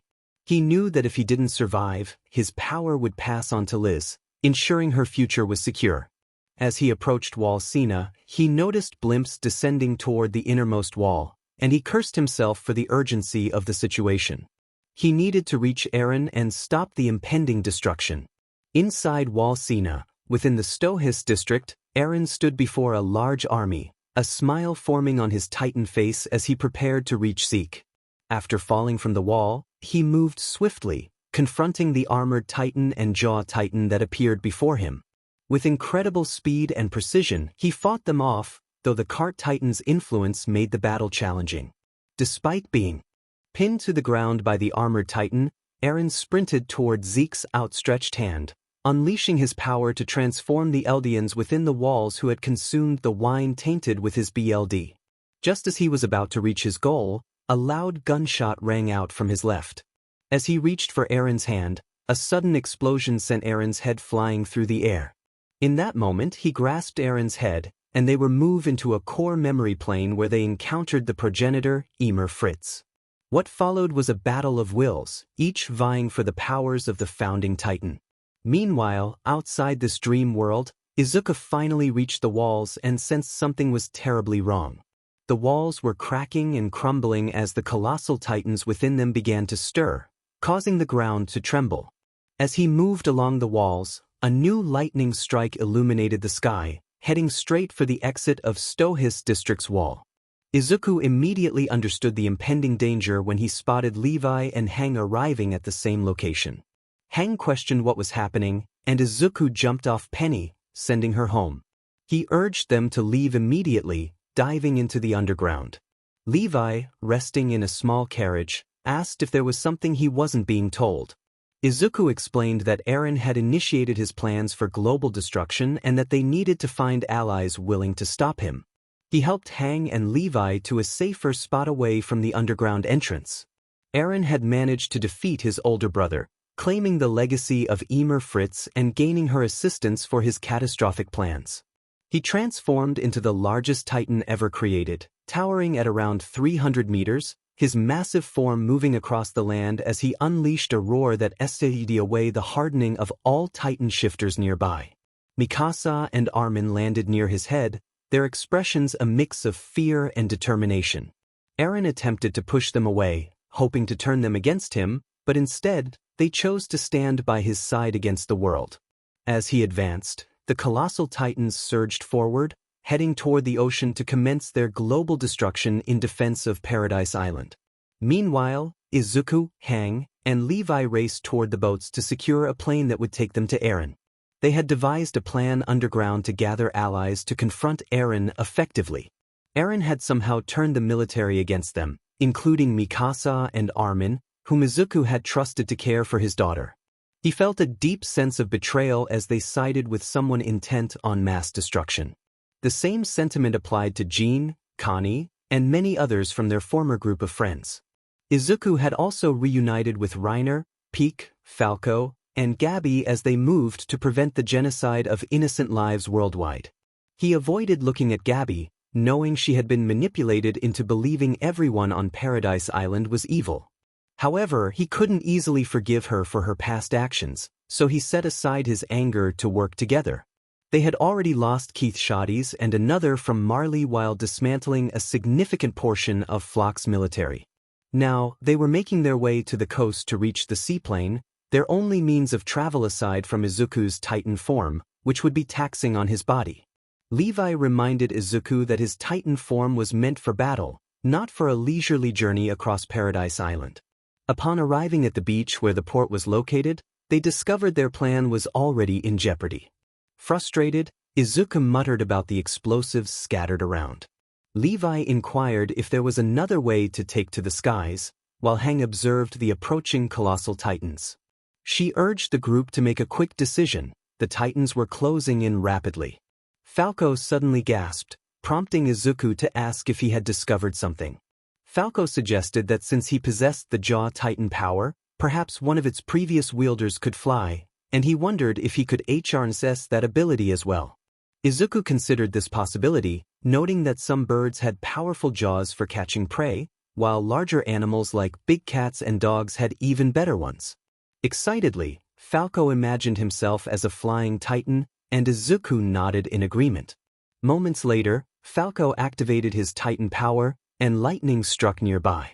He adopted some features of the Beast Titan, but they were shaped like a bird. Once transformed, Falco became a massive titanized eagle. Climbing onto his feathers, the group watched as Falco leaped from the mountain and began to glide through the air, gaining altitude. In no time, they soared toward Eren's Titan, which was nearing the ocean. They flew above the landscape, heading toward the spine of Eren's Titan form. Izuku leaped off Falco's back, feeling the wind rush past him as he descended. He noticed Mikasa and Armin perched on Eren's head and smirked to himself, realizing they were aiding him. This presented the perfect opportunity to speak with them before the inevitable confrontation. As he landed on Eren's head, Mikasa noticed him and asked if he had come to help Eren. Izuku's expression turned serious as he replied that was not his intention. Armin pressed for the reason behind his presence, and Izuku stated he had one thing to convey before they were forced to fight. When the battle concluded and they emerged victorious, he asked them to keep his daughter on the side of good. Izuku expressed his determination to train her to become the best person she could be. He pulled his hand to his mouth, and Armin affirmed their commitment. Lightning struck from the sky, enveloping Izuku's body as it transformed, muscles and bones shifting until the steam cleared, revealing his new form. He towered at 17 meters tall, a figure of pure muscle and skin, still wielding his warhammer. His hair had grown longer, and his eye color had changed dramatically. One eye now gleamed emerald green while the other was a deep chocolate brown. With a powerful roar, Izuku's Titan form loomed over the two soldiers.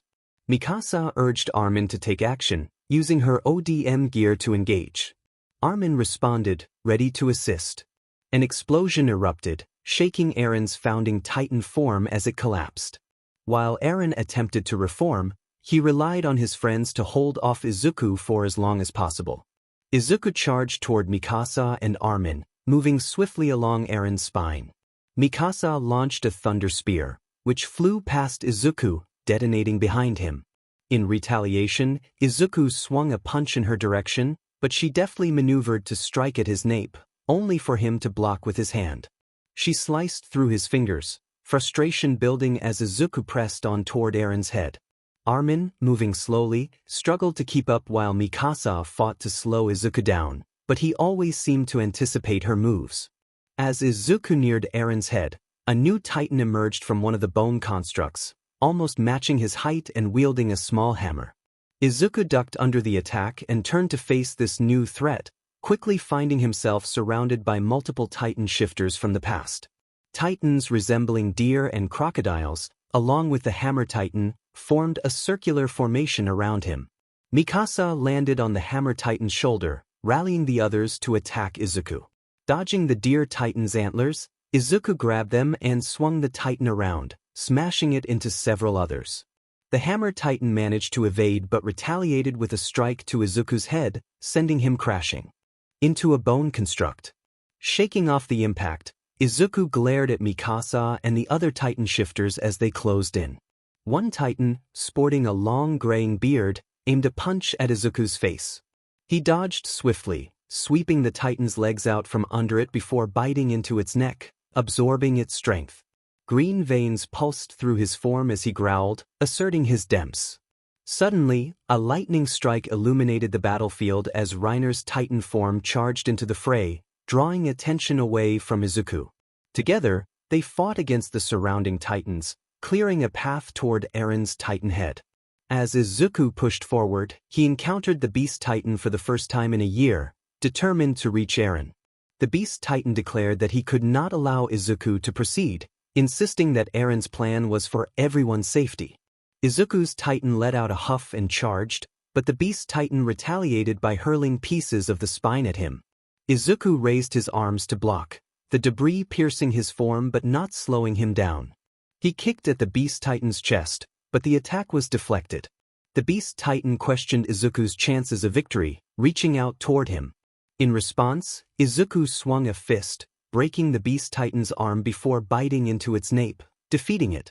In the distance, he spotted Zeke's body precariously positioned atop Eren's spine, his upper torso and head the only parts visible. He ran towards Zeke, determined that if he could defeat him now, it would prevent Eren from continuing his mission. But before he could get close, Mikasa appeared in front of him, blocking his path.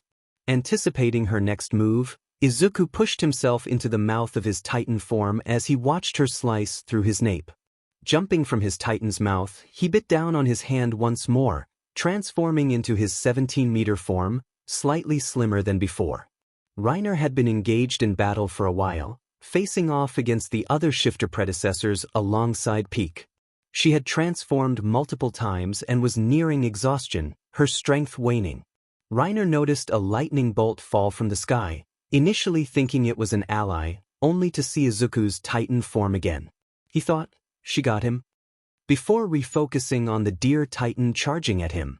Meanwhile, Izuku fought for his life, keeping Mikasa occupied while trying to protect her. Swinging an arm to his left, she dodged gracefully, swirling above him and forcing him to lean away from her strike.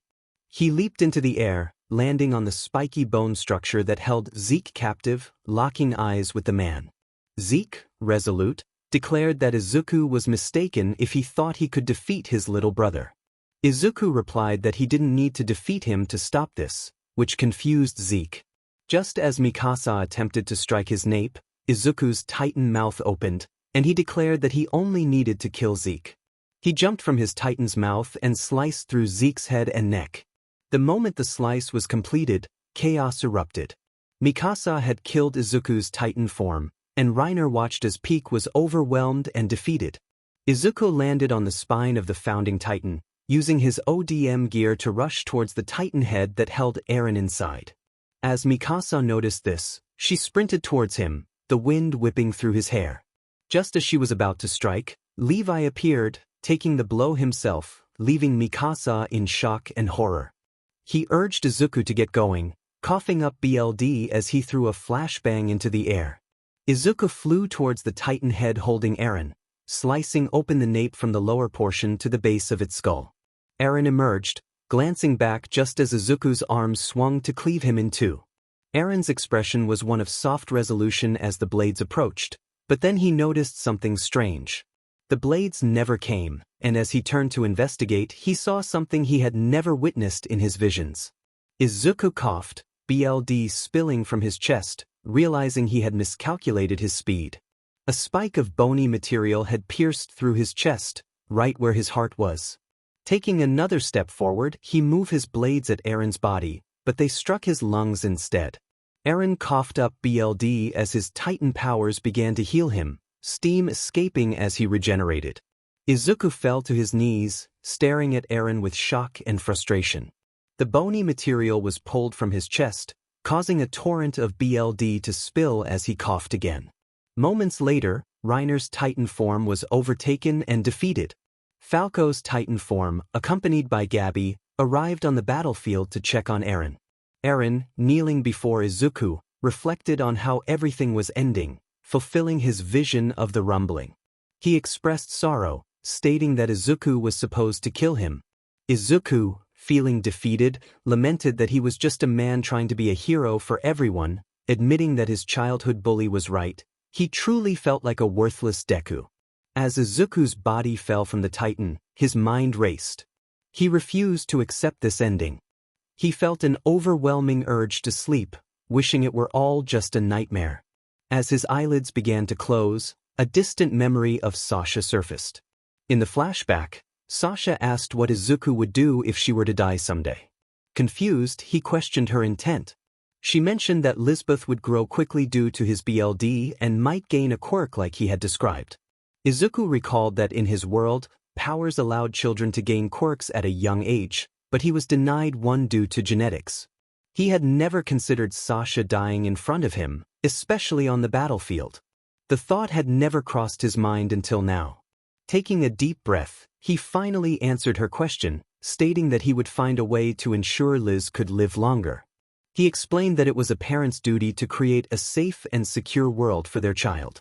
Izuku had never known a father figure in his life, leaving him uncertain about how to protect 𝐒𝐮 as a father should. However, he was determined to ensure that she could thrive in this world and achieve her dreams. He smiled at Sasha, who posed a question about 𝐒𝐮's feelings. She wondered what 𝐒𝐮 would think if Izuku didn't return home after his fight with 𝐼𝐻𝐬. Izuku reflected on his promise to 𝐒𝐮 that he would pursue his dream while battling 𝐼𝐻𝐬. As he recalled the moment, lightning struck as Izuku's new Titan form emerged from the ground, causing the earth to tremble. Everyone on the Titan's back watched in awe as a towering 300-meter Titan appeared before 𝐼𝐻𝐬's form, its skin crackling with strange sparks. The two Titans rushed toward each other, launching a series of swift attacks that created powerful winds, pushing onlookers away from their colossal clash.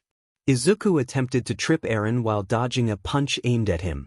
𝐼𝐻𝐬's Titan stumbled, and Izuku seized the moment to unleash a flurry of rapid strikes. He focused all his energy on the fight, driven by the longing to return home to 𝐒𝐮. He longed to see her face one last time, and he was determined to see it through to the end. After his relentless assault, Izuku noticed 𝐼𝐻𝐬 had transformed again. 𝐼𝐻𝐬 leaped into the air, narrowly avoiding a punch aimed at him. Izuku felt the strain of the battle and knew he needed to finish it quickly. Despite his speed and precision, 𝐼𝐻𝐬's Titan was resilient, absorbing hits and countering Izuku's attacks. However, Izuku managed to land a kick to 𝐼𝐻𝐬's abdomen, only to feel a sharp pain as Mikasa charged toward him. In a moment of desperation, Izuku leaped out of his Titan's mouth and climbed onto its head, his gear damaged. He saw Mikasa approach with a fierce expression, and he felt the weight of the battle pressing down on him. As she drew closer, he struggled to find the right words, asking her if this was truly what she wanted. Mikasa, filled with anger, insisted she would not abandon 𝐼𝐻𝐬. Izuku challenged her perception of 𝐼𝐻𝐬's intentions, questioning whether he truly wished to commit such acts. As they exchanged words, Izuku revealed a small detonator hidden beneath his clothing, exposing a massive amount of explosives strapped to his body. 𝐒𝐮𝐲𝐬 rushed to stop him, but he was quicker, pressing the button just as the world around them erupted in flames. The explosion engulfed 𝐒𝐮𝐲𝐬 and Erin's Titan, leaving devastation in its wake. 𝐼𝐼𝐻 arrived at the scene to find a massive crater, discovering 𝐒𝐮𝐲𝐬's lifeless form and Eren, who was gravely injured. He rushed to Eren's side, providing first aid as Eren's gaze drifted aimlessly. On the edge of the crater, Izuku struggled to crawl, his body battered and bloodied. He found a nearby tree to steady himself, reflecting on his mission with Levi. Despite his injuries, he managed to smile, whispering to himself that he had become a hero, even if he felt worthless. 𝐼𝐻 approached Izuku, filled with anger and confusion. He accused Izuku of killing 𝐒𝐮𝐲𝐬, demanding to know why he would go so far. Izuku, still smiling, explained that he had acted to prevent a greater tragedy. Enraged, 𝐼𝐻 stabbed Izuku in the chest, causing him to gasp in pain. As 𝐼𝐻 continued to strike, another presence intervened, kicking him away from Izuku. It was 𝗟𝗶H and 𝗟𝗏, who had somehow survived the chaos. But there was something unsettling about the girl at that moment, as she glared at 𝐼𝐻 with all the intensity of her emotions. 𝗟𝗶H expressed her outrage, accusing him of hurting someone who was trying to save the world, declaring that Marley was right about them being devils. 𝗟𝗏 rushed to Izuku's injured form, questioning what kind of friend would attack their own. 𝐼𝐻, filled with anger, shouted back that Izuku had killed his best friend and nearly harmed another. 𝗟𝗶H retorted, pointing out that at least she hadn't sided with a destructive individual intent on chaos. 𝐼𝐻 countered, reminding her of the girl from their group whom she had shot. 𝗟𝗶H looked confused as he continued, explaining that the girl had a daughter and a family who only wanted to live peacefully without the threat of titans. He stepped closer, emphasizing the gravity of her actions. 𝗟𝗶H defended herself, insisting that she had only killed someone who attacked her town. 𝐼𝐻 glared at her, pointing out that her friends had attacked his people first. 𝗟𝗶H argued that they were merely searching for the founding Titan's powers. 𝐼𝐻 reflected on his childhood friends, who had betrayed them without hesitation, and how Izuku had always been loyal. The pain of seeing Izuku betray them was evident in his voice. 𝗟𝗶H insisted that if anyone had betrayed anyone, it was 𝐼𝐻 and 𝐒𝐮𝐲𝐬, who had turned against Izuku, who was trying to save the world. Amidst their heated exchange, they heard a faint whimper. They turned to see Izuku struggling to pull himself up against a tree with one hand, his injuries overwhelming his healing abilities. He looked toward the rising sun, feeling his body begin to shut down. Despite the fury directed at him, he spoke softly, expressing his understanding of 𝐼𝐻's anger and asking him not to take it out on Liz. As he spoke, the color in his eyes began to fade.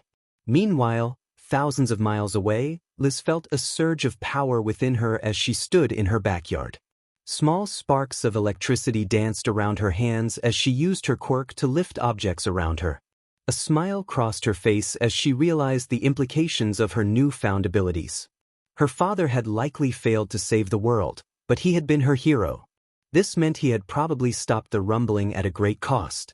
She recalled his words from years ago about the strength of heroes and wondered if her grandfather was cooking venison, hurrying toward the house with anticipation. Izuku found himself enveloped in a darkness that swirled around him in the cosmos. As he gazed in all directions, memories of the world he had left behind flooded his mind. He felt a deep sadness for Liz, his daughter, and how she would grow up without him and his wife, Sasha. Tears streamed down his face as he cried out to the void, feeling the weight of leaving his daughter alone in a harsh world. Lost in his sorrow, he failed to notice that he was descending toward the ground. A sudden whistling sound caught his attention, and he turned just in time to collide with the earth near a forest he vaguely recognized. Confused, Izuku muttered to himself about his whereabouts and why it felt familiar. He slowly got to his feet and surveyed the area, realizing he was near a small campsite on a cliff. Shaking his head to clear his thoughts, he made his way down toward the forest, contemplating what he should say to the inhabitants. Just as he approached a building, a voice echoed in his mind, demanding to know who he was and why he was there. Startled, Izuku looked around, trying to locate the source of the voice. Another voice called out, urging him to answer. Suddenly, an arm wrapped around him, pulling him closer to a figure. Izuku was taken aback as he recognized the man as Tiger, who glared at him and pressed for answers about how he had found the forest. Overwhelmed, Izuku struggled to respond, asking for clarification on the question. A blonde-haired woman with blue eyes and a blue hero suit approached, explaining that the man wanted to know where he came from and how he arrived there. Izuku blinked in disbelief, trying to comprehend the situation. Before he could gather his thoughts, he was knocked out. When Izuku regained consciousness a few hours later, he found himself surrounded by several heroes and heroines. He quickly sat up, realizing he was bound in a cloth that restricted his movements. A familiar voice, 𝗟𝗟𝐻𝐸, confronted him, expressing frustration over his unexpected appearance in the wild pussycats forest, interrupting their training. Izuku apologized, explaining that he had no idea how he ended up there, only recalling a battle before his arrival. 𝗟𝗟𝐻𝐸 and the others exchanged skeptical glances, and 𝗟𝗟𝐻𝐸 posed a question that would determine Izuku's fate. Nervously, Izuku responded with his name and age, revealing he was the blonde hero. Expressed confusion at his age, prompting 𝗟𝗟𝐻𝐸 to point out that he looked like one of his students. When a mirror was brought to him, Izuku was shocked to see his younger self, reminiscent of when he first entered the military on Paradise Island. The realization struck him hard. He had fought against Eren, who sought to end the world, and now he had somehow been reincarnated back to his original world. As tears fell from his eyes, the heroes grew concerned for him. With a voice filled with longing, Izuku declared that he was finally back home. The brown-haired heroine asked for his name again, and he stammered out his full name, trying to rise. 𝗟𝗟𝐻𝐸 insisted he stay down, stating they were not finished with their questioning. However, the brown-haired woman interjected, revealing that Izuku was the missing child from 4 years ago. Aizawa, surprised, pulled up a missing poster of Izuku, prompting the group to compare.